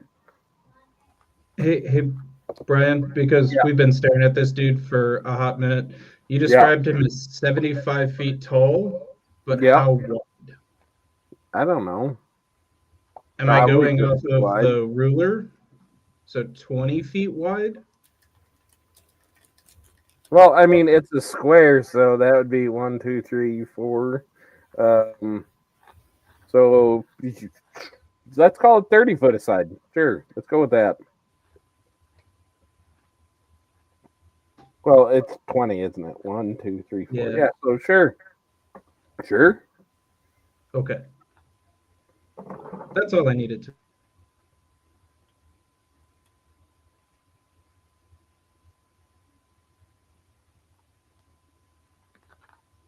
Okay.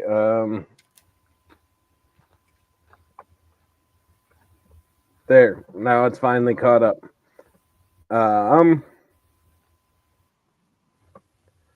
Okay. Now, if y'all already rolled, just give me what you guys rolled because it wasn't loading up for whatever reason. So let's just go right down. Selena, what did you get? 9. 9. Beautiful. All right. Dr. Whipplebottom, you are in that. Lucky, what did you get? 32. 32. Fuck off. Okay. Astria. I'm going to use my boots that give me a bonus to initiative, Okay. which is an extra D8 for a 33. Also, fuck off. That's ridiculous. 15 plus 10 plus 8. All right. And Logan. With advantage, a 10. Ugh. Oh. All right. I just want to say, last one shot, I was always last. That is valid. I had an initiative of like +2. So this time we weren't playing that game. We're not playing that game. Sure. All right. So, Permission to say something? go for it. Oh, we've considered your deal, and it sounds pretty good. We have a better idea. Did you just turn into Neo, by the way? How about we flip you off? If I say signal, can we have a surprise round? That was our signal between all of us to That is to true. just start doing a thing. So, the thing with a surprise round against the god, when he says he's not listening to you guys, is that he might have been. Hmm. So, here's what we're going to do, Talon. You and I are going to play a game called Rollies. What? I will play the game. All right. My die has been rolled. D20, Yep. and this is all just base. Just base D20. And I will even say, first, I got a 15. My lovely, expressionable, very, very sweet wife gave me one of her dice and said that she imbued it with all of her positive energy. And And you I got a rolled 1, lowest roll I have had tonight. which is 7. 7. So with that, I'm going to go with no, you guys do not get the surprise round, which we decided on a fair and unbiased way of rollies that Selkie has directly sabotaged you guys with. Okay, then she rolls the same d20 and she gets Maybe- a 3. That's Maybe some serious she Thanos- is going with the switching Thanos sides right thing. there. Who knows? Maybe the dice just decided that for her. All right. So with that, then where we are gonna be with this is that it is going to be starting with Astria though. All right, because I've been saving it all night, I am casting the 9th level spell Prismatic Wall. I am Okay. selecting him as my center point. Okay. So 30 feet around him Mm-hmm. is an entire wall of lightning energy, sticking with the Okay. trend. And I'm also going to decide that all of our party is immune to the wall's effects because I get to do that. Okay, so I gotta do a thing. Hold on. I need a deck save from you. What?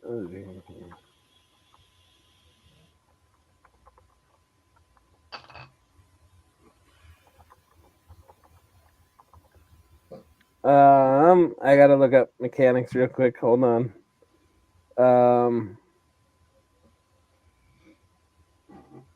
Okay, so as you go to do this, he is going to burn a reaction to. He's going to try to counterspell you. He's going to try.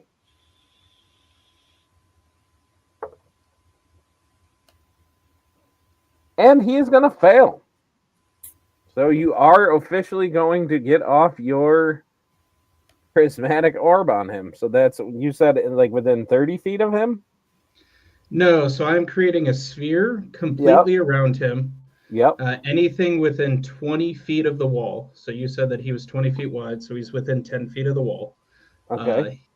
Every turn that this wall is active, it is orange wall, I think is the lightning one. Okay. So we shed bright light 100 feet out, dim light to an extra 100, and every turn that he is next to the wall, he needs to make a dexterity save. Okay. Or take 10d6 of lightning damage.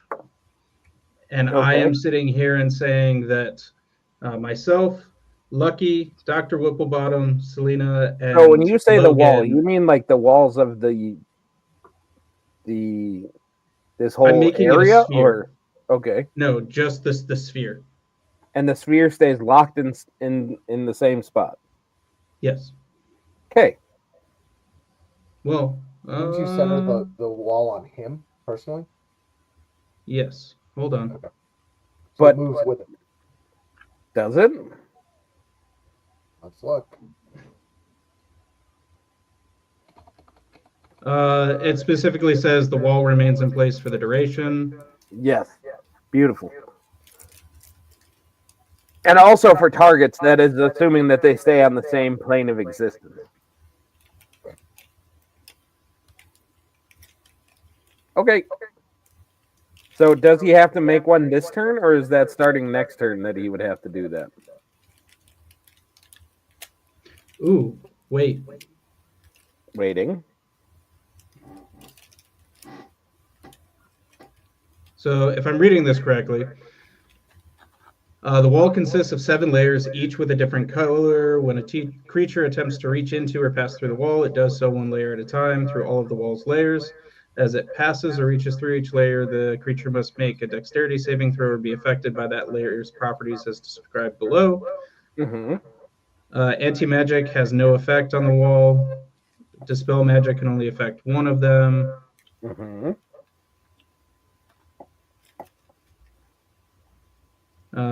If another creature can see the wall moves within 20 feet of it or starts its turn there, the creature must succeed on a concentration saving throw or become blinded for 1 minute.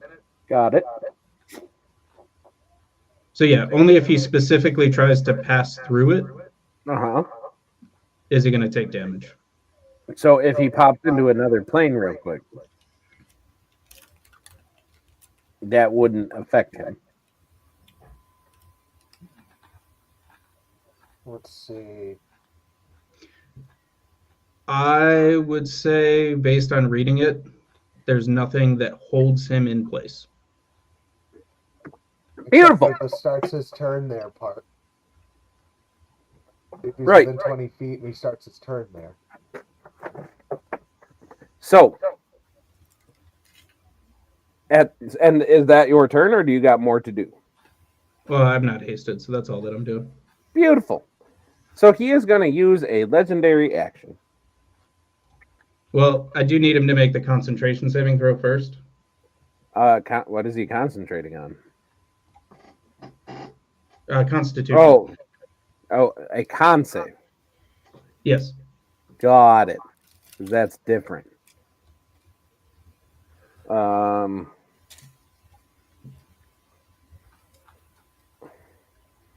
Sorry. Where'd it go? There it is. What does he get to his con saves? He has a really long stat block. I mean, he's a god, I believe it. That is going to be a 37. Okay, he is not blinded, but I am going to use my bonus action to start singing, by the way. All right, so you would like to mage. So he is going to use one of his legendary actions to just poof out of existence for a second. At least as far as you guys see. So Never mind. I'll ask it when he poops back. Okay. And then Lucky. You are up at this moment.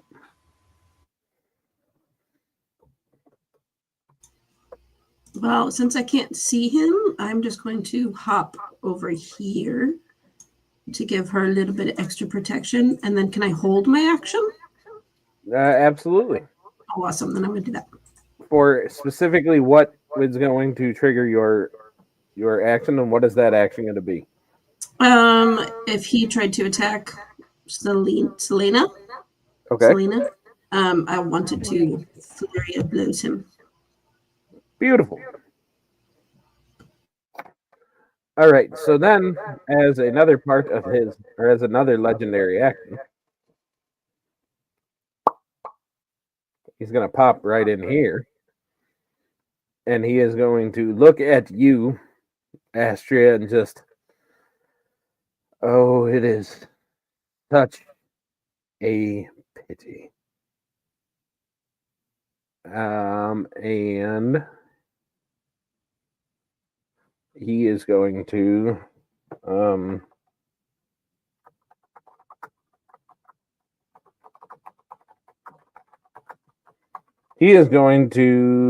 you are going to have to make a saving throw of what?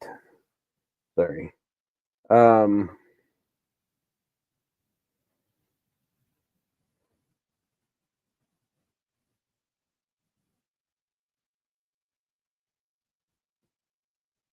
Actually, no, he's not going to do that yet. Not yet. Not yet. But you are still going to have to make a saving throw, as he is going to. You have to make a Constitution saving throw, please. Question, because it affects my total. Is this to maintain concentration on my spell, or is this just a con save? This is just a con save for now.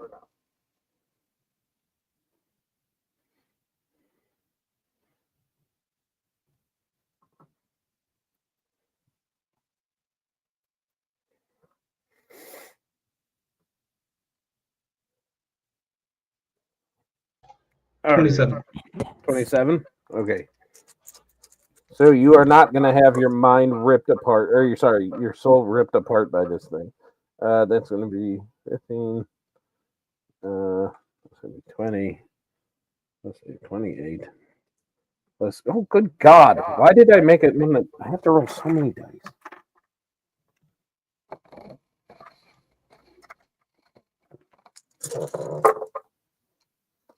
Well, there you go. 17, 18, 20, 41, 42, 43.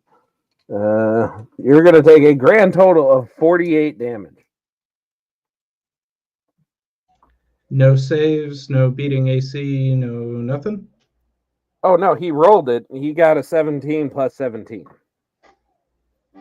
Okay. And I'm guessing that hits your AC even when you are maging. Yeah, it's pretty close. Okay. That's pretty close. What is that, 34? What is your AC right now? AC is 22, wind singing 27, reaction shield is +5, so 32. Well, shit. And I get to cast shield without burning a first level spell because I'm a 20th level mage. So first level spells that I choose don't take up a spell slot. So you just get to do shield at will? That's Yes. pretty awesome. That is a smart choice, sir. Well, 32. Okay. All right. So yeah, that would be the 40. What did I say? 46? 46 damage that you take. But like I said, you are not going to take the additional damage from having your soul ripped apart. So you got that going for you. That's going to bring up Mr. Dr. Whipplebottom. Oh, shit. He's out of legendary actions already. All right. Dr. Whipplebottom, if you are talking, you are muted, sir, and I can't hear you. All right, the first thing I'm going to do is cast Greater Invisibility on Logan. Okay.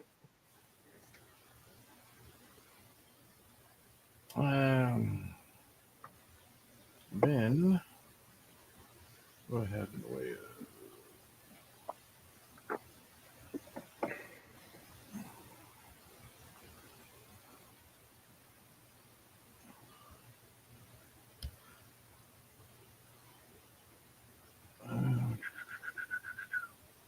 There's too many things. There's so many things.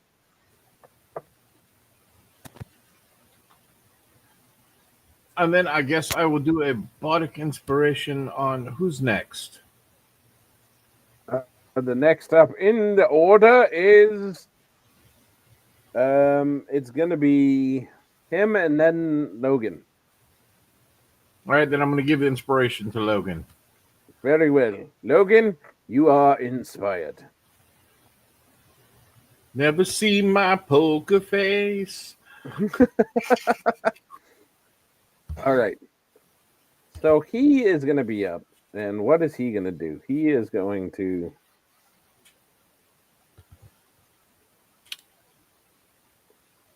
I will say I am not going to use his ability to call other devils because that would just make this take way too long. Logan, are you raging?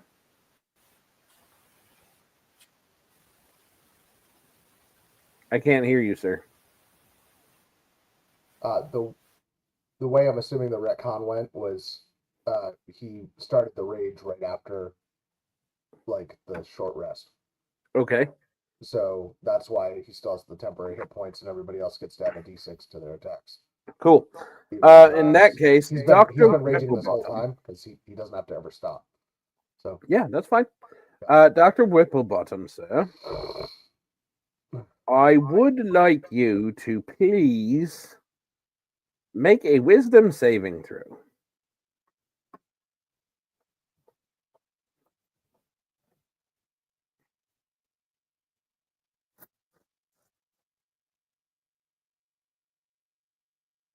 You are still muted, sir, so I cannot hear you if you said what you got. 22. 22. Okay. And this is by the stat block. I'm not exaggerating. So he comes up to you and just kind of stares into your eyes, and you get this vision of the entire Whipplebottom clan. Oh, that's fun.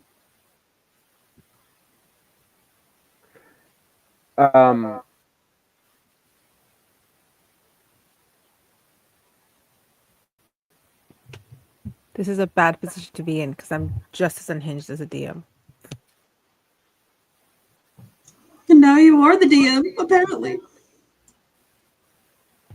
Only all my things look like pastels and pretty colors and sparkles. They still kill you. That's fine.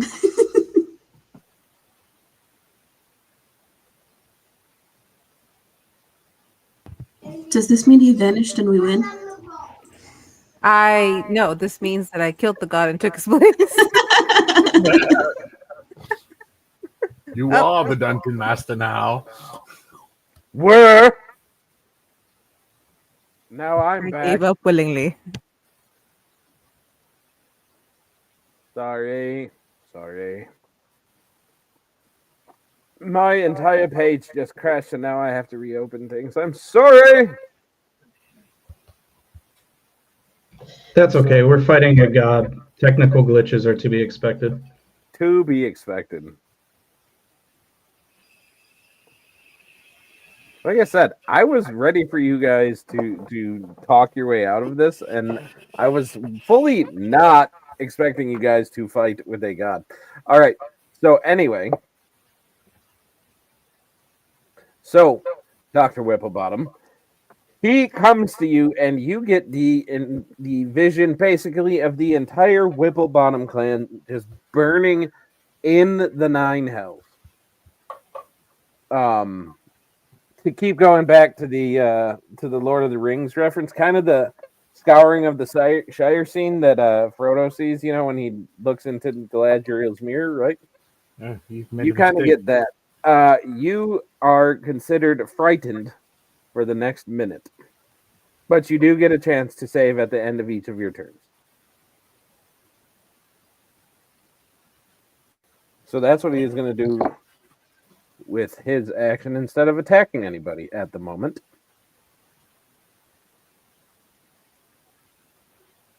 And that's going to bring up Mr. Logan.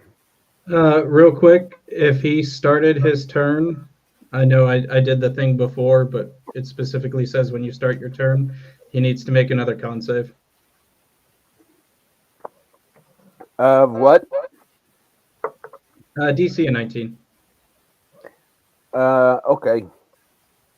So that fully means that I have to make a roll of what? Okay. Yes, he is going to pass it. That's going to be an every turn thing. Sweet. So I don't know if this matters, but well, no, it does. Pretty much, he gets a plus 18 to his con saves. So even if he rolls a 1, he's going to make it.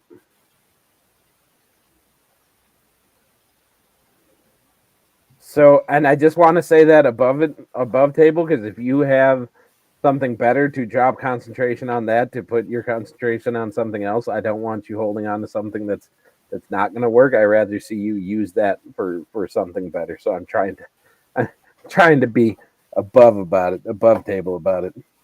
I want you to be appreciate effective. that. Okay, I will say, like I said, I wasn't ready for you guys to actually fight this thing, so I'm not just being a dick, and I hope you guys don't take it that way. All right. So Logan, what are you doing? Okay, well, I'm attacking recklessly. I've already Okay. rolled the d20s. Yep. Does a 27 hit him? Yes, it will. Okay, then every attack, because everything that was off the 14 I rolled. Everything else was higher than a 14, Got it. including a nat 20. That Yep. if it's maximized and doubles damage, that attack alone is 146 points of damage. That's as far as I got. I'm rolling my stuff. So 146. off of one attack, yes. Okay. That's off his nat 20. Well, it's max damage and then you roll it. Right. It's not just And that's double. what I did. Okay. Yeah. But some of it is, so he has the unstoppable offense Okay. boon, and Okay. that gives him plus his strength roll on any attack that's over a 20. Okay. That hits 20. Like, yep. So if I roll on that 20, I get the plus 25. Yeah. Does that double or not? Sure. Okay. So yeah, we're at 146 off of that one attack. I've got 3 more attacks to make. Okay. I still have to roll 4. So I'll try and do them fast. I won't roll the rest of them physically with dice. I'll do RNG on it. But yeah. So that's 1, 2, 3, 4 d6s. 1, 2, 3, 4, 5, 6 more d10s, and I'm not going to give him another d12 on this attack because I think I can only do that once per attack round. So right. There we go. There's all the dice part, plus each one is 11 for each one, so there's another 33 on top of that. So that's 50 plus 33, so another 83 points plus 146. Okay. So 83 plus 146 is 229 off this one round. Okay. And he has advantage on attack rolls against me. Well, actually, no, he doesn't. It negates because I have greater invisibility. So the disadvantage is, unless he has true sight. If he's a god, he might have true sight. He does. Okay, so then it doesn't matter. So he has advantage on attacks against me until my next turn. So. All right. Melee attacks? No, attack rolls against me have advantage until my next turn. Then, yeah, that used up all of his. That was including his bonus attack. So, Okay. all done. Well, after that round, you have gotten him under 500. Woo! All right. Selena. Okay, so first, similar to last time, I'll be using my bonus action to cast or to use unsettling words. And do you want to roll the 1d6 or do I? You go for it. I guess that dice just doesn't like you. It's a 6. And I will take a picture if I must. You're good. All right. Then could I cast Lightning Strike? If I can find it. Lightning Bolt. Sorry, Lightning Bolt. Lightning bolt. Sure. At what I level? also move inside the You must do a prismatic dex wall. save of 19. What level? Dex, it's the 7th level. Okay.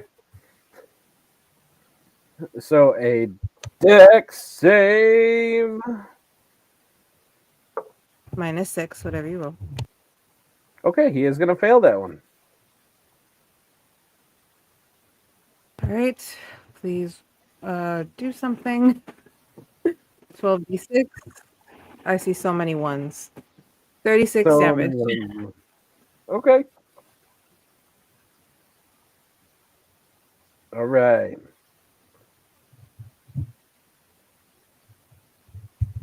Beautiful. Okay. How close is he to me? Actually, now that I'm thinking about it. You see the map, so he's 15 feet from you. Okay. Oh shit. Okay. Astria, are you immune or resistant to lightning damage? No. I need you only to make 5 a feet, dex though. save real quick. Is he within 5 feet of him? Yeah, the lightning bolt is a line. Oh, 5 feet wide. I see it. Okay. Yeah. Okay. Couldn't you just step 1 foot to the right and then be fine? Not without warning. That I was gonna say, like, I moved into the middle of the prismatic wall on my turn. So Wait. With Yeah. meta magic, could I make it go straight down instead of a line? well, it is no, it shoots as a line from you. There's no meta magic that I'm aware of that makes It it says I could bend it. originate from somewhere else. Careful Meta spell magic is the thing. careful should allow me to either automatically save or not take any damage if you have meta magic careful spell. I'm gonna go with what he said. Do you have meta magic careful? Yes, I spell? have meta. Okay. If you have that, then you have to read it and say whether it makes him take no damage or just automatically save. Let me get down to this. Okay, because I have. It says meta magic. You gain the ability to twist spells to suit your needs. And I have empowered spell, distance spell, seeking spell, and quicken spell. Yes. What is? Wait, you have what? Empowered spell, Yep. distance spell, Yep. seeking spell, and Yep. quicken spell. Quicken spell. So you don't have careful spell. Damn. All right. So Thought I did. it's all good. So Astria. Astria. I have a dex save of 16. So you're going to take 30. What was it? 36. Okay. As you're standing there feeling really good about it until you take a lightning bolt straight through you. But hey, it does get to him. check your con save on your concentration, sir. I know. I was just about to make that roll. You guys are going to be your own downfall. He's not even going to have to do much.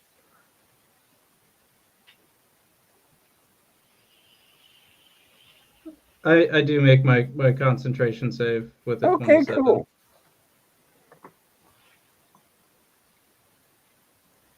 All right.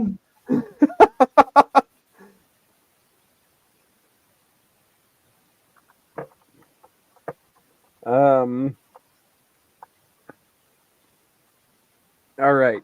So he is going to use his legendary action. Where did it go?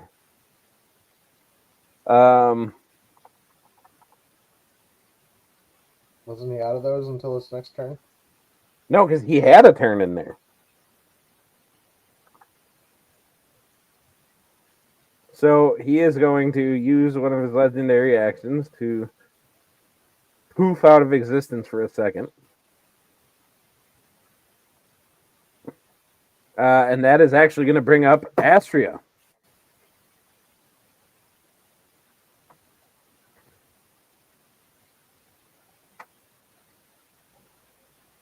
One free action. Selena, I'm so sorry for anything I might have done to you. I do very much apologize. Above game, I can't open the map without being super glitchy, and it's really small here, so that's what happened there. In game, Fine. she just is like, "You were in the way. I'm sorry." That is wonderful. She apologized. Secondary free action. Right? Yes, but also somebody push him into the wall, please. And then we're gonna move Okay. to right about here. Okay. Maybe right about there. And we're gonna take a full turn to drink another potion. Beautiful. All right. So on his turn then.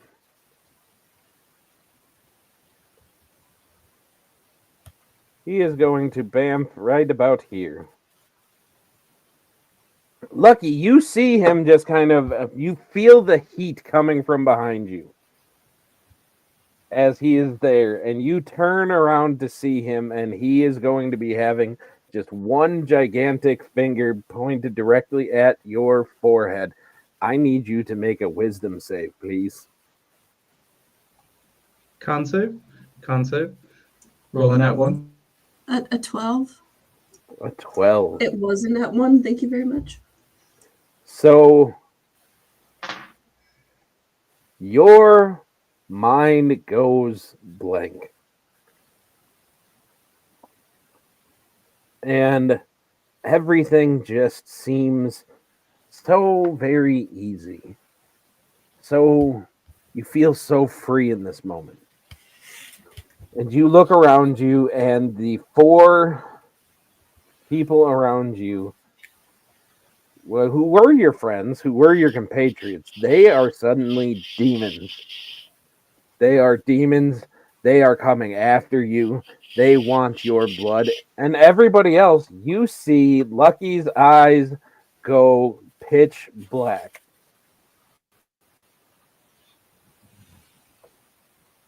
As Lucky, you have been corrupted.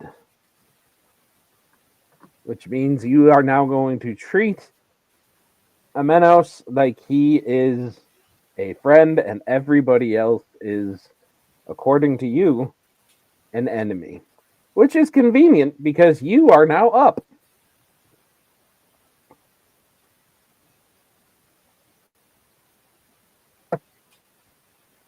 So, what are you doing? Okay. I mean, if she thinks they're attacking her and they're not her friends anymore, she's gonna unarmed strike Selena first because she's the closest. You look so nervous. It's scary. I feel bad. Scary. With disadvantage. All attacks from Okay. here with disadvantage. Would a 28 hit? Yeah, that would hit, and kind of us to cast shield. How'd you get a 28 with? Because monks are Um, good. Yeah, it's a plus 14, so even with disadvantage, like it's kind of scary.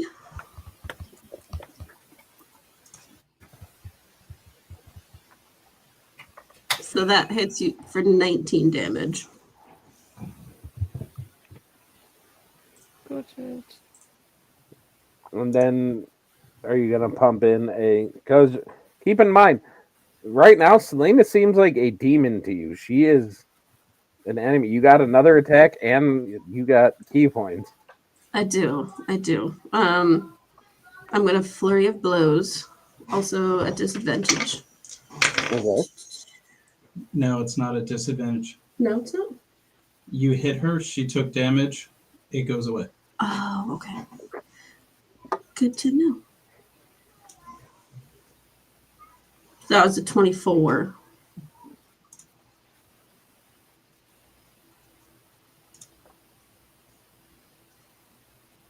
I just realized you guys don't hear the music that I have playing on mine because my YouTube does not play through here because we're sharing another screen, and that's sad. And that is 15 damage.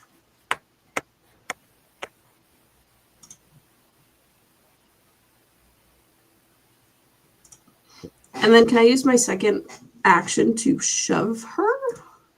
Yeah, absolutely. So I'm going to take a step this way and just. But what save? Like, what is that considered? That would be an athletics check, contested athletics check.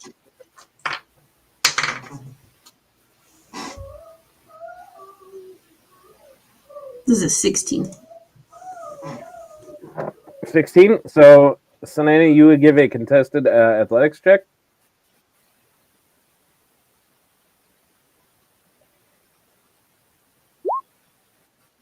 $19. 19. So you do not manage to push her.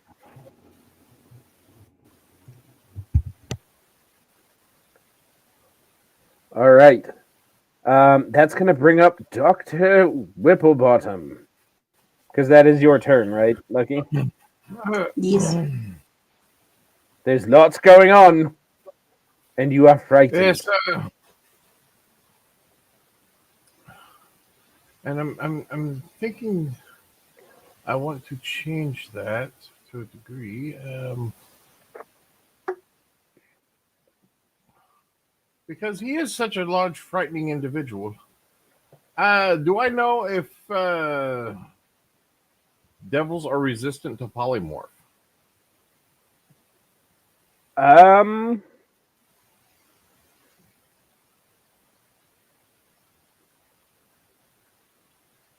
If it is resistant, no. He has nothing that stops his form Other from than being his.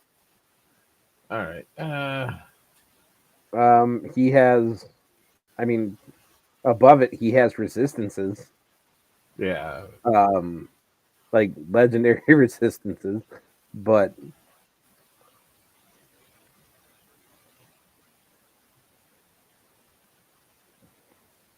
So here's what I'm going to try to do. all right. I'm going to cast polymorph on him. All right.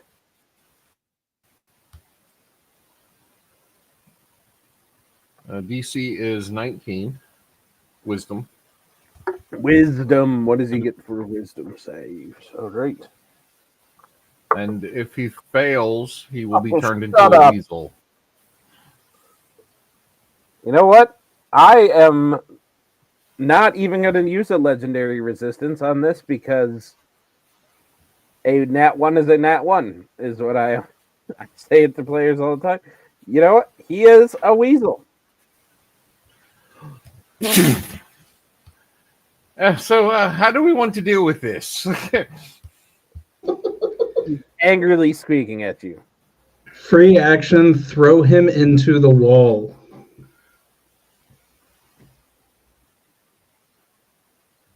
Oh, sure. Well, you would have to get to Lucky's friend to do that. And Lucky, right now, you would be quite upset that they're trying to hurt. They just polymorphed your friend. And then And then We can send the weasel back. I am going to action surge okay, and cast another spell. okay, Because I see her, I see the rabbit is ninja kicking people. the ravenous rabbit, So I'm going to ninja. cast Antaluke's Resilient Sphere on Lucky. Yes, awesome. I don't know what that is. You're getting put in a bubble. Oh, I'm okay. putting you in a hamster ball. It's a deck save. Bunny in a 19. ball. Bunny in a ball. Bunny in a ball. Love it. Love it. It's perfect. That is something else, dude. Chief, I just sent you something on Discord real quick. Okay. Oh, wait a minute. That's 2 concentration spells. No, I do not cast the bunny in a ball. You do not cast the bunny in a ball. All right. No, it's a concentration. I can't do it.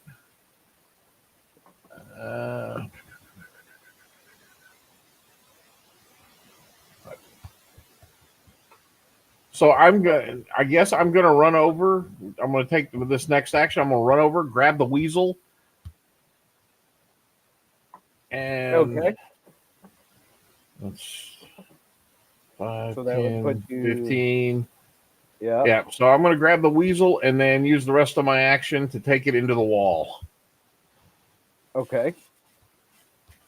So you're still not leaving her space. So, all right. So what happens when it goes into the wall? So the wall is 7 layers. Each one of the Okay. layers does 10d6 points of damage. So as he runs through the wall, Dr. Whipplebottom is safe.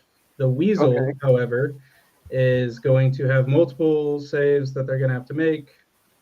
I imagine. Is that the one where he has to make a con save of 19? No, the con Okay. save of 19 is just to not be blinded. Oh, okay. So the red wall does 10d6 of fire damage. Okay. So what Is he save? immune? Fire he is immune to. Okay. Then he's got 10d6 of poison damage, He is also immune.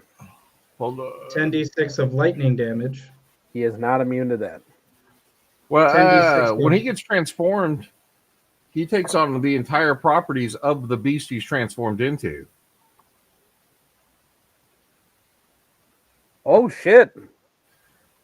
Was That's it true valid. polymorph?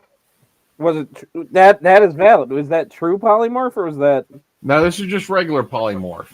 okay? And It's what all about happens when he HP. gets reduced to 0 hit points? He does any excess damage is carried over. Okay. So how many hit points does a weasel have? 1. Okay.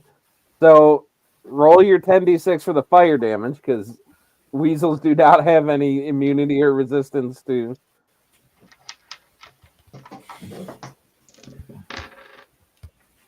I'm not going to lie, I'm not sure how to roll this. Why? I'm running out of d6s very fast. Just use the RNG to roll like 70 d6 damage and D&D Beyond does not have a function for 70d6 of damage. yes it does. Does it? How do I do Yeah. You just click on the okay, so in the Right D&D click the dice. Beyond, yeah. You click the dice, you go to your D6 and you just keep clicking it and you will see the number going up. that? All right, so 37 For that's fire. okay. So that means he's going to take well, he takes one of that and then it would carry over, but he is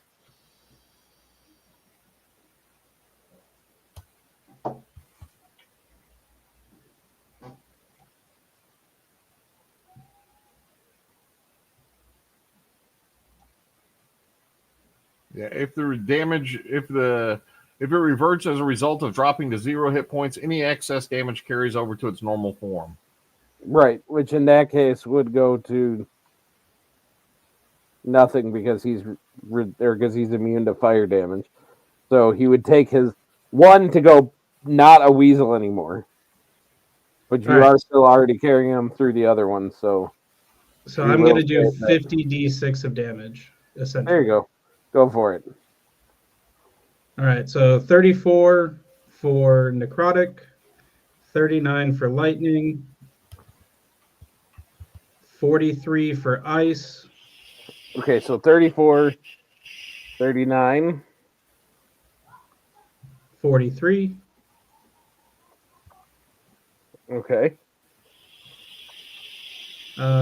43 again. Okay. And then one more.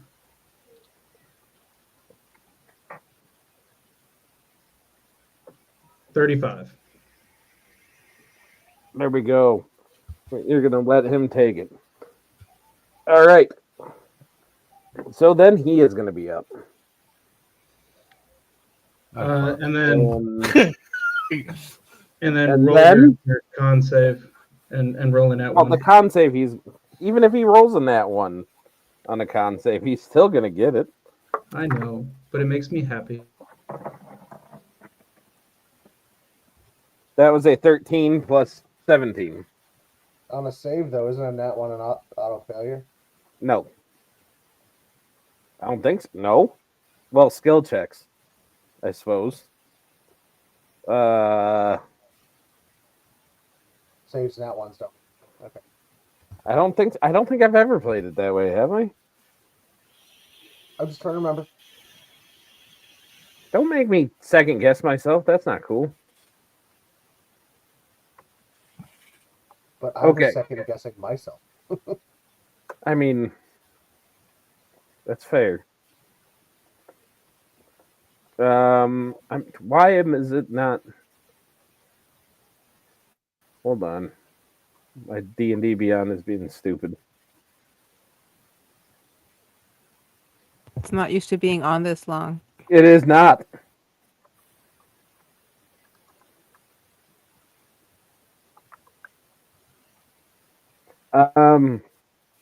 Reloading. Oh my.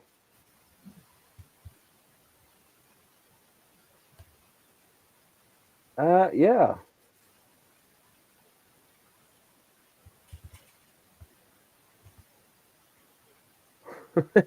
Okay, so I need everybody in this room to make, because that is Dr. Whipplebottom's turn then, I'm guessing. Yes. Which means he is up. I need everybody in the room to make a dexterity saving throw. Hooray for advantage. Oh, that would be a 22 for me. 23. 22 for me. 23.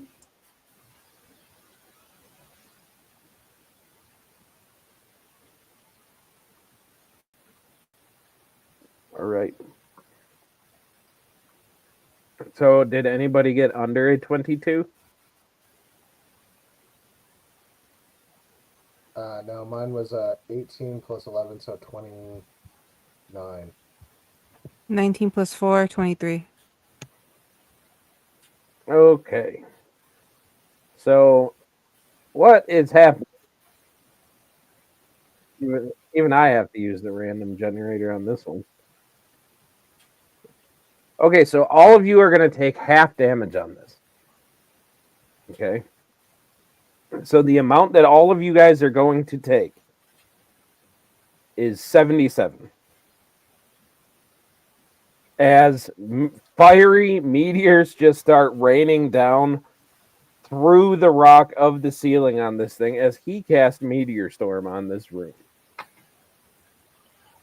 Okay, is he... To be my friend.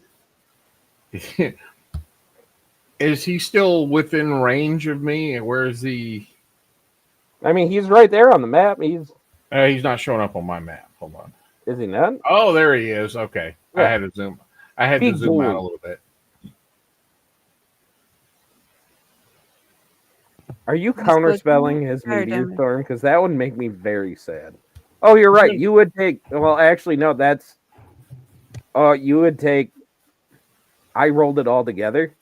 So you know what? I'm just gonna go ahead and say you, Selena, would take a quarter of this, unless DM here is going to counterspell. I believe that it's actually counter charm. Counter charm? As an action you can perform until the hold on a minute.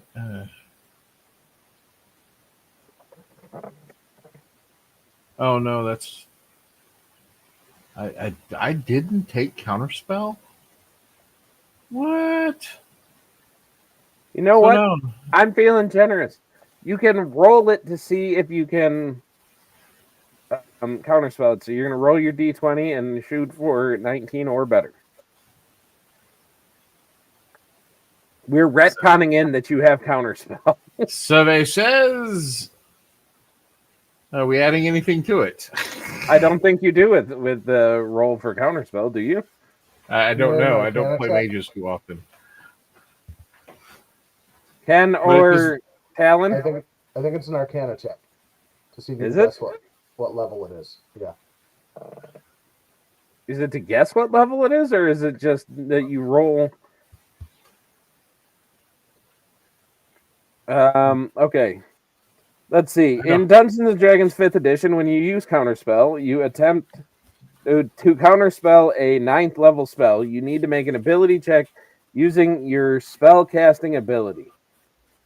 So roll a d20, add your spell casting ability modifier. Okay, and so then we're going to the add DC 5 is to that to make it a 21. a 21. All right, you Yes. do successfully counterspell the meteor storm, and he is really, really upset with you. It's all fair, chap. It's all fair, Chevy. It is indeed. That is a good, that's good. So no one takes damage? Nobody takes damage because Dr. Whipplebottom steps up and makes it go away. Cool. Lojin, you are up. Tell me how much damage you did, because I did say you can pre-roll.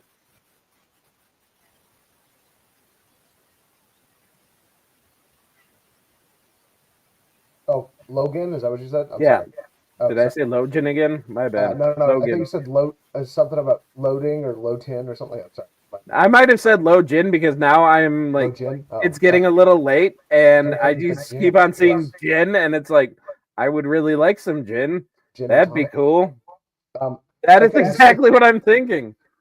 So, blasted in another critical. I sent you a picture. I know. Of the 20s. And so that gives me, I forgot last time it's brutal critical on that. So I got to roll three of the dice. Yeah, so the total for all the attacks that hit is all 4 of them, and it was for 266 points of damage. 266 points. For all 4 attacks, and that's 69 points of healing out of that. So. Okay. He hasn't hit me for anything yet, so I don't even know if he's hurt me yet. Like, this is scary. Hooray for the power of friendship. Mm-hmm.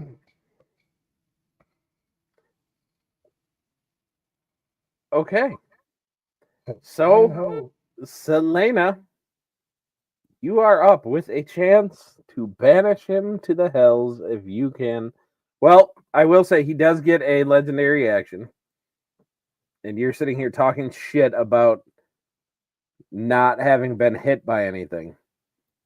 That is, no one has been saying that. I caught my ass. He just said he didn't think he'd been hit by anything, so he is going to try to hit you with his legendary action. So he's going to take his sword out, and okay, so reaction shield. No, not you.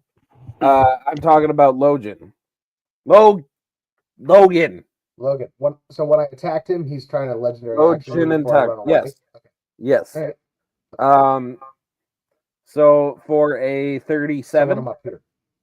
37 Yeah. hits, definitely. With 22. 37 hits. All Yep. right. So that is going to be. I got to do math now and everything. Hold on. Mhm. Cutting words. To what? Take 4 off of that? Reduce. No, it reduces it by my dice, which is a Okay. D10. D10. That's only So- going to get down to 27, though. So, Yeah. Does that still hit you? yeah, But No. he tried. it was good. Thanks. Also, he has advantage on his attack roll, so He doesn't because need that was it. a reckless attack.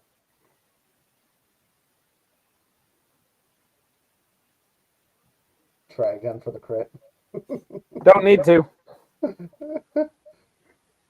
Don't need to. He already got it. Oh, crap. Yeah. Yeah. Ruh-roh. That is one way to say it. Ruh-roh, Rorge. Ruh-roh.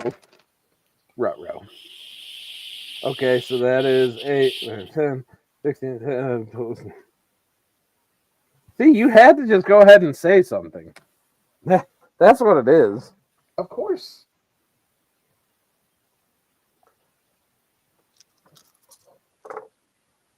I love rolling this many dice, but shit.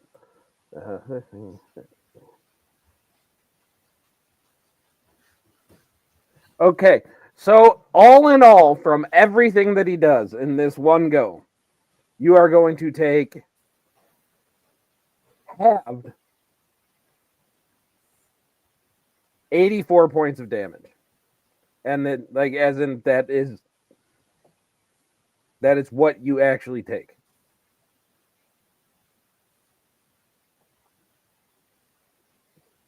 See, now Selkie is sitting there drinking in front of me, and I can't make my Now, gin and Can I tonic yet. finish my running away and go back into the middle of the prismatic wall? Yes, you can. Okay, great. You suck, Selkie. I want my gin and tonic. So you can't have caffeine or tea, but you. That's. Look, we're fighting a god. I think it's warranted. I mean, that's valid. All right, so now back to Selena, with a chance to send a god to the hells. You can do it. I have 2 options. Oh, yes, sister. Let's get him. I like how you are a mix between like Randy Savage and Neo right now. You are Randy Neo. All right. I think that might be a So- character from a film I saw once. All right. Once again, using my bonus action to cast Unsettling Words. Do you want to roll the die or me? Yeah, it's all you. Oh, that time I was nicer. It's a 4. Okay. All right. Fuck.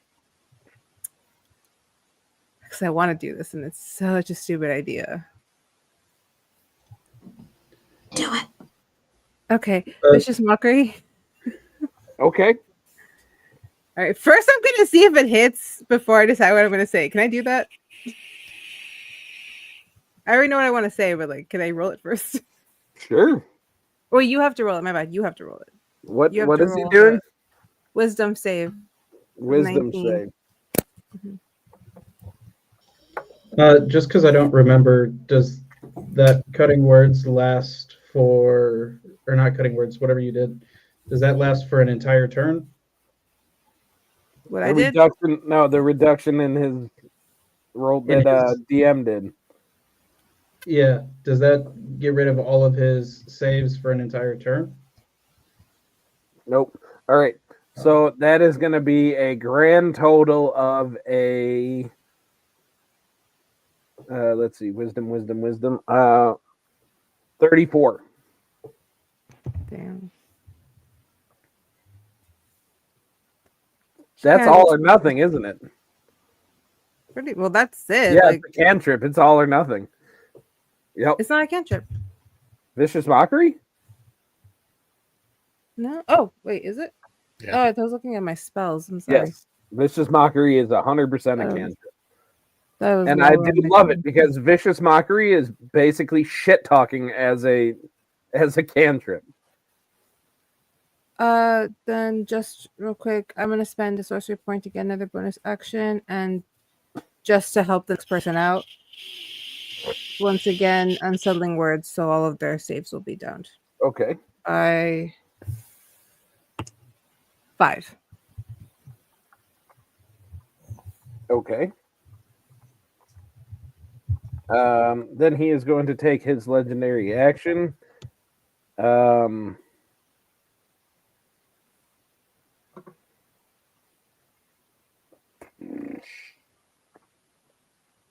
All right.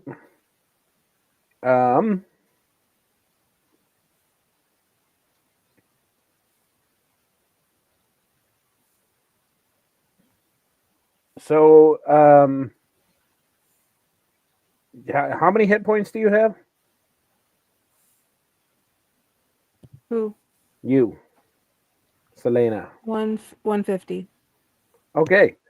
You are considered stunned at this moment. If he uses power word stun on you.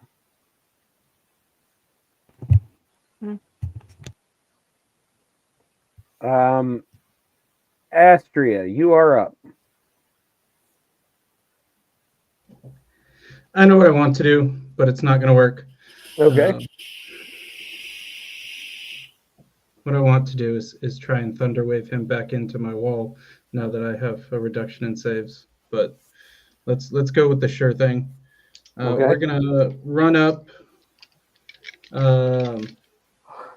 multi-attack, arc blade, and then regular attack. Okay, so roll your how many ever attacks. You get what, 3?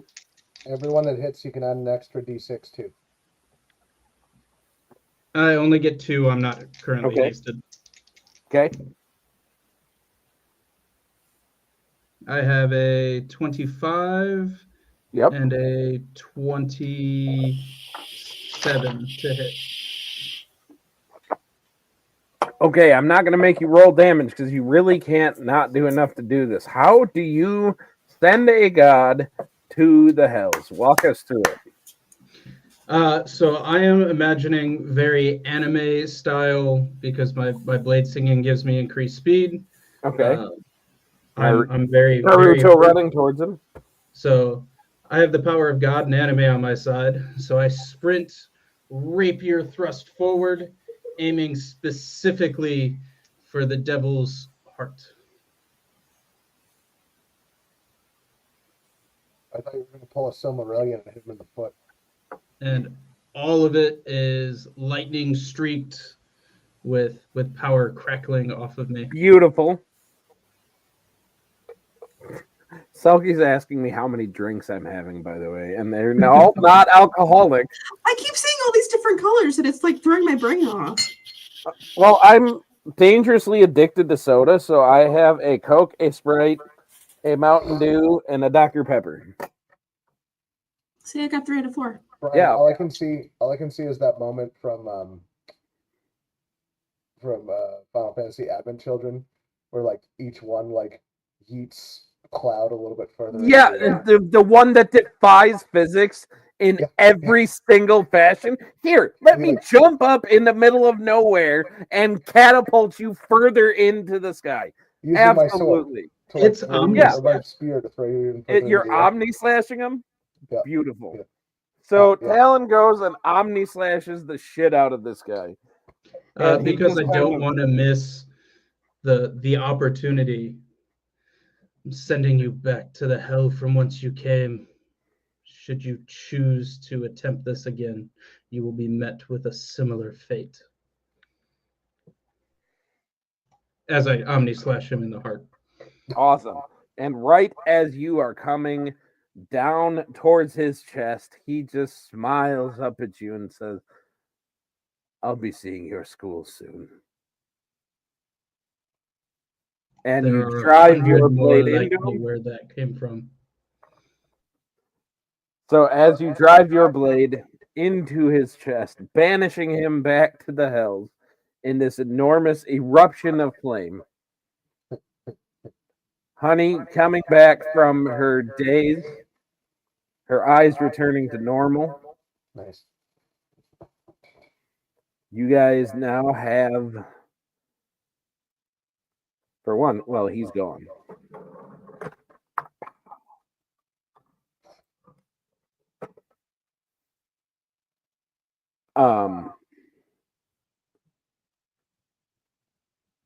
You guys now have the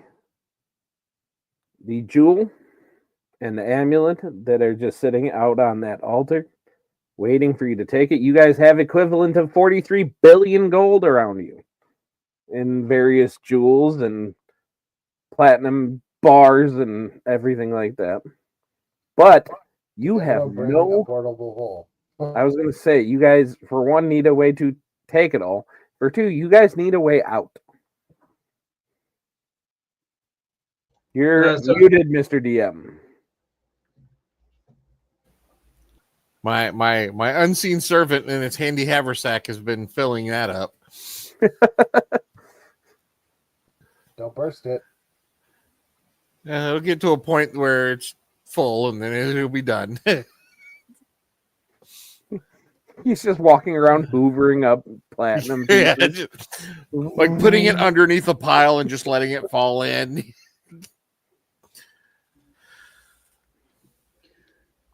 So Astria, I'm going to take. Did anyone take Demiplane? Say what? Astria? Does Astria have Demiplane? I do not have Demiplane. There was something else I wanted to do since he did threaten my school. Yeah. Astria is going to take the 11 minutes it takes to cast it, and he's going to contact other plane. He is going to try and make a mental bridge with Asmodeus, specifically. Okay. It's an intelligence save, which I rolled a 14 intelligence. I have a +5, so I made the DC 15 save. So my mind does not break contacting Asmodeus.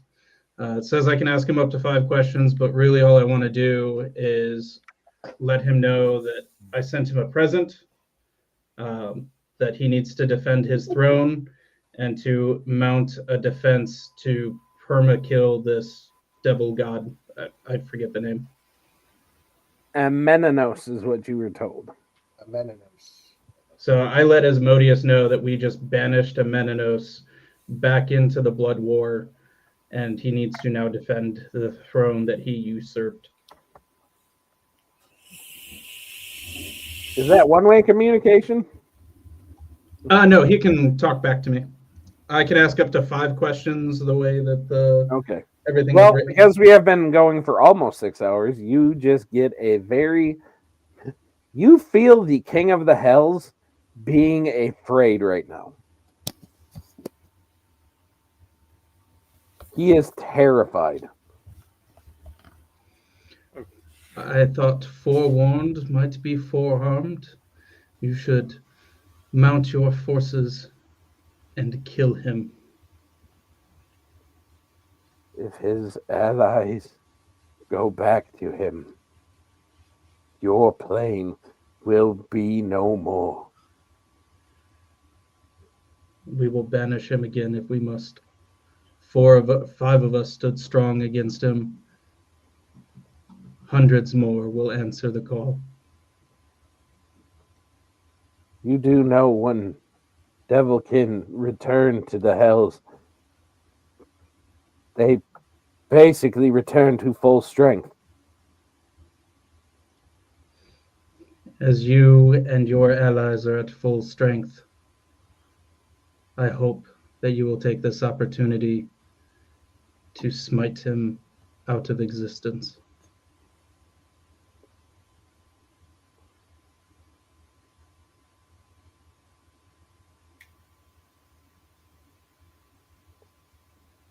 And he just does not respond anymore. Because now he's going in full defense mode because you told him what's coming. All right. So, assuming that you guys have a legitimate way out of here. I have a teleportation spell. Beautiful.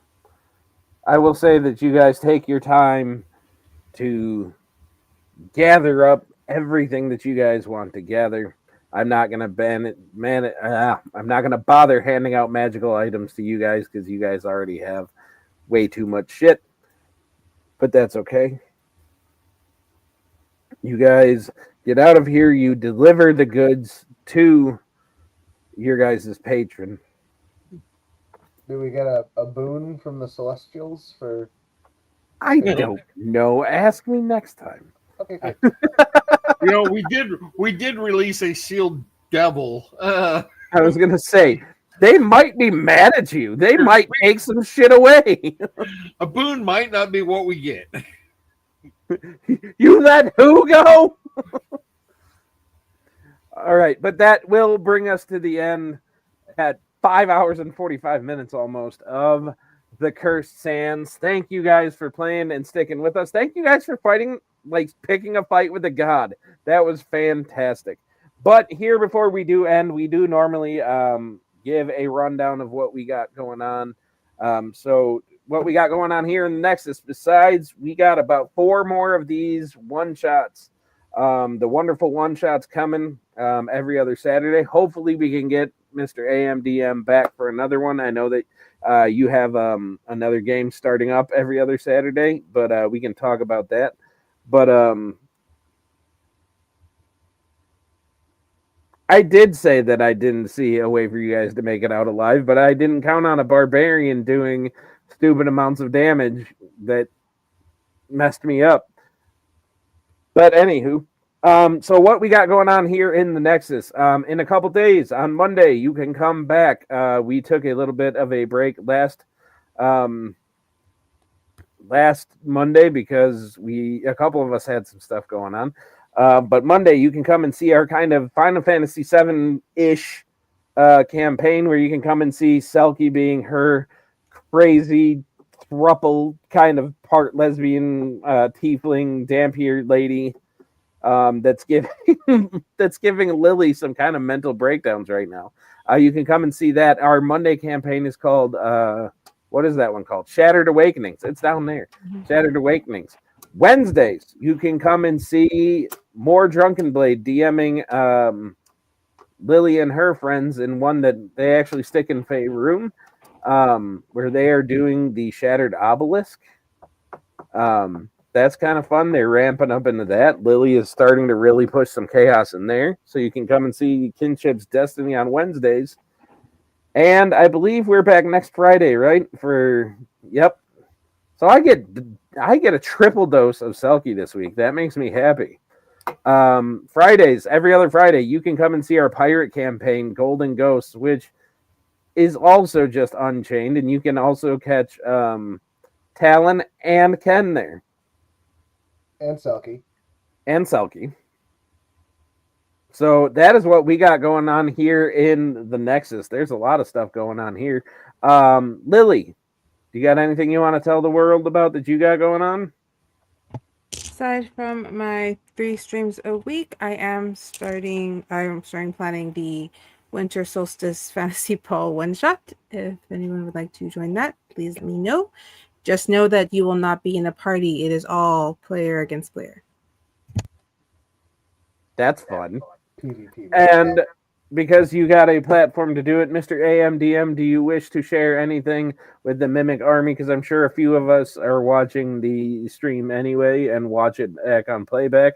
Do you have anything you want to share that you got going on? Right now, we've just got our over on my server, just our Friday night play, which is open world, very much West Marches. Whoever shows up to play gets to play. And then other than that, I've just been working on getting my RPGs done. My Glyphborn RPG, and I'm working on a second edition of my original RPG and completely rewriting the rules, the classes, all 19 of them. Wow. Yeah, He's got his own RPG going. That's fantastic. Yeah, I actually have two. I have one that I wrote back in the late '90s, and then one I'm writing. We're play testing on Wednesday nights right now, which is built on the bones of Fifth Edition. Wow. After I've stripped the entire magic system and all the classes out. I really thought that I was a high level nerd, and then I met Old Ken, which is more Drunken Blade, and I was like, "Wow, I'm really not a nerd." And now I've met you, and I'm like, I don't even think I qualify as nerd at this point. I'm like a nerd wannabe. I prefer geek because I can't do all the math. That's valid. All right. Well, I will end the night by saying, Mr. AMDM, thank you so much for coming. Thank you so much for playing. I do hope that we can get you back. Everybody else, thank you for playing in this obnoxious one shot. And that is where we will call it a night. So everybody, we will see you back in the Nexus next time. For now, I love you guys. Take care of yourselves. Be kind, and we will see you guys next time.